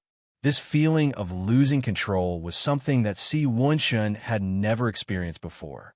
Therefore, he didn't know how to solve it. "Mr. C, your mother is awake." The young nurse's voice came from behind him. Si Wen-shan snuffed out his cigarette and turned around to say, "Thank you." The young nurse's face was as red as an apple. This reminded him of his Shi Shujing's face. She also blushed easily, but she was very stubborn and always refused to admit it. That little woman was not obedient at all, but he liked her very much. There were so many women in the world, but she was the only one that he kept thinking about. He walked into the ward and helped Yang Ijo to sit up with a pillow. Yang Ijo frowned. "You're smoking again. Is your smoking addiction so strong now?" She knew that her son usually had a lot of social activities and needed to smoke. But recently, he seemed to be a little drunk. "Or are you annoyed with me?" "No. I know that you're still angry that I didn't agree to you and Shi Shujing being together. If you were in my shoes, would you agree? I'm your mother. Of course, I'll think about everything for you. But what about you? It's as if I'm the one breaking up a pair of lovers. Since you were young, when have I interfered with your matters? If her identity wasn't so awkward, wouldn't I agree to it? But now, you're making it seem like I'm narrow-minded. It's really a thankless task." Yang Ijo nagged a lot of bitterness, but Si Wen-shan didn't really listen to it. "Are you hungry? I'll get someone to prepare lunch." "No need. I'm already full from all the anger. I'm not hungry." Yang Ijo was angry for a while. Seeing that Si Wen-shan didn't coax her and was frowning in annoyance, she felt uncomfortable in her heart. Which mother would be willing to fall out with her son because of an outsider? This wasn't worth it. Instead, it would push her son away. She knew clearly in her heart, and she didn't want to do such a stupid thing. "Do you feel that I'm particularly unreasonable now?" "No. I understand your position." "I understand, but you still want to be stubborn, right?" Yang Ijo's expression was solemn. "Have you really thought it through? You must be with Shi Shujing. Let's not talk about this now, okay? It's the same thing whether we talk about it or not. I think your soul has been hooked away by her. You look like you've lost your soul. I don't feel comfortable seeing you stay here. You should go and find her.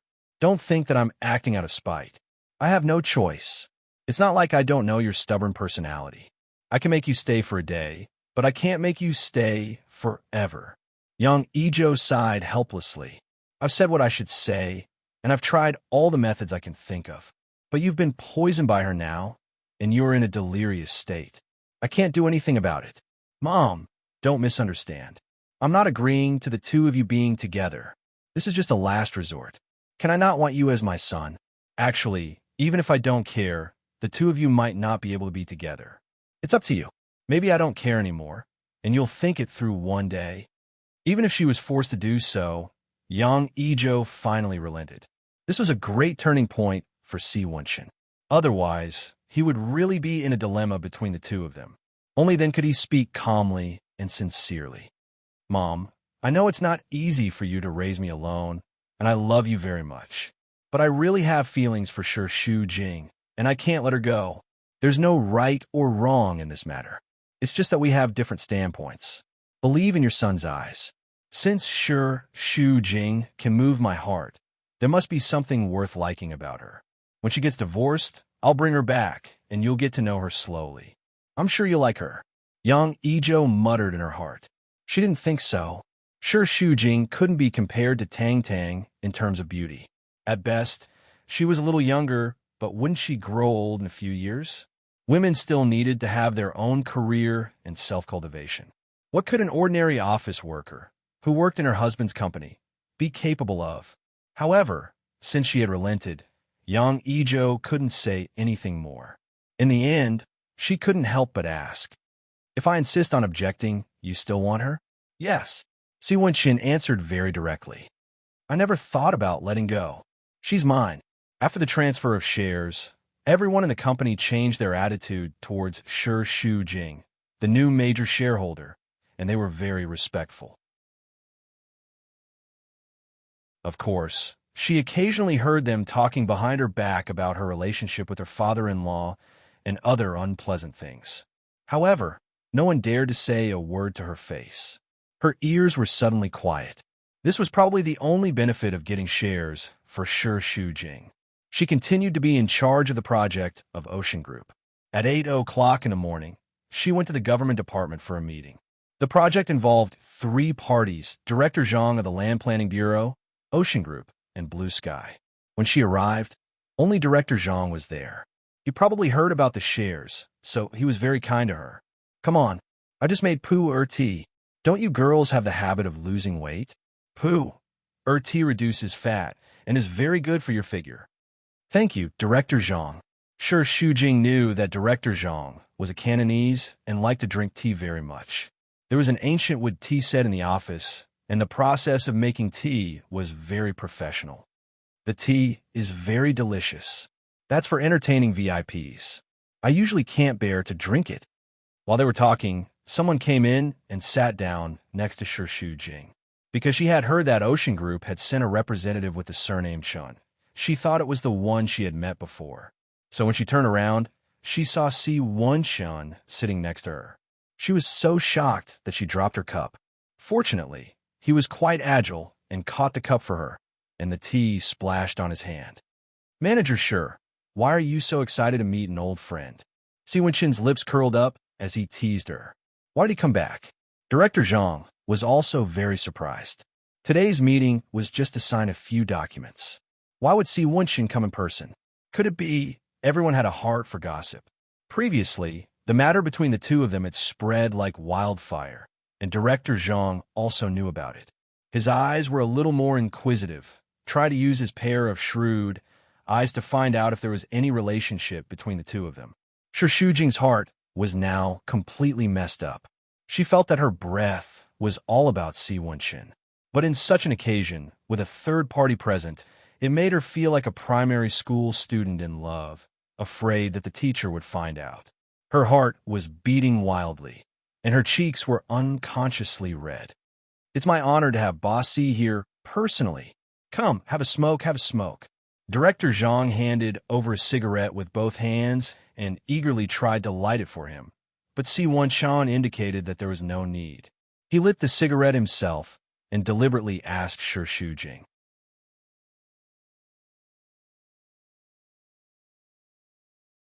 Chapter 144. Shi Shujing hurriedly shook his head. Even though he was only looking at Manager Zhang's chest, he could still feel the disdain in the corner of his eyes.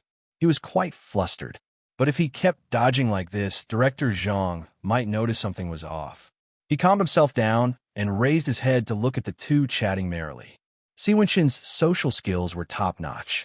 He could always find topics to talk to different people, and he had his own unique opinions. He was very relaxed when chatting, probably because he did not want to give people pressure. He was also not the kind of person who would put on airs and act high and mighty just because of his status.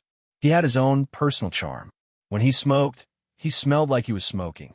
When he was serious, he smelled like he was serious. "Manager, sure, documents.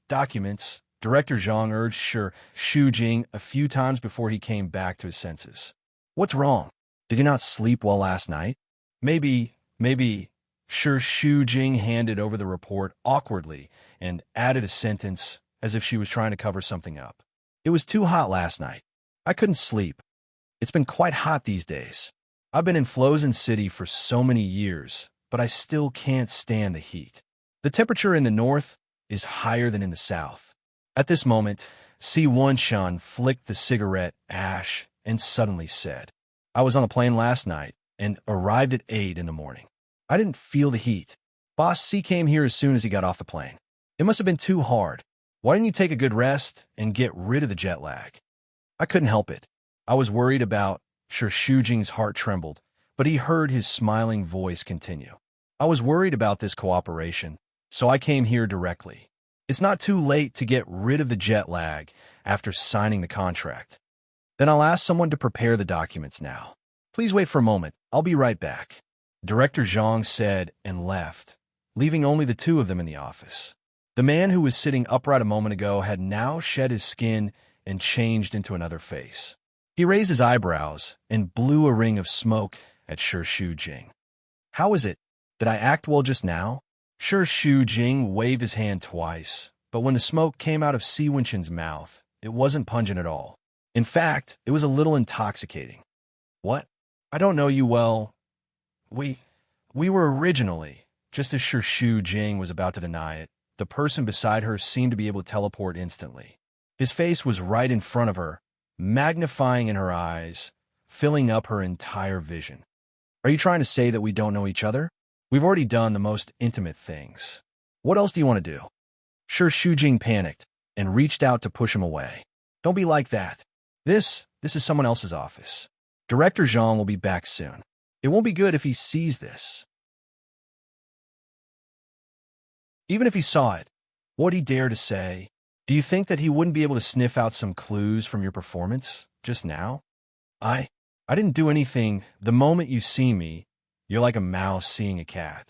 You're evasive and uneasy. How can you call that nothing? Si Wenshan pinched Shi Shujing's chin with both hands and leaned over.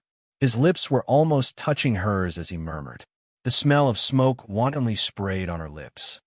Do I move your heart this way? Ew. Let go. Shi Shujing didn't dare to make any big movements or struggle.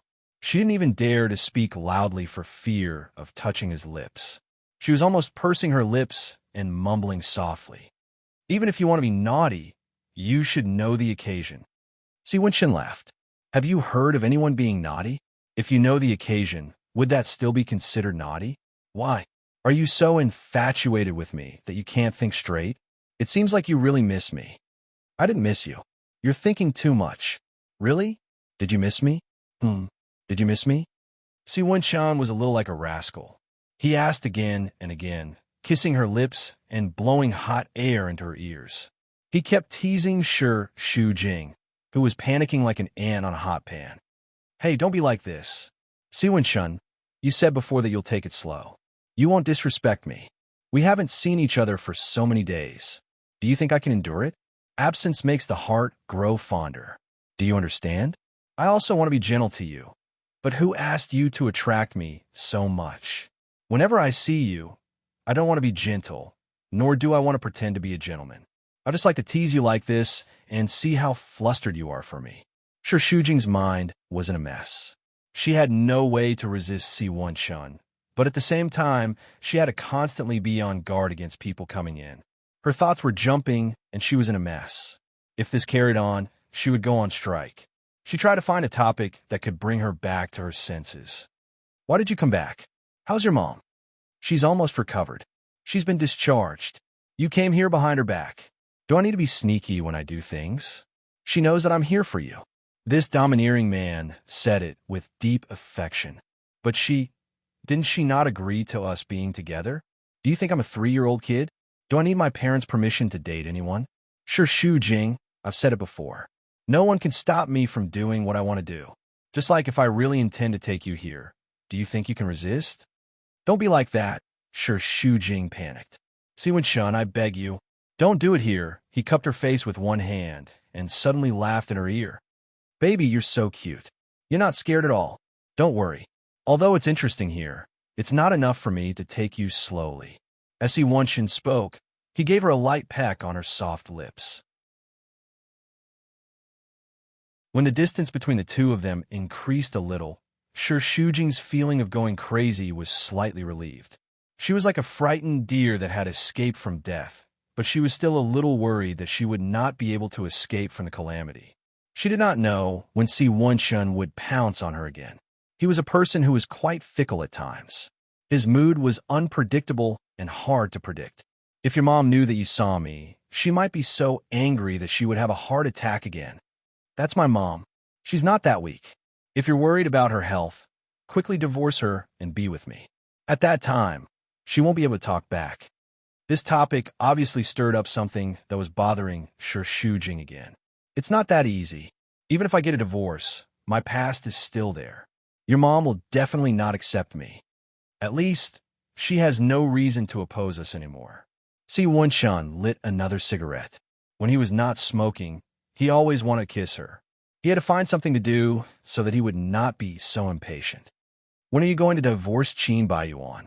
I don't know. I don't want to talk about this. Is it because Qin Yuning is in the hospital, or because he gave you shares? Shi Shujing was surprised at first, but then he calmed down. Is it because he's in the hospital that you don't want to talk about divorce? Are you afraid of hurting him? Si Wenshan's tone was firm. He pointed at her with a cigarette in his hand. You're always so worried. Are you living for someone else? Shu Jing bit his lips. But people have to have a conscience. Conscience? Hee hee. How naive. Do you think Qin Yuning is really good to you? What do you mean? Si Wenshun only said one sentence and did not explain further.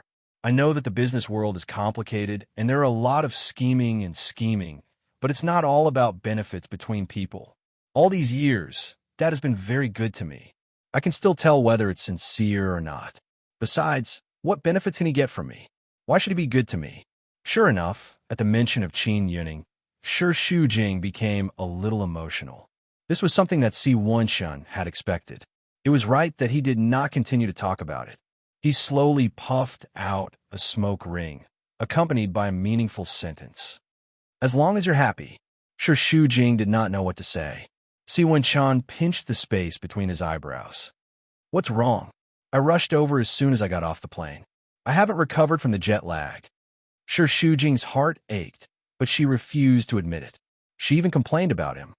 Who asked you to come over? Isn't it because I missed you? Last night on the plane, I missed you the whole day. I missed you so much that my head hurt, and I couldn't sleep at all. Uncomfortable. When will you help me to calm down? Shu Jing's cheeks heated up. Why are you saying such things again? I'm telling the truth. I'm just expressing my feelings. If you don't believe me, feel it yourself. As he spoke, he was about to grab her hand. Shu Jing was so scared that she hurriedly shrank back. Don't mess around. I'm warning you. Si Wenshun smiled modestly and then spat out 4 words. The warning is invalid. Shu Jing also replied with 4 words. You're shameless. What's the point of being shameless? I only want you. Director Zhang returned. Shu Jing subconsciously moved a little away and tried her best to focus on the signing of the contract. Si Wenshun was also very tactful and did not provoke her again. He resumed his gentlemanly attitude. In less than an hour, all the work was completed. When they left, Director Zhang personally sent them to the door. It could be seen that he completely admired Si Wenshun. Breathing the wind outside, Shu Jing secretly breathed a sigh of relief. At this time, Director Zhang proposed to take a group photo with them. She hurriedly waved her hand and said that there was no need. Of course. It's to commemorate this cooperation. If Shu Jing refused again, she would appear to be very guilty. She had to stand beside Si Wenshun, but there was still a distance of about 1 step between them. This is too distant. Stand closer, a little closer, Director Zhang commanded. Shu Jing moved a small step, and her expression was very reluctant.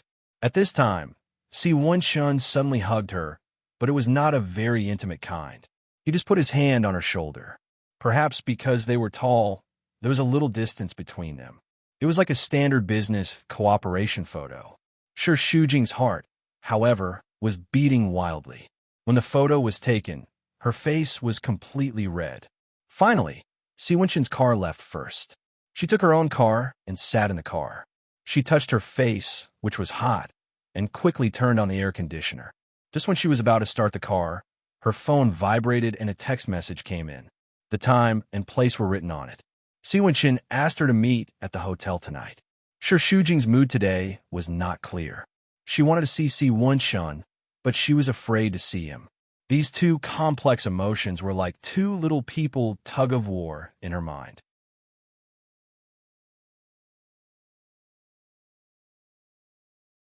Chapter 145. When it was almost 5 o'clock, Shu Jing thought of the day's work in front of the computer. She did not look well because of the radiation, so she went to the washroom to touch up her makeup. When she came out, the assistant was stunned and asked her, Manager, do you have an appointment tonight? Shu Jing felt a little guilty. Yes, a client. Oh, I thought it was with the general manager. After entering the office, the large office chair turned around. Qin Baiyuan leisurely and contentedly sat in her seat. Her hands were comfortably placed on both sides of the chair. Her footsteps stopped, and her beautiful eyebrows furrowed. What are you doing here? She was even sitting in her seat, swaggering around. Don't act like a fighting cock every time you see me. I'm not here to quarrel with you. We quarrel Every time we see each other. What else can your mouth do besides scolding people? Why not? Compared to scolding people, this mouth is more suitable for kissing. What do you want? Qin Baiyuan did not speak, but squinted his pair of fox-like eyes to examine her. He felt that she was a little different today, different from when he saw her in the morning. After careful observation, he found that she had touched up her makeup and put on some powder. Her fair skin looked even fairer, and her lips were dyed with a layer of honey, shiny, and looked very delicious. Shi Shujing lowered her head guiltily, and her hands subconsciously grasped the makeup bag. Qin Baiyuan's eyes were sharp, and he must be able to see the clues. Sure enough, the man lived up to her expectations. There was a slight ripple at the corner of his mouth, and his voice was very pleasant and also very cynical. What? You have an appointment with a beauty? Client? A male client? Mr. C? Shi Shujing bit her lips and said very reluctantly, It's none of your business. You're used to being shameless, and I don't want to care. But tonight, you have to go to the hospital with me. The doctor said that there is the latest examination report, and it's better to have the family members present.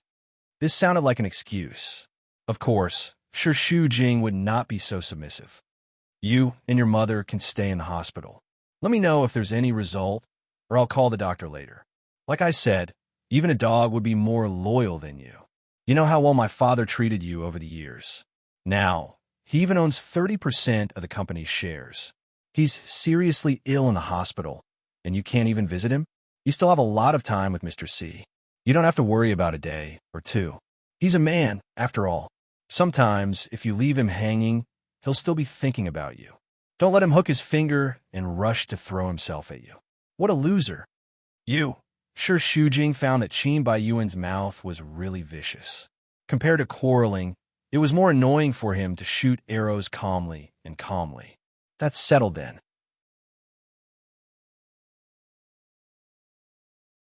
I'll wait for you at the door after work. Qin Baiyuan stood up. When he passed by her, he even paused for a moment. He was tall and had a mocking expression on his face. He looked at her maliciously. If you're thinking that my father will die quickly and the 30% of the shares will naturally fall into your pocket, I'm afraid you'll be disappointed. Even if something happens to my father, the Qin family hasn't died yet. You, Shi Shujing, can forget about taking over the nest. After saying that, he swaggered away. The only one who was disturbed was Shi Shujing's heart. Her good mood was all ruined by him. However, in the end, she still compromised. It wasn't because of Qin Baiyuan, but because of Qin Yuning. In this kind of matter, she didn't want to be angry with Qin Baiyuan. She sent a text message to Si Wenshun, saying that she couldn't keep the appointment tonight. He didn't reply for a long time. Until he got into Qin Baiyuan's car after work, Shi Shujing was still looking at his phone from time to time. When it comes to being thick-skinned, if you, Shi Shujing, are ranked first, then no one is ranked second. Qin Baiyuan controlled the steering wheel and looked at the congested road in front of him. He suddenly spoke again. Waiting for the adulterer's phone call in front of your husband. You're really something. I'm used to it. I'm just afraid that my father won't believe that you're such a woman. Tell me, if you ask for a divorce in the future, the reason is still your betrayal. How are you going to explain it to him? He thinks that the Qin family has let you down, but the one who has really let the Qin family down is you. He will definitely be disappointed. Shi Shujing was impatient and put his phone back into his bag. This is a matter between us. There's no need to drag Dad into it. Why not? You've already lost your sense of shame. I think the only thing you have left now is your guilt towards Dad. Are you uncomfortable? You can't live without your own sins. Everyone has the right to blame me, but you, Qin Baiyuan, don't. My sins? Then how many sins have you committed? When we got married, I really planned to spend the rest of my life with you. I've never thought that. You've never thought that you could have a sugar daddy who is richer and more powerful than the Qin family. Qin Baiyuan snorted. He was on a bad temper at all today. There was always a smile at the corner of his mouth, and his words were full of laziness. Everyone wants to climb up. I don't blame you. But you put a hat on me, and I just can't swallow it. I, Qin Baiyuan, am not someone who can be used as a stepping stone. You've stepped on my pride to climb up. Why? I don't want to talk about this now. Shi Shujing turned his head and looked out of the window. The traffic was already very congested after work. Quarreling with Qin Baiyuan made her feel even more depressed. After a long while, she said,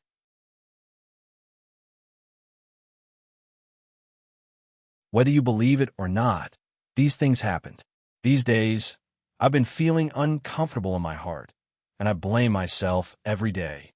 She should have ridiculed her hypocrisy, but when these words came into Qin Baiyuan's ears, he was just a little moved. She was uncomfortable, but he was even more uncomfortable. He didn't expect that he would care about it so much. The deeper they fell, the more they tortured each other. He was also mentally and physically exhausted. It wasn't that he didn't think of divorce, but no matter how many times he made up his mind, in the end, he couldn't bear to. The neon lights in front of them stung Qin Baiyuan's eyes, and his head was a little dizzy. He didn't even realize that he had blurted out, "How about we start again?" The atmosphere in the car suddenly became dead silent. Shi Shujing couldn't believe her ears. She looked at him in surprise, but Qin Baiyuan looked straight ahead. For a moment, she wondered if these words came out of his mouth. No matter what kind of conspiracy he had by saying these words, Shi Shujing finally withdrew her gaze and lowered her head. "I'm sorry." His deep laughter came into her ears. "Do you really think that I want to start again with you? Don't dream. I just want to see where the moral bottom line of a woman like you is." "Sure enough, you have no bottom line. You're a cheap woman." Qin Baiyuan's face was full of anger, and his whole face was almost green. His hand that was holding the steering wheel was so tight that the veins on the back of his hand were bulging because of the constant force. He was actually injured. Perhaps the atmosphere in the car was too oppressive, but he felt as if a big hole had exploded in his heart. A mouthful of blood rushed up, and his whole throat was filled with a strong taste of blood. In a rage, he stepped on the accelerator after the red light, and the car bounced forward, almost rear-ending the car. Shi Shujing's body leaned forward, and she was still in a state of shock. "There are so many cars now. You're crazy. Why? Are you afraid of death? If you're afraid of death, you won't be able to live with your adulterer forever. You're crazy." If Shi Shujing still felt guilty toward Qin Baiyuan a second ago, it was completely swallowed up now. "When Dad gets better, I'll talk to him about the divorce. That's better. Don't delay me for even a moment. When it rains, it pours." The car suddenly broke down when the two were arguing. After getting off the car, Qin Baiyuan's face was livid, and he called someone to come over. "It's so congested now. It'll take at least an hour. We can't wait here. The hospital is not far away. Let's take the bus." "I don't want to take the bus." "Subway? Do you want to squeeze me to death?" Shi Shujing couldn't stand his pampered young master. "Then we can walk there, right? It's just behind that building." Qin Baiyuan frowned for a long time. It seemed that he was also impatient to wait here. He walked forward with his two long legs. The crossroads were crowded with people. When the green light turned green, everyone hurried to go. Shi Shujing's shoes were very high, so she was stepped on several times. At this time, a hand grabbed her and directly led her to walk. The pace was a little big, so she had to try to keep up, but she was like a lonely boat in the wind and rain. She suddenly found a support and immediately felt relieved. When they reached the other side of the road, Qin Baiyuan let go of her. When Shi Shujing said, "Thank you," he replied with a very disdainful word. "Don't think too much. I just don't know the way to the hospital." "Oh," Shi Shujing said. She knew that Qin Baiyuan had no sense of direction. When he drove, he relied on the GPS. He couldn't remember the way at all. It had been like this since they were young. Once, the two of them found the same place from day to night. She was so scared that she cried. There were many memories in the past. Looking back, although it was very far away, it was undeniable that Qin Baiyuan had made Shi Shujing fall in love with him like a moth flying into the fire. Qin Baiyuan left Shi Shujing behind and deliberately walked very fast. After a while, he was sweating. Seeing a small milk tea shop in the roadside shopping mall, he went over and ordered a cup of milk tea. Two girls selling milk tea were pushing each other and talking and laughing. When they saw Qin Baiyuan, they were fascinated. But he was in a bad mood at this time and was not in the mood to show his charm as a playboy. He pointed to the signature pearl milk on the sign. I want this. Sure, Shu Jing followed up and was a little panting. She didn't drink much water today, and her throat was so dry that it was smoking. She ordered a cup of kumquat lemon. The two girls blushed and secretly pinched each other under the table. When Shu Jing saw this, she felt that it was quite interesting. Back in the day, she was also 16 or 17 years old, and she had been mesmerized by Qin Baiyuan like this. She was extremely infatuated with him. Actually, it was quite good to simply like someone like this. Such feelings were not mixed with any impurities.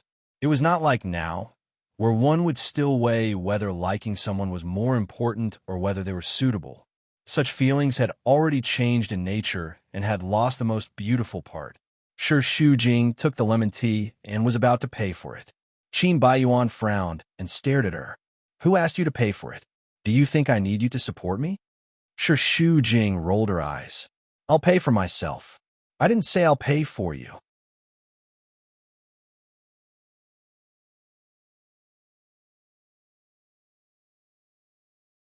Chapter 146. Qin Baiyuan was speechless for a few seconds. If he talked to her, he would be looking for trouble. He rudely pushed away her hand that was about to pay, took out his wallet, handed over a card, and said arrogantly, Swipe mine. Sorry, we don't accept cards here.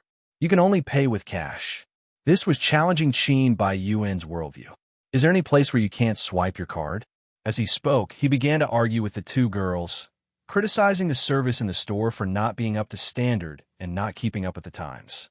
His words were forceful and righteous. Shu Jing had never seen him so serious in a meeting. She knew it would be like this. As a young master, he spent thousands of yuan in one night. It was troublesome to bring cash, and it was much more handsome to swipe his card. But this was a matter of more than 10 yuan. Who would pay for it? Don't argue. I'll pay. Shu Jing took out his share of the money, which was 15 yuan in total.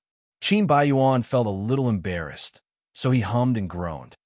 I'll pay you back later. 10 times. 10 times was only 80 yuan, which was less than 100 yuan. Shu Jing replied. Wait until you have cash. It was after work time, and the entrance of the building was very lively and brightly lit. They took a short break and drank their own drinks. The cold lemonade went into their stomachs and slightly cooled down their irritation. Shu Jing looked at Qin Baiyuan. He still had a young face, only a little more mature than when he was in high school. At that time, she was still in junior high school and often went to the high school to watch him play basketball. He had many little habits, such as biting a straw and drinking pearl milk tea. She knew everything about him, but he knew nothing about her. He only knew that she liked him. In general, it was worse than a crush. The night wind on the square blew their hair, which was rare and peaceful. A mobile phone brand set up a stage and invited several models to walk on the show. One of them glanced at them and walked over. It was a very beautiful model. Her makeup was a little exaggerated, but it couldn't hide her tiredness. Boss Qin, do you still recognize me? Qin Baiyuan was not in the mood to pick up girls. With a straw in his mouth, he raised his eyelids and asked coldly, Who are you? As expected, you don't remember me. I'm AI Meili, a model for Mei Xing. Qin Baiyuan seemed to have some impression of it, but he was not sure, so he joked. Sister, you must be kidding me. Are Mei Xing's models so miserable? Isn't this all thanks to you? When I first got together with you, I thought I was in a serious relationship. I even showed off to my friends. In the end, you dumped me after 2 days. I was even ostracized by my peers. I was even written about by those gossip magazines. Very quickly, I fell from heaven to hell. Those modeling agencies all knew about my past and refused to hire me. So, I could only accept jobs like this. I worked myself to death all night and only got 300 yuan. As far as I know, there are more than a dozen models and celebrities who are in the same situation as me. President Qin, you've wasted a lot of good girls. Shu Jing felt a little pity for her. A woman should never choose the wrong man. Everyone thought that she was lucky to be with Qin Baiyuan, but in fact, no one knew whether she was lucky or unlucky. Sometimes, meeting a man could ruin her life. When Qin Baiyuan heard this, he just smiled. So, it's still my responsibility? But why do I remember that it was you who threw yourself at me? I didn't provoke anyone. Now you're asking me for an explanation. Do you think it's justifiable? I don't have the guts to ask you for an explanation. You chose your own path. You can't blame others. AI merely smiled bitterly. Her smile revealed the vicissitudes of life. I was just thinking that you've hurt so many people. If there is karma, then it's about time for your retribution. AI merely patted his shoulder. I have to get to work. I can't talk anymore. You're crazy, Qin Baiyuan mocked. He didn't want to care about the nonsense, but his heart was heavy after listening to it. Love between a man and a woman should be consensual. He had never forced anyone, nor did he feel sorry for anyone. However, there were indeed many women who cried in front of him. If there was such a thing as retribution, perhaps Shi Shujing was his retribution. He had hurt so many women, but in the end, the one he hated the most had ruthlessly put a hat on him. When they arrived at the hospital, Shi Shujing chatted with Qin Yuning for a while. Qin Baiyuan invited the doctor in. His expression was not relaxed. Qin Yuning looked at the expressions of the two of them and knew that the situation was not optimistic. He sat up. Doctor, tell me, according to the results of the examination yesterday, I'm afraid your condition has worsened. However, it can't be said that there is no hope at the moment. First, relax and persist in the treatment. We have already contacted the best doctors in the United States. They will be here next week. Maybe they have already developed a new drug. Qin Yuning nodded. He was very open-minded. Then I'll have to trouble you. Shi Shujing's nose was sore. He wanted to cry, but he endured it and forced a smile. Dad, don't worry. The medical skills in the United States are much more advanced than ours. There are so many people with stomach cancer now, but there are still some lucky ones. You must be one of them. Qin Yuning patted her head and joked. Since you've said so, how can I not be? My body's foundation is still good, so I can hold on. He turned his gaze to Qin Baiyuan and seemed to smile. I heard that you've changed recently. Several projects have been handled by you personally, and you've done a good job. This was the first time he had praised himself. However, in such an environment, Qin Baiyuan suddenly had mixed feelings and blamed himself more and more. Don't underestimate your son. Like father, like son. I just didn't care about it before. Once I get serious, there's nothing I can't handle. You should take good care of your illness. Leave the company's affairs to me. Then you have to be steady. Don't be arrogant just because I praise you.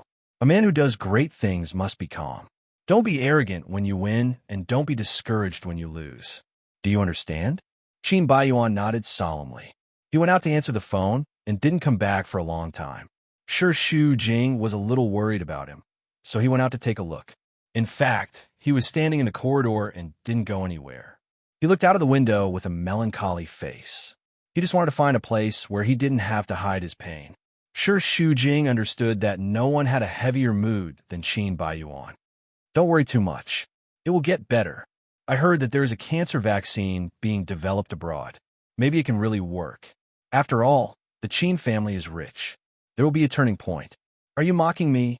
I'm not. I'm telling the truth. It's better to have money to treat the disease than to have no money to treat the disease. Although everyone's body is the same, there will be more hope if you have money. Dad is a strong-minded man. He has seen all kinds of storms and waves. He will definitely be able to get through it. I don't know. I really don't know. Qin Baiyuan let down his guard and became very vulnerable for a moment. There was a bitter expression on his face. I used to quarrel with him all the time. In my eyes, he is the most powerful man in the world.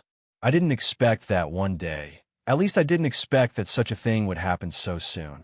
What if he can't get through it? Do you know, Shi Shujing, I've never been so afraid in my life.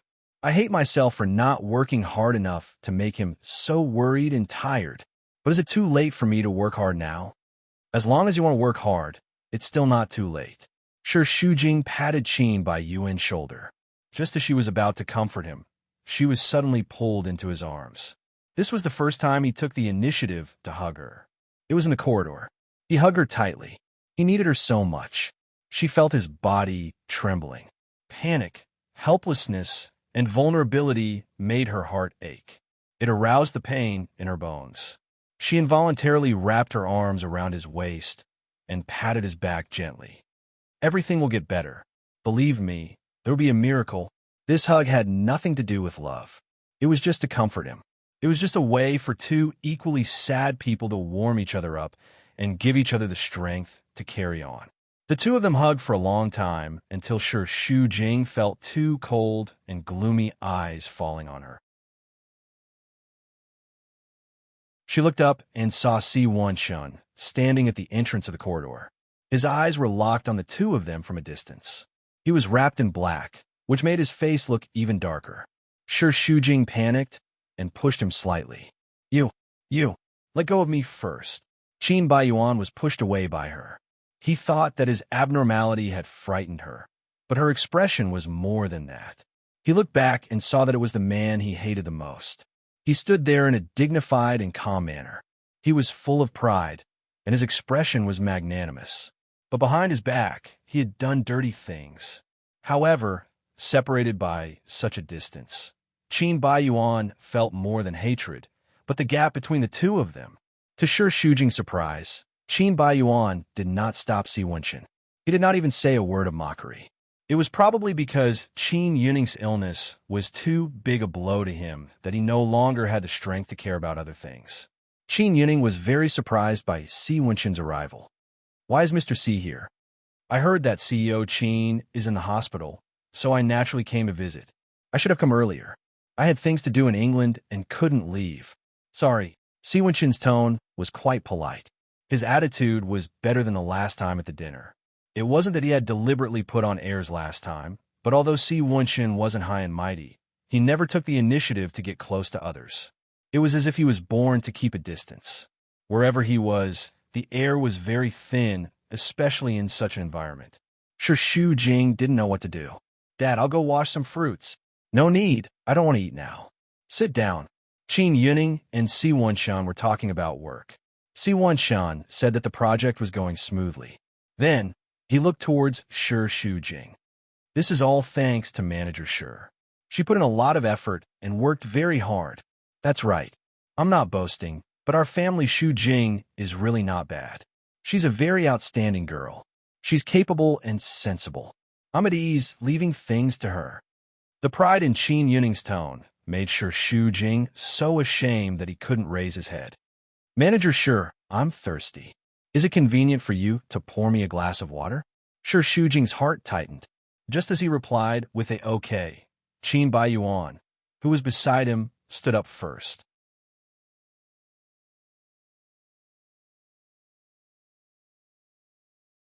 Chapter 147. He took the teacup and added some tea leaves. Qin Baiyuan placed it on the coffee table beside Si Wenshun and poured some water from the kettle. The aroma of the tea rose in spirals and faint steam rose. Recently, Shu Jing has been running around for the project. I've seen it and my heart aches. In the future, let me handle matters on both sides. There was not a trace of hostility in his words, and he even smiled at Si Wenshun. Mr. Si, you don't have to doubt my ability. In the future, I will take over the entire blue sky. It's impossible that I can't even do this well. Si Wenshun took a sip of tea and smiled without saying a word. He did not agree, nor did he object. Seeing this, Qin Yuning could only go with the flow. In the future, Baiyuan will have to rely on Mr. Si's guidance. If there's anything I don't do well, just point it out. There's no need to give him face. As for Shu Jing, you'll be in charge of helping Baiyuan. I don't trust anyone else for such an important project. With you helping Baiyuan, I'll be assured. Shu Jing nodded. She lowered her gaze and happened to land on Si Wenshun's fingers.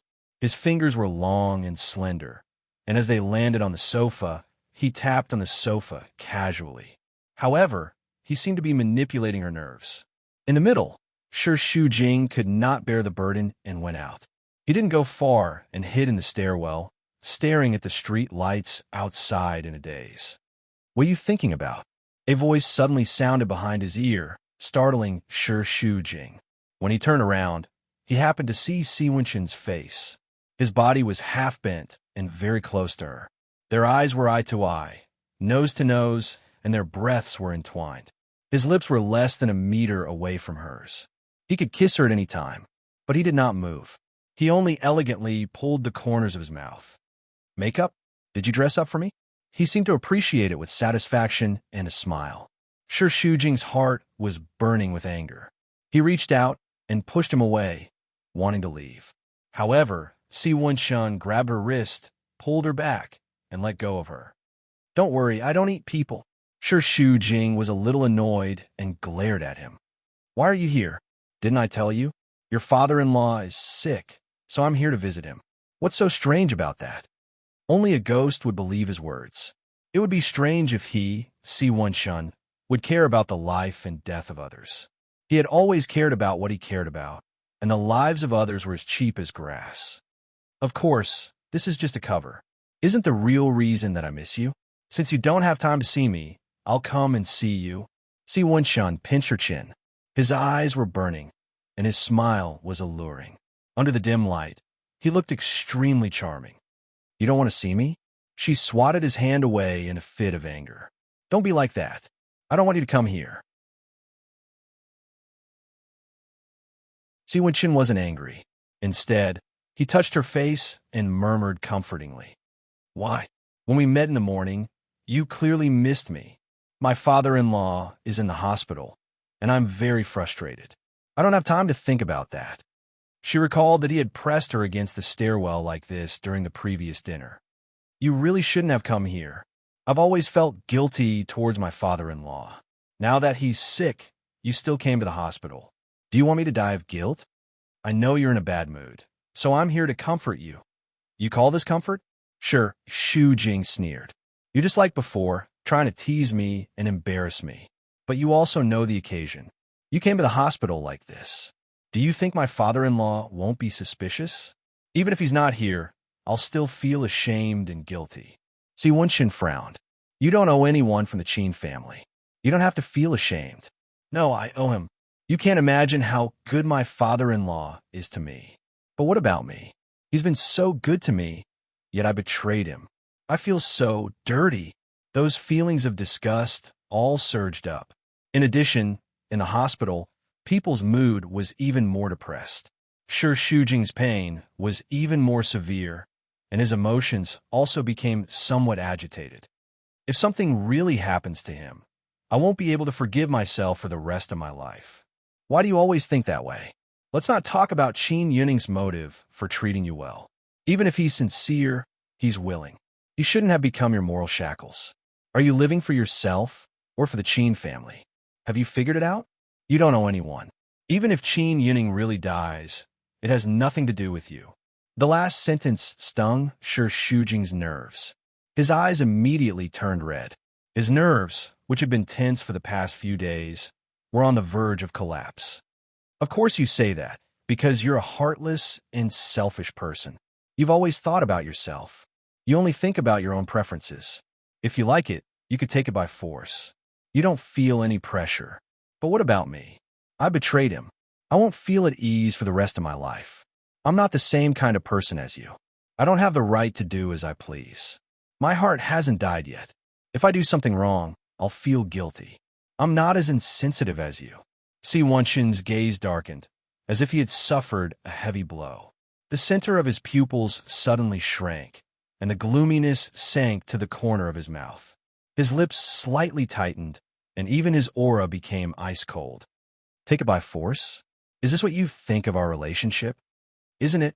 You're like a devil, leading me to commit a crime, walking on a path of no return. I don't understand why it's like this.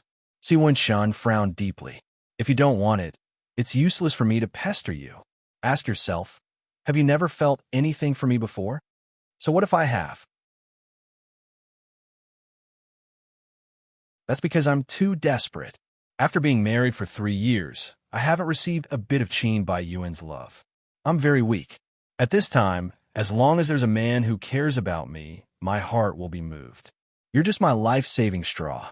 If Qin Bai Yuan loves me, I wouldn't have any relationship with you. Si Wenshun tried his best to understand her. When a woman was angry, she would say something out of anger, but it didn't mean that she really thought that way. However, he was also a man with a temper. Perhaps it was inappropriate for him to come to the hospital today, but that was because he missed her too much. In front of Qin Yuning, he had already tried his best to suppress himself. Why was she still so agitated? Could it be that in her eyes, he couldn't compare to the Qin family? What life-saving straw? How could he, Si Wenshun, be reduced to Qin by Yuan's substitute? How could that be possible? Anger rose to his head, and he pinched her chin. His gaze was cold, but he still controlled his strength so that he wouldn't hurt her. Take back that last sentence. I won't. Shu Jing stubbornly looked at him. You don't want to hear it, but it's the truth. I order you to take it back. I don't want to. Si Wenshun was sullen, but he couldn't bear to use any means to deal with the woman he liked, so he could only endure his sincerity being ruthlessly trampled on by this woman. Shu Jing trembled in this kind of atmosphere. His heart was cold and filled with despair. Si Wenshun, let's end this. He knitted his brows. He didn't expect her to say this so easily. Say it again. Let's end this. Shu Jing's eyes reddened. He tried his best not to let the tears fall. This relationship can't even be called a relationship. There's not a day that I don't feel tortured by guilt. I'm going crazy. I just want everything to get back on track. I really can't take it anymore. Please, let me go. Si Wenshun pinched her chin. His hot fingers gradually turned cold, and his breath also slowly turned cold. He stared at her desperate face and opened his mouth, wanting to say something more than once, but in the end, he didn't say anything. Instead, he laughed. That kind of smile was filled with ridicule, and it was bone-chilling. He seemed to think that everything had become very absurd, so absurd that he didn't have the strength to complain. He only sneered, then let go of her and took 2 steps back. If you think I'm your burden, then you can go back to your original life. The door was violently slammed shut. That heavy blow pierced Shu Jing's heart, and the blood in her body suddenly froze. She leaned against the wall, and her body helplessly slid down. She hugged herself tightly and buried her face deep in her knees. That night, Qin Baiyuan stayed in the hospital to take care of Qin Yuning, and Shu Jing left alone. When she was waiting for a taxi at the entrance of the hospital, a car was parked not far away. The car's lights were on, and she inadvertently glanced at it. A man and a woman were quite intimate, and the woman was actually Yin Jingqi. She patted the man's shoulder and got out of the car. The man was about 40 years old. She had never seen him before, so she couldn't see him very clearly. After getting out of the car, Yin Jingqi watched the car leave before entering through another door. She didn't find Shu Jing. Shu Jing panicked a little. Could it be that Yin Jingqi? However, she wasn't sure if touching his head and patting his shoulder was considered too intimate. Perhaps she was just too sensitive. After all, in the past few years, she and Qin Yuning had a good relationship. Moreover, the Qin family was a big family, so they shouldn't have the guts to betray them. When she returned home, she cried for a long time. She felt wronged and sad. She told Si Wenshun to break up, but she was just impulsive. She didn't want to, but she had already said it, so she couldn't regret it. The situation in front of her also didn't allow her to regret it. She slept the whole morning in a daze and went to work in the afternoon. The secretary was shocked by her 2 dark circles. Manager, did you go to steal last night? Shu Jing supported his head with one hand and pinched the space between his eyebrows uncomfortably. What's the matter? It's not good. The Ocean Group has suspended our project and said that it will be put on hold for a period of time. What happened? Shu Jing ignored the pain and sat up straight. Have you contacted them? What's the reason? I don't know. They didn't say anything. The project was going well, but it stopped just like that. There must be something fishy. Could it be that Tianyu still holds a grudge against us for stealing the contract and is messing with us behind our backs?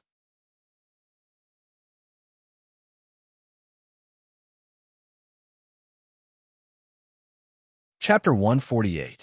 Shu Jing did not call Si Wenshun directly. She first contacted some of the people in charge who had worked with her before, but they all said that they were also puzzled and did not know the reason. After calling them all afternoon, she could only contact Si Wenshun in the end. Although the 2 of them were in an awkward situation, She did not want to mix business and personal matters with each other. The first call was not answered, so she braced herself and continued to call. After calling a few times in a row, no one answered. He always carried his phone on silent mode during meetings. If it was inconvenient, he would just hang up. He had never refused to answer the call. At this moment, the uneasiness in Shi Shujing's heart spread even deeper. Could it be that the suspension of the project was also his decision? It was useless to continue guessing here. Shi Shujing contacted Manager Chun, who had a lot of power in the past. She tried her best to persuade him to come out, studied his preferences, and gave him gifts. After a series of twists and turns, Manager Chun was finally willing to tell the truth. I really don't know. I also suddenly received the order in the morning, and I was stunned for a while. Usually, if there were any problems, they would first go through me and then report to the higher-ups. But there was no problem here. I just received an order from the higher-ups. The higher-ups? Yes. Manager Chun said mysteriously. Manager Shi is very familiar with our boss C, right? We've only met a few times at work. I saw that boss C valued you quite a lot before. Blue Sky was able to win the project, and the other companies were not convinced. They all said behind their backs that it was an under-the-table operation. I can't say for sure whether it was true or not, but Boss C did give you a lot of preferential treatment. So I'm thinking, could it be that you did something wrong and offended Boss C? Shi Shujing had always had this kind of speculation. After all, the only person in the Ocean Group who had the power to suddenly suspend the project was Si Wenchen. As soon as they broke up yesterday, there was a problem with the project today, and the timing also matched. However, she was not willing to think in that direction, nor did she think that Si Wenchen was a person who would use his power to take revenge. In short, she was also very conflicted. Of course, in front of outsiders, she still had to maintain her innocence. I think you've been misled by the gossip magazines. Mr. C and I are just partners. How can there be any preferential treatment? The bidding on that day is also the result of the referendum. Manager Chun was also a very gossipy person. She had probably confirmed their relationship and couldn't find out anything from Shi Shujing, so she inevitably felt that she was too hypocritical. Only Manager Shi knows. Anyway, we are just employees. Everything will be arranged by the higher-ups. I can't help you with this matter. You can only look for Boss C yourself. Shi Shujing had been calling Si Wenchen for several days, but no one answered. She had also contacted his secretary, but he kept saying that he was in a meeting. After Yin Jingqi knew the situation, she had already begun to pressure her, as if the project was suspended because of her. Whenever Shi Shujing faced her, she would think of the situation in the car that day. However, no matter how she looked at it, she didn't think that a strong woman like Yin Jingqi would betray him at this age. After several days of unsuccessful contact, Shi Shujing went directly to the Ocean Group. The secretary still said the same thing, that Boss C was in a meeting and it was not convenient for him to meet guests. We had a good cooperation before. How could it be suspended just like that? Is there any misunderstanding? I'm just a secretary. I don't know. Only Boss C knows. Shi Shujing was anxious. But I can't see him now. Is he deliberately not seeing me? Can you help me pass on the message again? I'm very anxious here. The secretary sighed. Many people are anxious to see Boss C every day, but can I go and bother Boss C every time something happens? I'm just a small secretary. Don't make things difficult for me. In the office, Tang Jun sat on the sofa with his legs crossed, casting a sympathetic look at Si Wenchen from time to time. He looked out of the window and stopped smoking. His hands were in his trouser pockets, and no one knew what he was thinking. His emotions were deeply hidden. If even smoking couldn't solve the problem, it must be a big problem. And if it could cause trouble for him, the cold-faced king of hell, it must be a relationship problem. Tang Jun teased. What? Are you out of love? I heard that you suddenly suspended the cooperation with Sky Beauty Region. That Mrs. Qin, oh no, Miss Shi, is now anxiously looking for you. When did you become so inseparable from public and private affairs? Quarreling is quarreling. How can you stop the project just like that? Si Wenchen turned his face sideways. The sunlight outlined a dark shadow on his face. His side profile was gloomy and somewhat thought-provoking. Do you think I'm that kind of person? For a moment, Shi Jing and Si Wenshun completely cut off contact. This brought her back to reality. Si Wenshun was such an unreachable man. When he wanted to pester you, he would appear at any occasion. But once he decided to disappear, it was as if he had vanished from the face of the earth. She couldn't contact him no matter how hard she tried. She should never have treated him as an ordinary man just because he was nice to her. He was probably hurt by her words that day and wanted to draw the line. Sure, Shi Jing didn't want to pester him, but this wasn't the time for her to throw a tantrum. For the sake of the project, she had to get close to him at all costs. After hearing that he was going to attend a charity dinner that night, Shi Jing also got an invitation. Because the dinner was grand, she also dressed up meticulously. Many of the guests at the dinner were people she had worked with before. After all, there were only a few wealthy people in Flozin City's upper-class circle, and these were all familiar faces. However, they didn't recognize her, and there were a few who came over to strike up a conversation with her. She responded perfunctorily, her eyes constantly searching for Si Wenshun. Seeing that the dinner had been going on for more than an hour, and he still hadn't appeared, Shi Jing was burning with anxiety. Could it be that the information she had obtained was wrong? Or did he suddenly change his mind and not come? Then her efforts today would have been in vain. In this anxiety, another hour passed, and the dinner was coming to an end. Shi Jing decided not to waste her energy. After going to the washroom, she left while texting. She walked too fast and bumped into a wall of people. Her shoes were too high, and she lost her balance for a moment. She took a step back, but fortunately, the other person caught her in time, or else she would have fallen flat on her back. Thank you. You're welcome. Shi Jing suddenly raised her head. In front of her was a cold, calm, and extremely beautiful man. It was Si Wenshun with a cold aura around him. She had originally given up, but she didn't expect to suddenly meet him. She couldn't help but be startled, as if it was a lifetime ago. And Si Wenshun waited for her to stand firm before withdrawing his hand. He was so cold, as if they were just two strangers. His gaze was very deep, like a dim, cold light, causing people's hearts to tremble. Manager Shi, long time no see. His attitude was polite and cold, causing Shi Jing's heart to burn with anger. He said it so casually, but did he know that she had been looking for him like crazy in the past few days? He had given her too many misconceptions before, making her think that when she needed him, he would definitely appear. But such a man who stood at the top of the pyramid, how could a small person like her be able to see him whenever she wanted? If he had the intention to avoid her, she wouldn't be able to see him for the next few decades. He was the one who threw a stone into her heart, stirring up her heart lake, and then easily withdrew, leaving her alone, so intensely, missing him. Shi Jing was very emotional at this moment. She really hated Si Wenshun's behavior of suddenly disappearing after completely disrupting her life. He could so forcefully invade her life and stir up her heart, but he could also so easily return to his original position, as if the two of them were just strangers. He was mature and capable, and she was just an ordinary little woman. In terms of feelings, she was not his opponent at all. Suddenly, she wanted to throw herself into his arms and cry, complaining about her grievances and sadness for the past few days. However, Shi Jing couldn't. The one who proposed the breakup was her. Even if her feet were stepping on thorns, she must face everything with a smile. Yeah, long time no see. Boss C is so busy, it's really hard to see him. No matter how hard Shi Jing tried to suppress it, the words that came out of her mouth were still sarcastic. Si Wenshun looked down from above, looking at the dark circles on her thin skin. He knew that she wasn't living well, but she could only force a smile.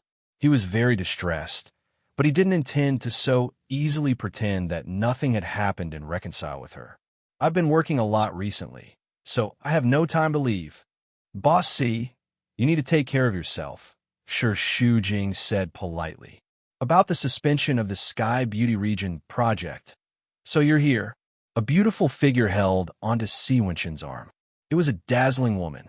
Sure, Shu Jing recognized her. She was a very popular female celebrity recently. She was even more beautiful in real life than on TV. She was tall and wore an evening gown. Her slender figure made her look very pleasing to the eye when she stood together with Si Wenshin. It turned out that he didn't come alone. Sure, Shu Jing's heart felt as if it had been pierced by a needle, and it was full of pain. Then I'll take my leave first. After Si Wenshan finished speaking, he left with her. Sure, Shu Jing stood at the same place, and his legs seemed to be glued to the ground. He turned his head and followed the two of them. Si Wenshan held a wine glass in one hand, and his other hand was wrapped around the beautiful female celebrity. He walked through the crowd, and the guests all came forward to shake hands with him. He talked and laughed in a carefree manner, without putting on any airs. He was calm, but not arrogant, calm and elegant. In the crowd, he was always the most eye-catching one.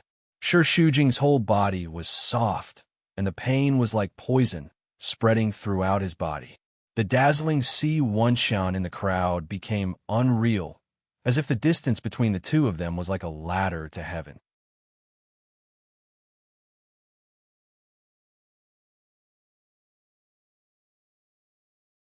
Chapter 149.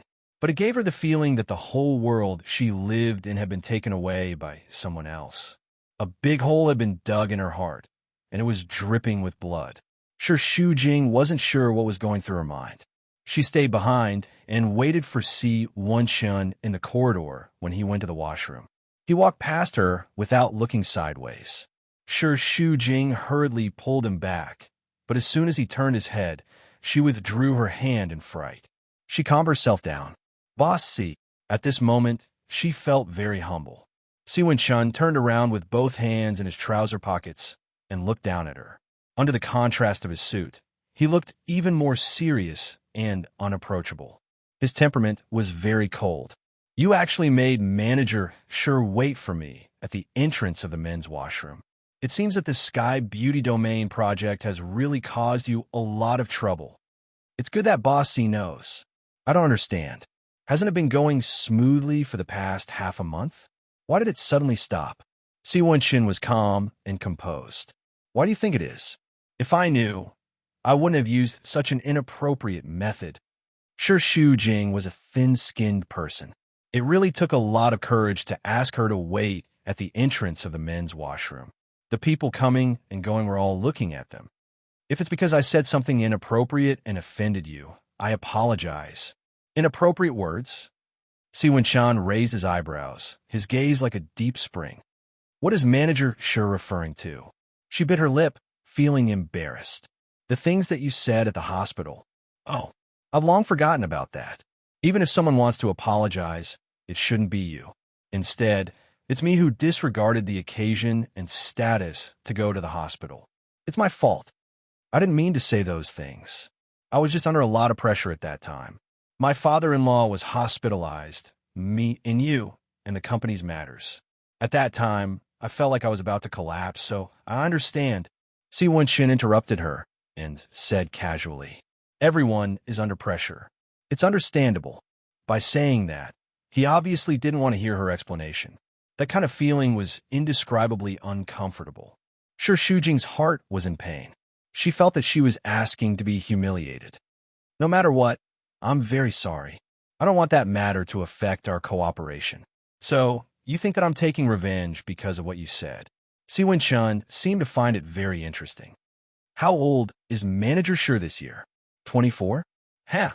Do you think I would do something so senseless? Of course I don't want to think that, but the timing matches. No matter how it fits, it's just your speculation. Business matters were never smooth. Once there was a problem, the first thing to do was to look for the problem themselves and not think that the other party was deliberately making things difficult for them. Using public power to avenge a personal grudge. Ha! What a rich imagination. That's all I have to say. I also hope that Blue Sky can find the root of the problem as soon as possible and give me a reply. With that, Si Wenshin left, leaving behind a baffled and sad Sure Shu Jing. When he returned home, Shu Jing felt that all the strength in his body had been drained. He sat on the sofa and was extremely distressed. Recently, his headache had become worse, and he couldn't lift his strength to do anything. He wanted to take some time to go to the hospital to have a look, but he had no time to spare. The door opened, and Qin Baiyuan walked in. He had been taking care of Qin Yuning in the hospital for the past few days. He was also exhausted, and a stubble had appeared on his chin. Their eyes met. Both of them were very tired and didn't even have the strength to argue. "How's Dad?" Shu Jing asked. "The same." Qin Baiyuan unbuttoned his shirt with one hand. "Why didn't you tell me about the suspension of the project? You're in the hospital. I don't want you to be distracted." He didn't say anything sarcastically and just asked, "Did you break up with Mr. C?" When he asked this question, Qin Baiyuan was very nervous. He didn't want to admit it, but he really cared about it. From the bottom of his heart, he would rather the project be terminated than Shu Jing continue to be entangled with the other party. "I've long said that he's not a good person, but I didn't expect him to be such a scumbag. He doesn't even have basic credibility. After playing with you, even the project was suspended. Did you play with him for nothing?" Shu Jing was already annoyed enough in his heart. At this moment, his face became even gloomier. "Do you have to make it sound so unpleasant?" He poured a glass of water and walked to her. "Then tell me, are you guys over?" Shu Jing didn't say anything. Looking at her reaction, Qin Baiyuan thought that even if it wasn't completely over, it was almost over. To be honest, he did think that Mr. C more or less had some real feelings for Shu Jing. Otherwise, the two of them wouldn't have been so hostile. But now, in this regard, he was much more magnanimous than that sh*t Mr. C. At least he never hid his feelings when he played with them, unlike the other party who pretended to be a gentleman. In fact, he was the worst scumbag. When he inherited Blue Sky, he would definitely get back at him for what he had suffered before. In short, Qin Baiyuan remembered this grudge in his heart. "I've been contacting the Ocean Group for the past few days. They all said that it was Mr. C's idea. I've also looked for him, but it seems that there's a problem on our side." "Are you kidding me? I personally checked every floor. What problem could there be? I think he's just making use of the pretext to make a fuss. It's obvious that he went back on his word, but he's still pointing the finger at us. Is he a man?" "He's not that kind of person. If he's not, who else is? Do you still believe him? I guess he promised you before that he would marry you as soon as you divorced. But what happened in the end? Didn't you still get dumped? How many times do you need to be taught a lesson before you learn your lesson? Men can't be trusted. Now is not the time to talk about this. After all, it's a cooperation between the two families. If there's nothing wrong, we won't rashly run aground. I think there might really be some problems on our side that we haven't noticed. No matter what, if something happens, we should first find the reason. Tomorrow, I'll bring the supplier's information over to take a look. Maybe I'll find some problems. Don't waste your energy. The problem is that he went back on his word." Although Qin Baiyuan said this, he also began to think about this matter in his heart. During this period of time, because Qin Yuning was hospitalized, he did not care much about the company's matters. Perhaps there would be some loopholes. After all, he was also a person with a brain and knew how to consider things. If the Ocean Group ran the project for no reason, he would definitely pursue it to the end. Shu Jing had a terrible headache. He opened the drawer and took out a strong painkiller. Just as he was about to put it into his mouth, it was snatched away by Qin Baiyuan. "What are you doing? If you take too much of this medicine, you'll die." Qin Baiyuan threw it into the trash can. "Stop messing around. I have a terrible headache. If it hurts, go to the hospital. Don't be stubborn and pretend to be pitiful." Qin Baiyuan said impatiently. "A hot towel has a little effect on migraine headaches. Lie down first. I'll get you a basin of water." Shu Jing looked baffled. "What are you looking at? Don't misunderstand. I care about you. I'm worried about the project. If you die, won't I have one less person to send?" "Sigh. Stop looking and lie down." Shu Jing lay down. Qin Baiyuan brought out a basin of hot water, rolled up his sleeves, and wrung a towel. "Close your eyes." He gently placed it on Shu Jing's forehead and asked after a few seconds, "How is it? Do you feel better?" "No, it still hurts. It won't work so quickly." Just bear with it a little longer and apply it a few more times. After all, you're a woman. Don't be more stubborn than a man. If you don't feel well, go to the doctor. What if you develop brain cancer after a long time? His impatient nagging was beside her ears, but Shu Jing actually felt very at ease. Accompanied by his voice, she gradually fell asleep. Qin Baiyuan changed the towel several times until Shu Jing was sound asleep. He touched her face, and the corners of his mouth unconsciously curled up into a faint smile. Shu Jing decided to find a reason from the inside of Blue Sky. She had been in the UK for some time and didn't have time to care about the project. She spent a day collecting information and meeting with designers and engineers, but she didn't find any problems. Finally, her focus fell on the supplier. If it wasn't a problem with the engineering design, then it was likely to be a problem with the materials. She did a very strict inspection and accidentally found that a lot of the construction materials were not up to standard and the price was higher than before. She consulted with the Construction Cost Association, and it was indeed higher than the price given by the other party. She immediately called all the suppliers for a meeting and found that they all supplied to the same contractor, who was fully responsible for the material supply of the construction site. Shu Jing asked her assistant to find that person's information. She found that it was not the contractor she had worked with for a few years, but a company called Tianhe Construction. The chairman was Tang Nanli. Shu Jing felt very strange. For a big group like Blue Sky, their partners were generally fixed. Tianhe Construction was not a big company. Why would they choose it? If the other party had the ability, it would be fine. But the supplied materials were seriously not up to standard, and the price was very high. After asking, she found out that the supplier was personally chosen by Yin Jingqi. Yin Jingqi had always been a very strict person. How could she make such a mistake on such an important matter? Since the situation was serious, Shu Jing immediately called for a meeting. She was the one who took over the Sky Beauty Domain project. Coupled with the rumors of her and Mr. C, the other party suddenly suspended the project. Naturally, she was the focus of attention. If she did not hold 30% of the shares, she would have been held accountable. The other shareholders did not dare to say anything, but Yin Jingqi did not put Shu Jing in her eyes. She questioned in front of everyone.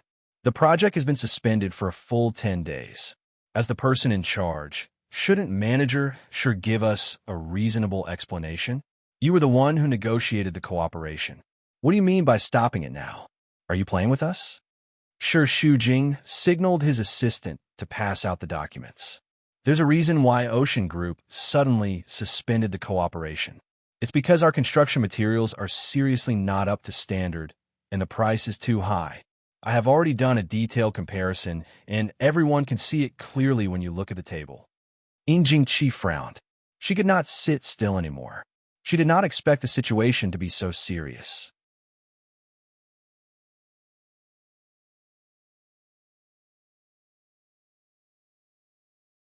Chapter 150. For a moment, all the spearheads were pointed at Yin Jingqi, catching her off guard.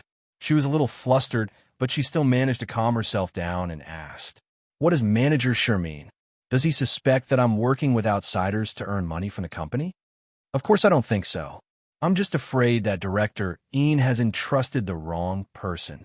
The company that Director Yin has chosen is very serious in cutting corners." Didn't Director Yin notice it at all? Shu Jing's words were a little sharp when it came to business. Blue Sky is such a big company, and I have a lot of things to do every day. How could I notice so much? If you hadn't abandoned the project, would there have been such a slip-up? You were the one who signed the project, and you threw it to me midway. Now that there's a problem, you're blaming me. What kind of logic is this? Yin Jingqi kicked the responsibility back to Shu Jing like kicking a ball. Shu Jing was also full of anger. Who's right and who's wrong is our internal matter. We'll talk about it later. Right now, the focus is to solve this problem and rebuild the confidence of Ocean Group. Otherwise, how can we continue our cooperation? I think we should immediately terminate our cooperation with Tianhe Construction. No way. Yin Jingqi rejected him without even thinking about it. Blue Sky and Tiana Group have signed a 5-year cooperation agreement. Isn't it a breach of contract to terminate it suddenly? It's the other party who cut corners first. Even if we go to court, they will definitely lose. Do you think this is good for Blue Sky? Yin Jingqi objected. How many companies don't cut corners now? Didn't Jua Xian, who worked with us before, fail to meet the standards several times? But it's not as serious as this time. Ocean Group's project is about to be put on hold. Shouldn't we take immediate measures to solve it? How can you be so sure that it's the contractor's responsibility? Maybe Ocean Group is deliberately making things difficult for us. It's not like you don't know that Ocean Group is famous for being harsh. This is not the first time something like this has happened. It's also possible that there's a problem between you and Mr. C, and he brought his emotions to the project. The two of them were at loggerheads with each other. The other shareholders and managers did not dare to say anything. The conflict between the two of them had been going on for a long time. Everyone was on Yin Jingqi's side before, but now Shi Shujing had the same shares as Yin Jingqi and her son. No one dared to offend them and could only watch them quarrel. What problem do I have with Mr. C? That's just your guess, but it's an obvious fact that Tianhe Construction is cutting corners. It has to be dealt with. Stop arguing, Qin Baiyuan interrupted. He was obviously annoyed by the quarrel. Since there's a problem, let's solve it.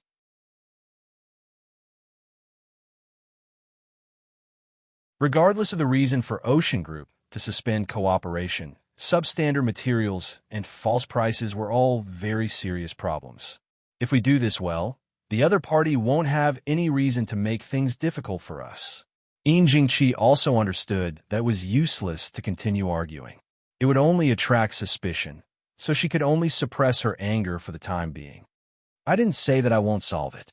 Since the contractor was chosen by me, then I'll be responsible for this problem. I'll give everyone a satisfactory answer within 3 days. As she spoke, she glanced at Shi Shujing coldly. Her expression was not good either, but she did not say anything. After the meeting, Shi Shujing was asked to stay.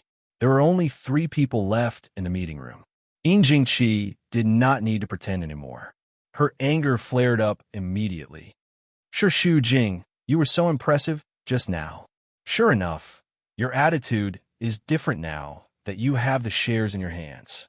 Didn't you vent your anger by arguing with me in front of so many people? I'm just stating the facts. I didn't mean to target you. Shi Shujing only cared about the project. As for other unnecessary quarrels, she definitely did not want to be involved. She would rather keep the peace. You've already said that I chose the contractor. Why didn't you target me? The contractor was indeed chosen by you. I don't think there's anything wrong with me bringing it up. In fact, I'm really puzzled. Why are you still siding with him when it's obvious that there's something wrong with him? Of course, I have my reasons for doing what I did. Do I have to explain everything to you? Do you really think that you have a lot of shares in your hands? These days, Yin Jingqi had been brooding about the shares. She could make a fuss about anything. With her temper, she could easily tear Shi Shujing apart. This is a problem with the project. It has nothing to do with the shares. Why didn't you close it? You're obviously. Stop arguing. Qin Baiyuan was annoyed and stood up. The two of them glared at each other. What's the point of arguing like this? Mom, this matter is indeed your responsibility. Why did you suddenly cooperate with a small company? And they're so unreliable. This matter will have a bad impact on Blue Sky. Yin Jingqi felt guilty. When she was provoked, she immediately raised her voice. You're actually helping this woman to criticize me? I don't mean to help anyone. I'm just stating the facts. What do you mean by stating the facts? I'm saying that she did something shameful and offended Mr. C. You're actually blaming me. You've also been bewitched by her. Mom, don't say anything. I don't want to hear a word. Yin Jingqi didn't even bother to tidy up the documents and strode out. As soon as she stepped out of the door, she immediately made a phone call. It's me. Shi Shujing didn't expect Qin Baiyuan to speak up for him. When he was tidying up the documents, he lowered his head and said calmly, You don't have to say that. Qin Baiyuan furrowed his brows. Do you think I'm helping you? Don't flatter yourself. You're really something. It's not like you don't know that my mom is a person who cares about her reputation. You're blaming her in front of so many people. It's no wonder that she's angry. I'm only responsible for the company's affairs, not the person. I'm the one who took over the project, so I have to be responsible to the end. It's the same for anyone else today, and it doesn't matter if your mom's angry. At the end of the day, it's still about the shares. Sure, Shu Jing hugged the documents in front of his chest and looked at him calmly. The glasses covered his clear and bright eyes, but he didn't like what she said at all. Well, my mom. Isn't she also your mom? Sure, Shu Jing laughed. I don't know when she had a daughter. She was about to leave when Qin Baiyuan stopped her. Wait, after all, we're a family. He was very uncomfortable when he said this. Don't be too extreme in everything you do. In the company, she's the director and I'm the manager. There's no such thing as a family. Moreover, our marriage won't last long. It's better not to mix it up. After that, she left, leaving Qin Baiyuan with her back view. He stood on the spot, feeling very upset. Although Yin Jingxi promised to give him a reply within 3 days, Shu Jing still couldn't rest assured because of her protective attitude towards Tianhe Construction. He made up his mind to go to Tianhe Construction personally. Shu Jing got off work at 5 o'clock and went straight to Tianhe Construction. She hailed a taxi, but it suddenly broke down halfway. She had to get off the car and hail a taxi by the roadside. When she got off work earlier, the road was not very congested. But now, she couldn't hail a taxi for a long time. The road gradually became congested. Cars were next to each other, and she couldn't hail a taxi at all. What was worse was that it seemed like it was going to rain again, which made Shu Jing very anxious. In a big city, the rush hour after work was the most annoying. It could drive people crazy. There was no subway station nearby, and it would take her at least 3 to 4 hours to walk by foot. The traffic slowly moved forward, and a black MPV stopped in front of her. The driver pressed the horn. When Shu Jing saw the 499.99 on the license plate, she realized something. The window of the back seat rolled down, revealing a handsome face. The man in the car was dressed in a black suit, elegant and elegant. His eyebrows were like swords, and his eyes were like a pool of deep blue water. It was just a brief exchange of eyes, but it made Shu Jing feel like it was a lifetime ago. She subconsciously hugged the document bag tightly. After all, he was a very shrewd man. Si Wenchun looked at her calmly. His firm lips only moved slightly, and a deep and magnetic voice came out. Waiting for taxi, Shu Jing pursed her lips and replied in an incongruous manner. What a coincidence! Her heart was not calm, and her heart was in a mess. Do you need a lift? Is it on the way? I'm afraid it's inconvenient. There's a traffic jam at this point, and it's inconvenient to go anywhere. Si Wenchun was still waiting for her decision. Even if it was to help, he did not give her any sense of pressure at all.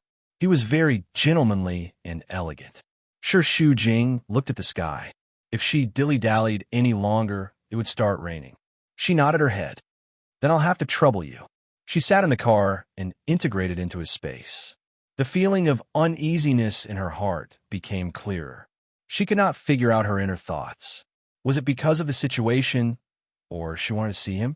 She did not know. Perhaps it was the latter. The more she tried to deny it, the more she was deceiving herself. When it came to relationships, she was weak and always liked to escape. There was an endless line of cars in front of them, one after another, moving forward bit by bit. The rain fell, and the rain gradually became heavier, beating against the car window with a pitter-patter. Shu Jing felt that it was like a whip lashing at her heart. Si Wenchun was a strong magnetic field. He did not need to do or say anything, and he had already exuded a strong magnetic force, affecting everything about Shu Jing, including her heartbeat, breathing, and pulse. The only good thing was that this business car was very spacious. The two of them sat on one side, and there was a lot of space. Si Wenchun glanced at the file in her hand. The two corners were twisted out of shape. You still want to talk about the project after work? Yes. Speaking of this, Shu Jing then remembered the serious matter at hand. I've already investigated. It's true that the contractor of Blue Sky has seriously cut corners and lied about the price. I'm very sorry about this matter. I hope you can give Blue Sky another chance. We will definitely give you a satisfactory answer. Why should I give Blue Sky another chance? Si Wenchen smiled.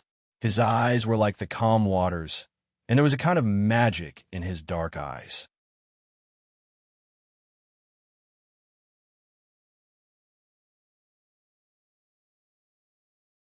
Chapter 151. Shi Shujing's face turned paler and paler, especially when he mentioned Qin Yuning. His lips turned white, and he felt as if he had been struck by lightning. Perhaps subconsciously, she had always felt that Si Wenshun had treated her well, so she felt that as long as she made up for it, there would be no problem in continuing their cooperation. She never expected that Si Wenshun would actually say something like pursuing responsibility. Regardless of whether he was serious or joking, she was frightened. Even though she tried her best to hide it, her eyes still revealed a look of fear, which was reflected in Si Wenshun's eyes. Shi Shujing mumbled, finding it difficult to make sound. Such a thing happened.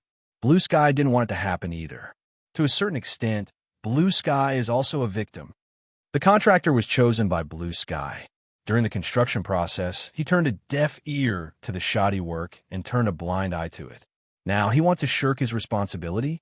Is manager Shi still unclear about the concept of victim? Wasn't she in England with him at that time? How could she know about the situation of the project? However, whether it was Yin Jingqi or her, they represented Blue Sky to the outside world. She didn't want to shirk her responsibility. It was indeed our negligence. If necessary, Blue Sky will pay the corresponding compensation, but I hope that the project can continue. I'll still say the same thing. Why should I give Blue Sky another chance? Previously, when I chose Blue Sky, it had already attracted a lot of criticism. They said that there was some shameful relationship between us and that I was secretly manipulating it. If I let Blue Sky off this time, wouldn't others misunderstand that you climbed into my bed? At that time, I'm afraid Manager Shi's reputation wouldn't be good. Si Wenshun said faintly, as if the misunderstanding had caused him trouble. However, he wasn't harsh at all. Instead, there was a faint smile on his lips. In a calm and gentle manner, he approached Shi Shujing step by step. She was so used to his kindness that she didn't know how to deal with Si Wenshun, who was aggressive and had the mannerisms of a businessman. What hurt her even more was not the difficulties at work, but the change in his attitude towards her. She was still reluctant to let go of that relationship, but he seemed to have already extricated himself from it. No matter how many romantic words they had said, they were all in the past, as if they had never happened. When it comes to relationships, women are always not as ruthless as men. Shi Shujing's heart ached, but he forced himself to calm down. No matter what, the two companies are in a cooperative relationship after all. There is really no need to go through legal procedures. Blue Sky will try its best to make up for that loophole and strive to give you a satisfactory explanation as soon as possible. Her head was very low and she was sad, so she didn't notice Si Wenshun's gaze. He should have been tough, but when he saw the tears in her eyes, he still damnably softened and asked, "Wronged? No, not at all. The responsibility is originally with Blue Sky. I don't have the right to be wronged." Shi Shujing looked out of the window. In the rain, the traffic was dense. Everyone in this city who was not struggling to survive. Compared to the time when she was left outside for a whole day by a client, or when they insulted her verbally, Si Wenshun was much gentler. I just want you to understand that the business world is like a battlefield. No one will be kind to you. If you're not facing me today, but another client, the other party will be even more impolite. If you don't have a strong heart, then you are not suitable to bear this responsibility. Shi Shujing smiled bitterly. She might not be strong, but she was not fragile either. If it was someone else, she would be anxious, but she would not be sad. The reason was because he was Si Wenshun. Only someone she really cared about could stab her heart with a knife and make her bleed. When she was hurt, she instinctively wanted to protect herself, using a strong shell as protection. Thank you, Boss C, for your guidance. I will remember it. I'm here. Please stop the car. Si Wenshun had a lot of words to say, but they were all stuck in his throat. He could not say them no matter how hard he tried. In the end, he just signaled to the driver. "Stop the car." "Thank you." Shu Jing was about to get off the car, but Si Wenshun grabbed her wrist. The long-lost touch, the familiar body temperature, made her sad, and tears were about to fall. "It's raining outside."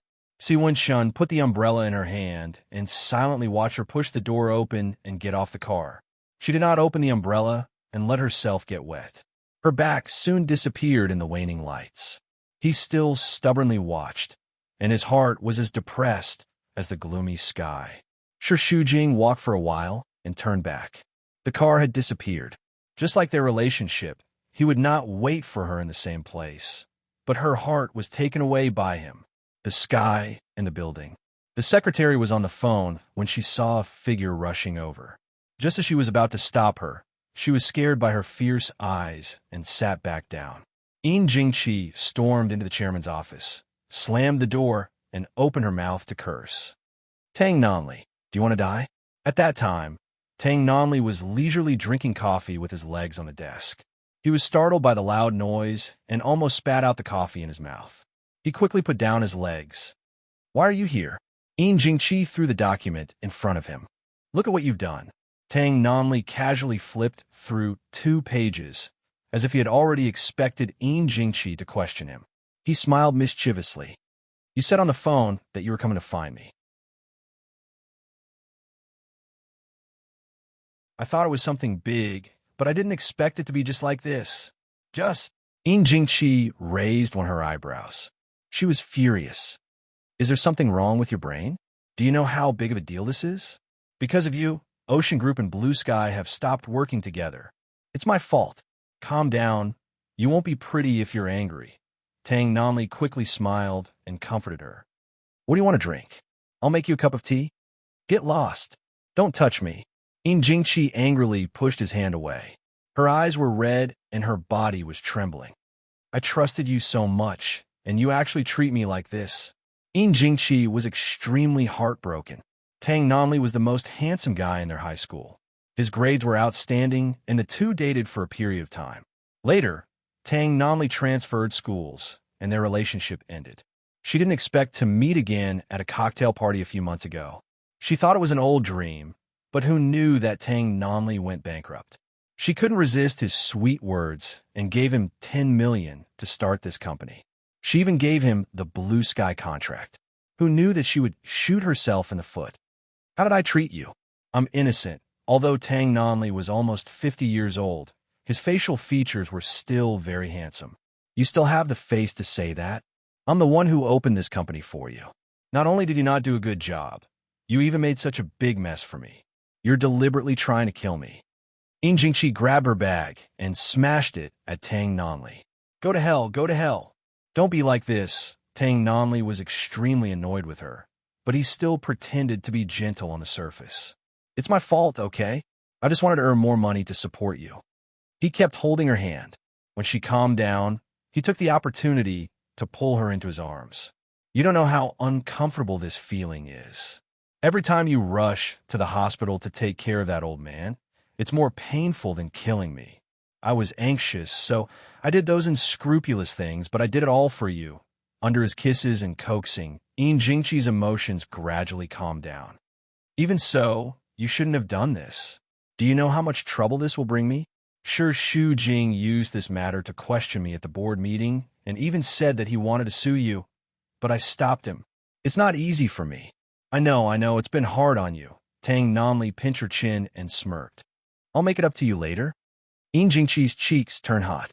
"Look at the situation now. I've been thinking about you all the time. Don't think that I'll forgive you like this, I know. I just miss you." Tang Nanli hugged Jingqi, pressed her on the sofa, and kissed her passionately. "Hey, be gentler. It hurts. Don't think that you can settle me just like that. Let me tell you, hurry up and exchange the materials and fix the price. Otherwise, if the old man hears about this, I'll be dead." "I know. Don't just say it. Hurry up." That Shu Jing keeps staring at me. She seems to suspect that I'm biased towards you.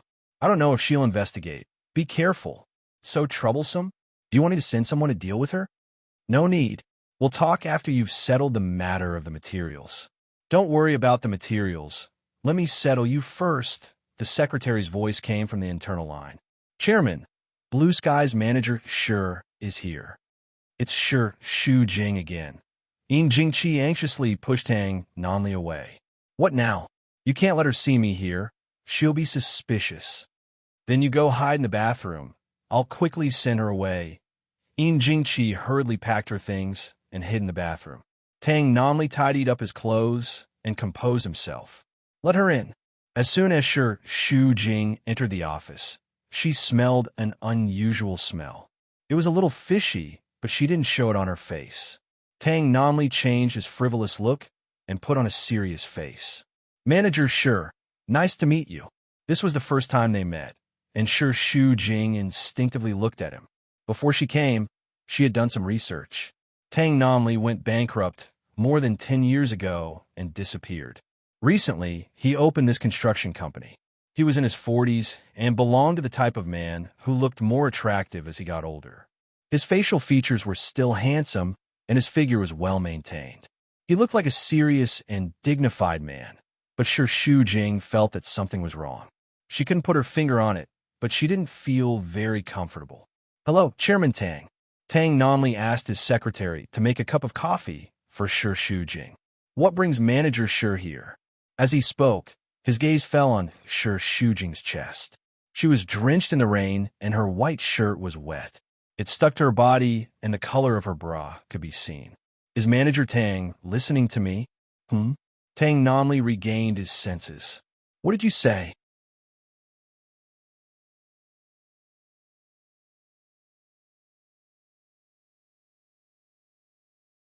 Chapter 152. That's strange. The contract was signed by Director Yin and I. When did it become Manager Sure's responsibility? Tang Nanli probably felt that Sure Shu Jing was still young and inexperienced, so he didn't put her in his eyes. I was in charge of the project at the beginning. Now that something like this has happened, I have the responsibility to solve it. Then I'm really sorry. I only recognize the contract. I will explain to whoever I signed it with. Otherwise, how many times do I have to deal with all of you asking me to take responsibility every day? Sure Shu Jing had never seen someone so arrogant when they were clearly in the wrong. Director Yin and I are both employees of Blue Sky. What's the difference? I don't care who represents Blue Sky. In short, I will only explain to Director Yin. Sure Shu Jing took a deep breath. She could see that this Tang Nanli was relying on Yin Jingqi's support and didn't take her seriously. Yin Jingqi was supposed to be a swift and decisive woman at work. Why was she so clueless about right and wrong? Director Tang and Director Yin are very close? What does Manager Sure mean by that? Are you suspecting that Director Yin is biased towards me? I'm just asking, whether it's true or not. Director Tang knows it in his heart. Yin Jingqi was Blue Sky's employee after all. Sure Shu Jing couldn't bring up her shortcomings in front of an outsider. Even though it was hard to say whether Blue Sky was the outsider or Tang Nanli was the outsider. No matter who is in charge, your company's partner is Blue Sky. If you don't solve the problem, Blue Sky will definitely pursue it to the end. At that time, I'm afraid even Director Yin won't be able to protect you. That's all I have to say. Director Tang, think about it carefully. Tang Nanli was filled with displeasure. When he was building the company, Sure Shu Jing was still playing in the mud. Now, she actually dared to bare her fangs and brandish her claws in front of him. Sure Shu Jing got up and left. Out of the corner of his eye, he saw a silk scarf on the sofa. It belonged to Yin Jingqi. She was very sure that she had seen Yin Jingqi wearing this scarf during the meeting today. It was a limited edition international brand and was very difficult to buy. After leaving Tiana Construction, Sure Shu Jing went to Gao Zhuqing's house to have hot pot. During dinner, he told her about Yin Jingqi, which made Gao Zhuqing very excited. My God, the demoness actually betrayed us. Sure Shu Jing was suspicious, but when he heard the word betrayal from her own mouth, he felt disgusted as if he had swallowed a fly. That's impossible, right? Maybe I'm misunderstood. No, it's definitely not a misunderstanding. Gao Zhuqing forced himself to swallow a scalding beef meatball and said impatiently, "Are you sure about that scarf? That means Yin Jingqi is definitely in his office. Maybe it's just a coincidence." It's Tang Nanli and the others. What's the point of deceiving yourself? You saw how intimate they were at the hospital.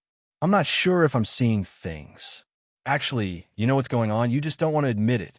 According to you, that Tang Nanli looks like a decent person, so it's normal for Yin Jingqi to be hooked up with him. Otherwise, with that kind of ruthless character, why would she harm the company's interest to protect a man? Let me tell you, no matter how powerful a woman is, she's still a fool when it comes to relationships. So, she's 100% a traitor, Gao Zhuqing said with certainty. All these years, Qin Yuning has never given Yin Jingqi a status, so she must have some resentment in her heart. The two of them have been together for a long time. At this time, a man suddenly appeared, and he's still at the age where Yin Jingqi is like a wolf and a tiger. It's normal, too normal. Sure, Jing originally had some doubts, but after hearing what Gao Zhuqing said, he became even more suspicious. Don't tell me it's true. It doesn't matter if you don't believe me now. Wait until I find the evidence, then you'll believe me. When Gao Zhuqing's eyes shone with the shrewd light of a reporter, Shu Jing's hair stood on end. What are you trying to do? Don't act recklessly. I'm just telling you this in private. Don't make a big deal out of it. I know. I won't act recklessly. You promise? I promise. Gao Zhuqing raised 4 fingers to swear, but in his heart, he thought that finding out the truth was the duty of a reporter. Not to mention such a sacred matter, he wouldn't act recklessly. In short, as long as he wanted to, there was no truth that he couldn't find out. The hot pot at night was spicy and greasy, so Shu Jing's stomach couldn't take it anymore. After taking a shower, she originally planned to continue working overtime, but who knew that her stomach would hurt badly. Lying on the bed for a long time, it didn't feel better. It was so painful that she didn't know whether to lie down or hold her stomach and squat on the ground. It was so painful. At this time, the phone rang. She took the phone and saw that it was a call from Qin Baiyuan. She threw it aside. In less than 2 seconds, the phone rang again, which hurt her skull. She picked it up impatiently. As a result, before she could scold, the other party had already questioned her. "Where are you? Why haven't you gone home yet?" At this time, it was 11 o'clock in the evening. Home. He was talking about Qin Baiyuan's home, but it had never been Shu Jing's home. The only person who made her feel warm was her father-in-law Qin Yuning, but he was seriously ill in the hospital now. She didn't want to go back to that empty house. It was too cold, like an ice house. "Did you hear what you said? Don't play dead. I won't go back tonight." "What? You won't come back? Who are you with? Mr. C? Shu Jing, do you still have any sense of shame?" "I told you to go home. Did you hear me?" Shu Jing roared in anger. "I don't want to go back. I don't want to go back in the future. You have no right to interfere with my freedom." She hung up the phone and threw it aside. She was exhausted as if she had fought a war. A while ago, she saw someone share the harm of quick-acting medicine, so Shu Jing had tried her best to take less medicine. However, the situation didn't improve after more than half an hour. She felt that she was going to die of pain, so she took her wallet and went downstairs to buy medicine. Gao Zhuqing was still working in the room, so she didn't disturb him. She bent over and covered her stomach with difficulty to walk forward. She felt pain with every step and cold sweat broke out on her forehead. At this time, someone suddenly grabbed her hand from behind. Shu Jing was scared and screamed. She turned around and kicked the man's crotch. Qin Baiyuan dodged and shouted, "Do you want it in my family line? It's you?" Shu Jing looked at him in shock, and her brows furrowed deeply. "What are you doing? I thought you were a psycho." However, he, Qin Baiyuan, was more terrible than a psycho. "You're the psycho. Have you ever seen such a handsome psycho?" Shu Jing wriggled her wrist out of his hand. Qin Baiyuan was tall and had a tall and straight figure. He looked down at her from above. She was wearing thin pajamas, and her hair was messy. She looked sloppy. He rarely saw her like this, and it made him very uncomfortable. His anger rose by several degrees. Where are you going in the middle of the night? Looking for an adulterer? Nothing good comes out of a filthy mouth. Sure, Shu Jing ignored him, but Qin Baiyuan took a step forward and blocked her path. He interrogated her again. Where are you going? It's none of your business. Get out of my way. Sure, Shu Jing was in so much pain that her mouth turned pale. At this time, if he continued to pester her, she could kill him with a knife. Tell me clearly, are you going to see him? Qin Baiyuan was very jealous now. I'm going to the pharmacy. Why are you going to the pharmacy? To buy medicine? Damn it. Is he upstairs? Qin Baiyuan's face was livid. If she dared to say yes, he would go up and fight with her.